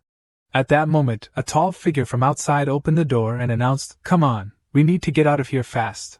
The warden is back from vacation, and if we're caught still hanging around in this prison, we're toast." As he walked down the dark hallway, the big man said, "I'm pretty strong, so I'm not worried. The warden isn't some ghost that can talk like me. He's a monster that eats people and has evolved."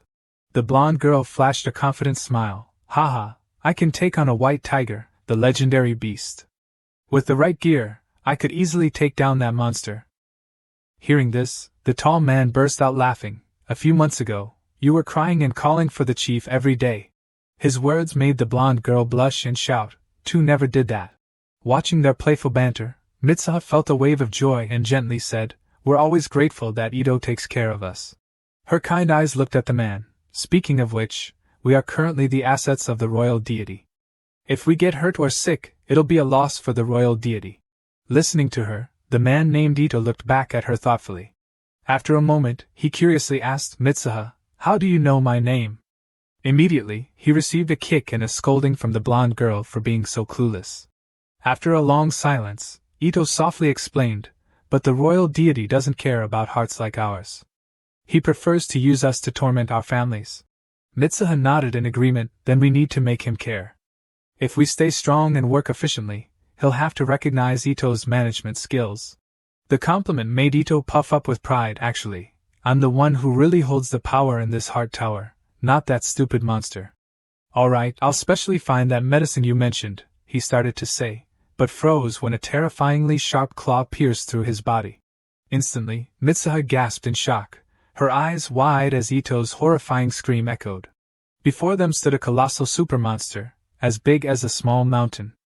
What had pierced Ito wasn't a claw but a gigantic fork that matched the size of the beast itself. It's the 12 Divine Clan's Warden, Dan, with his wide, bean-like eyes staring at the scene, his loud voice booming. Recently, no hostages have died, and I thought something was up. Turns out you dared to pretend to be the master in my house, huh? Holding back her sorrow, Mitsuha tried to protect the little blonde girl behind her as she faced the gigantic monster. Back in reality, the girl was shedding painful tears, saying, at that moment, I couldn't protect Mitsuha. Hearing the bad news from the girl, Cade fell into deep thought, his heart feeling like it was being crushed by pain and anger taking over his mind. The giant blonde man next to her quickly placed a hand on her shoulder, reminding her, I understand how you feel right now, but please calm down. If you rush in out of anger. Before he could finish, he noticed a signal from the girl behind him, and everyone stood still, waiting for orders. Seeing Cade's demeanor, the blonde man nodded to himself, thinking, maybe I've been worrying too much. Even though she's young, she's already shouldering the responsibilities of a leader.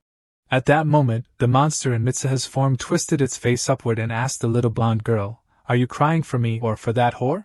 Seizing the opportunity, Cade shot up like an arrow, spear in hand. She seemed to transform into a shadow, soaring down from the sky, diving straight toward the monster disguised as her mother. Her massive blade plunged into the monster's body, sending dust flying everywhere. But oh no, the monster easily deflected the attack while still looking at Cade with gentle eyes. It seemed like Cade anticipated everything. Receiving the command, the giant blonde man charged forward, his radiant hands outstretched.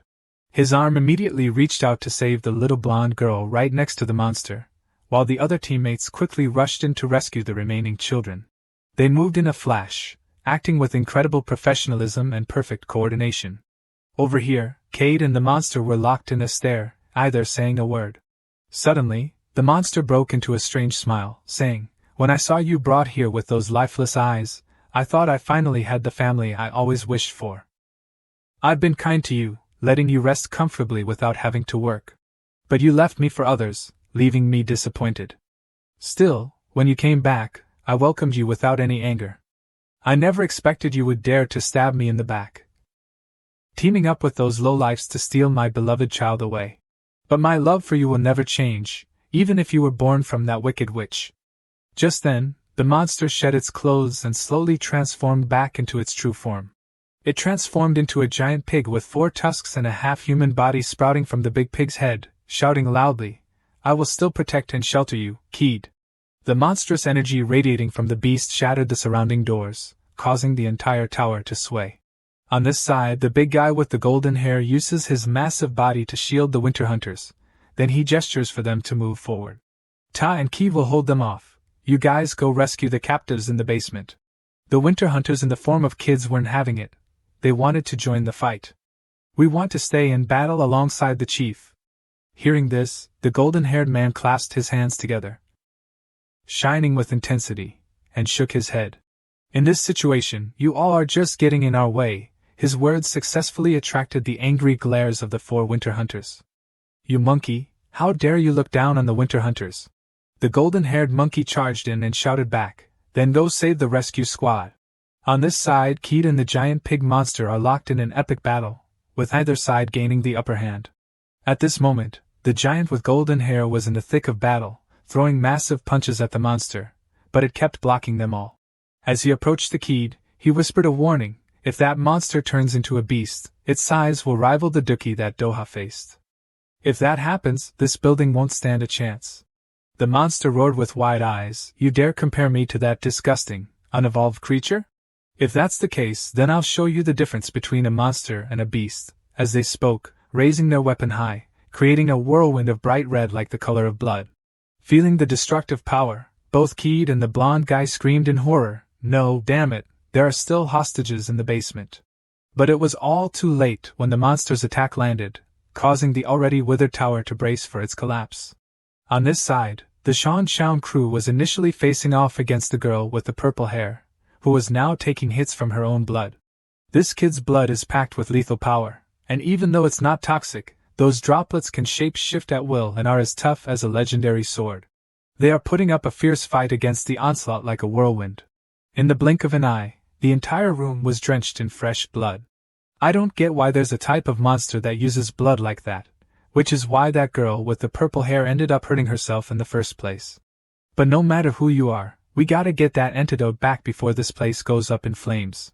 Facing everyone, the 12 deities of the treasure-guarding Mera clan tightly gripped the vial of potion in their hand. Blood-soaked and sobbing, they spoke, "Why do humans? Why do people always steal everything from us? If it's been snatched away, then why not?" As I say this, each drop of fresh blood slowly envelopes Mera's body, while the group rushes in, shouting, "Hand it over, don't do anything reckless." Seeing that, Shaun shouted loudly, "Everyone, calm down and hold the formation." But it's already too late because the worm along with the giant serrated tongue has zipped across the throat of Mera. Fresh blood splattered everywhere while over here, the squad leader of the fighting brigade hit through a punch at Mera. The giant man in the lineup silently screamed inside, "Absolutely must not let it get hurt because it's not a monster. It's actually the mermaid. Its defining trait is that the more it gets hurt, the stronger it becomes." Just as he finished thinking that, blood tendrils erupted from Mera's body, reaching out like elongated arms towards So. And hit. Felt the life-threatening danger, but it was too late to react. In the blink of an eye, they were sliced apart by those sharp, fresh blood beams, severing their limbs and splitting their bodies in half. In that bizarre space, Doha unleashed all the visuals happening outside. What the heck is going on? Can it really see what's out there? Standing opposite him on top of the high stone pillar, the gray-haired girl had transformed into a whole new persona, looking just like a lion's mane, smiling. "You're spot on, Doha. As you can see, the outside is pretty much all cleaned up now." Hearing these words, Doha pondered and asked back, "Are you saying they've already failed?" As he spoke, he glanced at the scene of his teammates slowly falling one by one. The girl up there nodded and smiled, telling you not to be too down in the dumps. Anyway, as she said this, she couldn't help but leap down to attack. After all, you'll end up failing just like the others. Dodging the onslaught like a whirlwind, Doha used the dramatic staff in his hand to block the blows. It seemed like in her world she had become stronger, because with just one strike, Doha was completely on the back foot. "Don't hold back." She swung her weapon, sending splashes of bright red blood flying, shaking the ground beneath them. Doha leaped high into the sky, facing the moon as he dove down. Seeing this, the monster wondered, "Did I forget where I am?" Just as she finished speaking, a gigantic stone finger suddenly shot up from the ground, striking Doha squarely in the back. "You forgot this is my world, where you can't run or hide, and now, everything is just getting started." Injured, Doha spat out a few drops of blood from the corner of his mouth. Things looked pretty grim as he was completely on the defensive. But in this moment, the monster leaped into the air, brandishing her double-edged sword, summoning a blood-red moon. In the blink of an eye, Doha was hit and sent crashing back down to the ground. Not stopping there, the monster continued her assault. Doha was tossed around like a ball, slamming into a distant cliff. His eyes widened, teeth clenched, he gasped for breath. Once again, the monster approached from above. Like a professional dancer, she spun continuously, executing moves that were both stunning and incredibly powerful. Instantly, the blade in her hand seemed to transform into thousands of blades, all attacking at once. Faced with this storm of attacks, Doha was momentarily at a loss for how to dodge. Indeed, in this world, the monster had become stronger than ever. The techniques she unleashed were carefully crafted, and of course, Doha bore the brunt of the damage, being blasted through a small mountain, engulfed in a cloud of dust. An explosive shockwave erupted, seemingly tearing apart the fabric of space and time. Touching down once more, the monster smiled with delight, saying, "Just a moment ago you were so eager.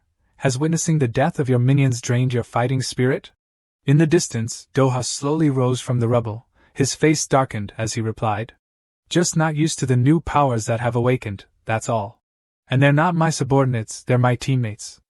I trust them, and I don't buy into what you're showing me. You've been hiding a little lie within the truth to make everything look real, and that's how you've been pulling the wool over people's eyes all this time, right?" Once again hit right in the feels, the monster's face darkened as it pursed its lips. Doha, stepping out of the rubble and rubbing his tired shoulders, continued, "What you've shown me only strengthens my belief that my teammates will never lose. Now we can focus on taking you down without any distractions." After finishing his words, the guy swung his staff to launch an attack, but something felt off because nothing happened. Doha was puzzled. wondering if the atmosphere just couldn't come together. Caught in the act, my charming, kind-hearted villain explained, "Did you forget? I already told you, this is my world. Of course, we can harness all the energy sources from the ground you're standing on to the laws of nature. Even those stars shining far away. There are great planets, along with shooting stars and celestial bodies up in the sky." She finished speaking, and in the vast galaxy, a massive, fiery meteor came crashing straight toward Doha, who was standing there. Feeling the intense heat and the undeniable pressure, Doha sighed, looking pretty dangerous there. His hand gently tightened around the staff, thinking to himself, if he couldn't use the power anymore, then why bother? Without hesitation, Doha decided to lift the restriction on the staff. The legendary sword successfully pierced through the heavens, like a massive wish-granting staff that shot through the incoming meteor, turning it to dust. From a distance, the blade looked like a colossal staff, effortlessly clearing all obstacles in its path as it charged toward the monster. Doha calmly stands still, soaking in the glory of his achievement. Meanwhile, the monster was staring down the blade of his sword, and this made it freak out, wide-eyed and questioning. "Who are you? Clearly, this isn't the power of the divine sword, right?" Backtrack to the outside world at the moment when the fresh blood from Mera lunged to attack Doha's two teammates. They weren't dismembered like in the illusion Doha had seen earlier. There was still time for them to reconsider. The blood from Mera's body seemed to have a life of its own. Each drop of fresh blood was sharper than the finest blades, cutting painfully into the flesh. Just then, the situation took a turn. Suddenly, strands appeared in the air, containing sharp blades that dispersed the blood, saving the two people. It turned out Shaun had stepped in, using her Dark Soul slicing sword technique, a powerful skill of hers. Seizing the chance to catch their breath, Shaun and Hit quickly returned to their positions, while the girl smirked and teased, "I told you to be careful." "Well, that means we need to raise the payment fee, right?"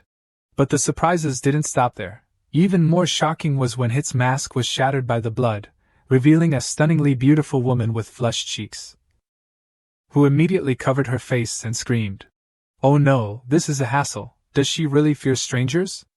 The group wondered, while Hit hurriedly replied, "What do I do? I can't fight without the precious mask the commander gave me." Seeing this, Shaun approached the monster Mera, saying, "If you can't fight, then you too should fall back. I'm an expert at collecting debts. So just leave this to me." Mera scowled, its body continuously bleeding. "Humans are always like this, wanting to take everything from me." As it spoke, it stared intently at the vial in its hand. "The thing you want that could save many lives is right here. And all I want is the life of one person. Why can't I have that little thing?" Facing Mera, Shaun wielded her divine sword, the sharp strands in her hands. Her cold voice replied, "Sacrificing my life to save others. That's not my way of calculating things." With that, the strands carrying the blades charged straight at Mera, while blood from Mera's body surged up. The two techniques intertwined chaotically, creating a scene filled with danger. Both fighters were using long-range attacks, canceling each other out. Neither side was willing to back down, each had their own way to counter the opponent's moves. For instance, Mera was using its own blood to create a protective barrier. Indeed, every move they made was skillful and purposeful. Those watching from the outside couldn't help but marvel. It's an epic battle, and honestly, with Shaun's current power level, he can't really jump into the fight between those two. But he realizes something. Why is Shaun stalling? Aren't they the ones in a hurry? Right now, the guy in their group has broken free from his petrified state and explained. Luckily, Shaun figured it out. He's activating his stone energy, so he can't talk. But our opponent is a merman, and the more it gets hurt, the more dangerous it becomes. I don't know how to counter it, but Shaun is doing great. She's stalling to drain the opponent's health, using it as a weapon, making it bleed too much or not enough. And since you're wearing that blue divine sword outfit, you must have noticed that too, right? Shaun is confused about what the color of the divine sword outfit has to do with anything. Hearing that, the guy looks surprised.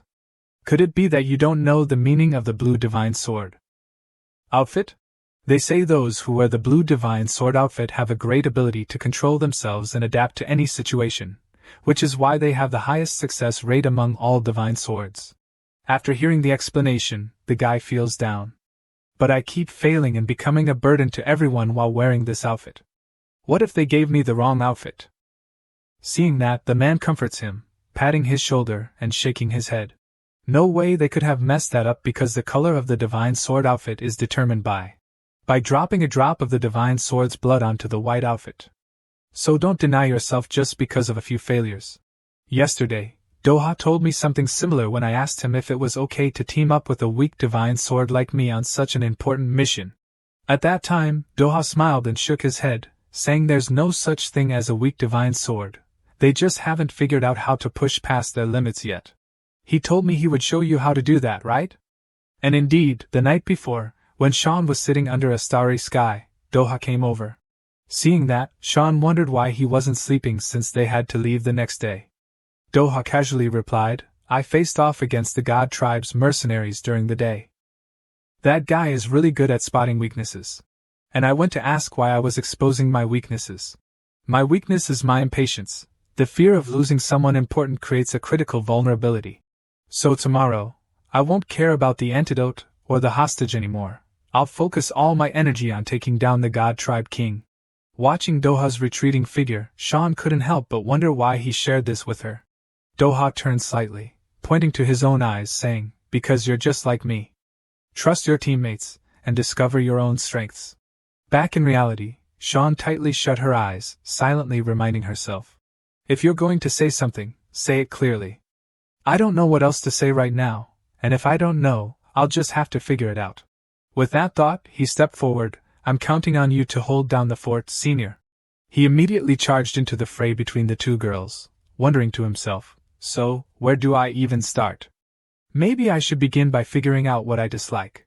Yeah, actually, I hate fighting, he thought, skillfully dodging the splatters of fresh blood. Not only do I hate fighting, but I'm also scared of pain. But at that moment, with a smile on his face, he charged forward without hesitation. Observing from behind, the man noticed that the kid's movements had changed. Each step was no longer predictable. Faced with blood splattering towards him like venomous snakes, he pondered, so, what am I actually good at? Right, I'm really good at running away. He immediately turned and bolted, leaving the older guy startled. Hey, are you really planning to? Back when I was a little orphan, I used to sneakily steal food and run away without ever getting caught, he thought later. Only Karahiro got caught, and I was wrongly accused along with him. Skirting around the outside, Sean, with a blade in hand, broke through the wooden wall, charging in from another direction. Of course, the girl's blood splatters came rushing at him again. But in that split second, he vanished like magic. Yep, that's stealth for you. Thanks to the hiding skills I've honed since childhood, I've survived against monsters. Right now, that skill was once again on display, making it hard for Mera to track his movements. But maybe because of the massive divine sword in his hand, his movements were a bit sluggish. Luckily, the girl managed to block the attack just in time.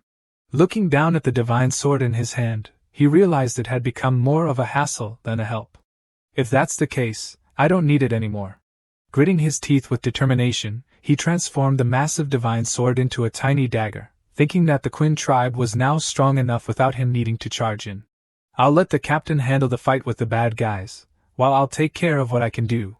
Thinking this, the guy's eyes lit up and he shot forward like an arrow. Everyone was pretty shocked by this scene. Who knew a divine sword could change shape like that? In the blink of an eye, his hand was almost touching the antidote vial. My mission now is to bring the antidote back to the Dog Clan's headquarters. Just as his hand reached for the vial, a sharp knife appeared and sliced off his hand. His hand fell to the ground coldly. This horrifying scene left everyone wide-eyed. Even Mera was stunned and panicked. Turns out the thing that chopped off his hand was his own divine sword. He willingly severed his own hand to trick the enemy into quickly grabbing the vial. Then, his speed shot up like never before as he dashed toward the exit. As he ran past Shaun, he called back, I'm leaving the rest to you too.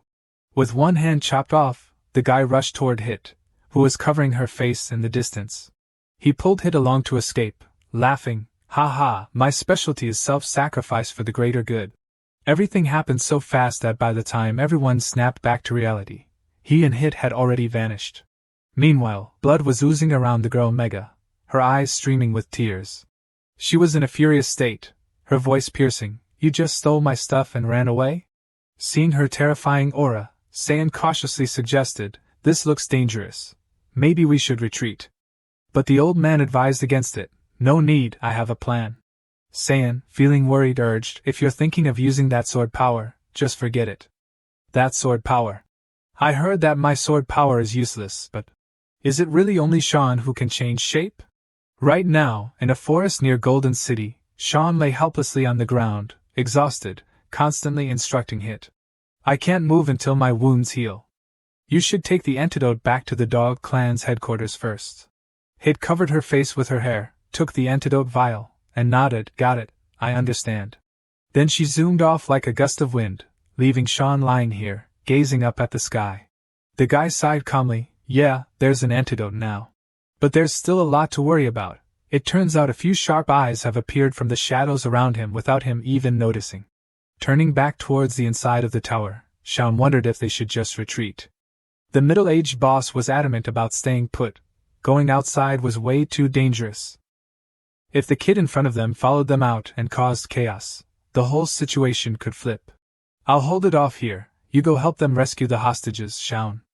Uncle promised to handle everything smoothly. Looking at the serious, contemplative face of Uncle Sean, he reluctantly bowed his head. Oh man, with that serious look on your face, I can't say no now. But you know what happens if I break the contract with the creditor, right? Uncle smiled and nodded, thanking Sean for trusting him. Just as she turned to leave, fresh blood started pouring in from a distance. Unexpectedly, Uncle blocked the way to intercept it. Those blood streams became docile in front of him, unable to advance another step. Seeing this scene, Sean felt relieved and smiled, realizing that he had managed to provoke it. Surely he has a way to counter it, right? Uncle was also pleased with his results, explaining, just as I predicted. This dangerous thing won't react to those without malicious intent. Not just Sean, even Mera was utterly astonished by this sight. Remembering his conversation with Doha, Uncle had introduced himself back then, saying he was the captain of the third team of the Dog God clan named Sean. Guitar was just an ordinary guy. But he would fight alongside the commander. Doha smiled and nodded, welcoming him back. Seeing this, Sean voiced a long-held question.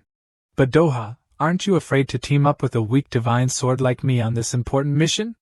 Or have you seen potential in me to become stronger? Doha shook his head and then nodded. No, Sean, you've reached your limit, so even if you train more, it won't help.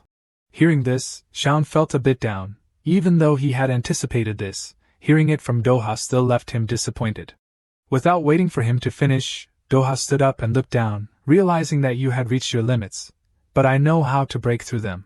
The guy's words made Uncle Seaman furious, shouting, damn it, why didn't you say that sooner? Facing him, Doha summoned his divine sword with a terrifying expression. Alright, first I need to find your weak spot. So, in the cozy room, a violent clash erupted while Uncle turned into a statue. Wow, you're tougher than I imagined, Seaman. Seaman's sword energy could withstand most attacks. But the problem is, can you hear what I'm saying? This toughness is only skin deep. While testing the power of the protective strike, Doha made an accurate observation. Sword energy isn't some random supernatural ability. It's the internal energy cultivated through breath control and the accumulation of chi, while strength is the external energy developed through physical training and technique. Sword energy is born from the combination of a person's internal and external energy, meaning your sword energy is formed from hard training and the fears within. So, what's the weakness of this sword energy that focuses solely on external power while neglecting internal energy? As he spoke, Doha slowly touched his sword to the petrified body and applied a very light force with incredible technique, revealing that the weakness lies in long-range attack techniques, where opponents can use internal energy to strike through space. At that moment, Seaman's outer protection shattered. This technique is called Void Strike. Successfully breaking through the stone barrier and injuring Seaman inside, Doha withdrew his sword and continued speaking. It's a pretty simple method. In other words, Seaman, your sword energy might work against stupid monsters, but against divine or demonic swords, they'll quickly find a way to counter it. The fact that you've survived this long is just luck. Seaman calmly accepted his defeat with a sigh. Or maybe it's just that my opponent doesn't want to kill me. Doha smiled, resting his hands and sitting down across from the old man. Sincerely advising, now that I know your weakness, there are two ways to fix it. One is to train your internal energy to become stronger from within, and the other is to exploit the fact that it can be broken from the outside to create a way to break through from the inside. Hearing this guidance, Seaman pondered. How can I accumulate internal energy overnight just by overcoming fear? And even if I can temporarily break free from my immovable state, what good is that? In the end, I'm still just a weak divine sword. Suddenly, Doha's voice turned serious, catching Uncle off guard. There's no such thing as a weak divine sword, you just haven't figured out how to push your own limits yet. There's a really simple way to fix that: change your mindset. Think about how to use your sword energy, not just focusing on defense. And I should probably mention this to Sao too.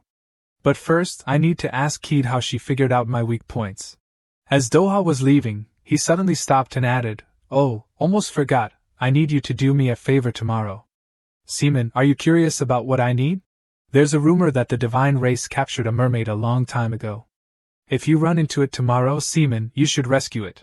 Seaman gasped in surprise at this news. Are you talking about the legendary mermaid? The one whose blood and flesh grant immortality? Doha scoffed at that, smirking. That's just a baseless rumor made up by wicked humans. Although that rumor has led to the deaths of many mermaids. Speaking of which, Seaman was curious. This is an important mission. Why are you giving it to me? Doha mysteriously explained that it said the blood of a mermaid punishes those who harm it. Others will definitely attack it right away, but you, Seaman, can't harm it. Oh my god, is that a compliment or an insult? Seaman fumed. Back in reality, the mermaid realized her technique wasn't working and got angry, pouring all her energy into attacking with blood. However, those blood droplets didn't even come close to Seaman as he moved closer. You, mermaid, can't control it anymore. This energy acts on its own, regardless of your will. Blood with a mind of its own, huh? Even if you didn't mean to attack us, a battle is unavoidable. With that, the old man immediately unleashed his sword energy. It seemed like the blood droplets sensed danger, turning from docile to ferocious, charging forward again. The fresh blood reacted instantly as Seaman revealed his killing intent. His body became indestructible like diamond, while the blood droplets relentlessly assaulted it. It was truly a bizarre feeling to stare at those blood droplets. It was as if those droplets had a mind of their own. Not only that, but they even transformed on their own to attack. Could this be the countermeasure Doha was talking about? Hiding behind the indestructible diamond skin, Seaman thought quickly. Even though the mermaid's blood had a consciousness, was my swordsmanship really that easy to read? This is the consequence of me only seeking out boring battles. But now, no matter what, I can't back down, Seaman resolved. If the weakness of my swordsmanship, which focused solely on defense, has been discovered, then I'll just defend even stronger. As he said this, drops of blood transformed into a massive hammer that came crashing down from the sky.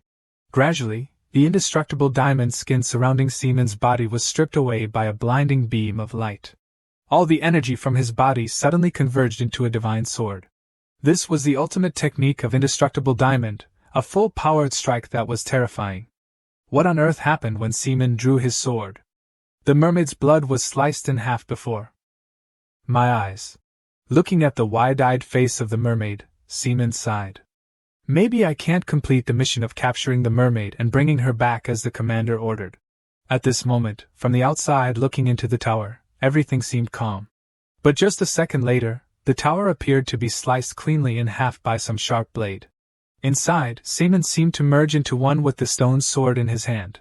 My best defense technique is actually an attack. The mermaid stood there, dazed like a statue with a clean cut across her body. That's right, Seaman successfully attacked her. Seemingly recalling the past, the mermaid remembered her time living with her family and facing cruel foes. 2 other mermaids tried to protect her from behind, continuously pleading for mercy.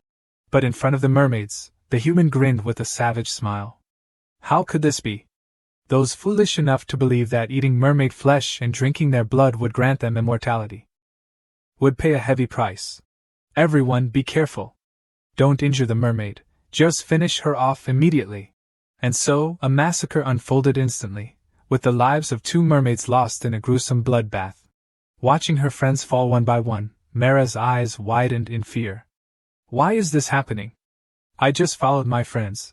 Is this a punishment for not listening to the adults and going ashore? Is it my fault? Unable to find an answer within herself, she shouted loudly, Why are you doing this to us? Facing Mera, the human spat a sharp blade straight at her, all because she was a mermaid and born that way. The aura of death enveloped her, and she immediately closed her eyes, wondering if it was her fault, but she didn't want to die. Just when she thought she was about to say goodbye to this world, a strange voice echoed in her head, making her open her eyes wide. If you are in pain, call us. As soon as she opened her eyes, Mera found herself lost in a dark space illuminated by a bloody red light, facing something bizarre. Who are you? Mera wondered, and the blood droplets replied, We are the ones who will help you forget this pain. Naively, Mera asked, What should I do? The voice responded, First, just a small wound on your body is enough to let the blood flow. Confronting death, Mera didn't hesitate and bit into her own arm. That's right, good job. Overcome this pain with other pains, the mysterious voice became excited, and after a while, when Mera opened her eyes, she saw nothing but blood in front of her. Fresh blood from her body, from the wound on her arm, seemed to come alive and wipe out all the humans around her. Watching the blood continuously flow from her arm, Mera wondered, what on earth is happening? It seemed she had lost too much blood. She tiredly collapsed against the cliff, feeling dizzy. Under the sunset by the beach, a horrifying event had occurred that no one knew about. Not sure how much time had passed, Mera suddenly woke up, her eyes wide open, looking at the people in front of her. Dad and Mom, why are you two here? Standing before her were her parents, holding her bloodied wounds tightly. Seeing her parents in such a terrible state, Mera screamed and cried, Is it my fault? I'm sorry for not listening and going ashore. Gently stroking their daughter, her parents smiled and shook their heads. It's okay. It's not your fault, don't blame yourself, and remember, mermaids must never let pain control them. Keep this in mind. After saying that, her parents collapsed beside her, losing their lives. Witnessing her parents die right in front of her, Mera felt no pain greater than this and could only scream in utter despair. The sky seemed to be stained red with blood, and as time passed and summoned somewhere, Mera was now working as a server there. The shop owner shouted, Mera, you're working way too slow. Mera quickly bowed her head to apologize and hurriedly moved, but accidentally brushed against a sharp edge, slicing a long wound on her arm. Mera was ready to freak out when she saw the fresh blood flowing out, and just as she got hurt, the strange voice of the blood reappeared, asking, Are you in pain? Mera panicked, clutching her wound and shaking her head. No, I can handle it. But the blood seemed to ignore her words and continued, With us here, you don't have to endure anymore. Instantly, the blood splattered and transformed into sharp weapons, taking out everyone in the shop. Mera could only helplessly cover her head and scream. Time went on, and in some mysterious alley, a girl sat quietly in the shadows. It was none other than Mera. Because the mermaid had killed her own kind, her parents, she could never return to the sea. Could she survive on land without getting hurt? I'm so hungry, but I don't want to hurt anyone anymore. Ironically, two clueless guys approached her, teasing, Why is this girl all alone here? You look hungry, come with us. Seeing this, Mera quickly backed away, warning, Don't come near me, I'm really dangerous. But the two guys just grinned creepily and moved closer. Haha, we're not bad guys. We just want to invite you to eat, no strings attached. Suddenly, a distant strike knocked the two of them to the ground, leaving them unconscious. A man and a woman appeared in front of Mera, smiling at her. I caught the scent of blood from afar. You really are a mermaid. On land, nothing comes for free, so don't trust anyone blindly. But stay away from those who seem too nice. The mysterious girl continued, and also steer clear of those who want to take from you. So, mermaid, let's make a deal. Work for me, and I'll provide you with food and shelter.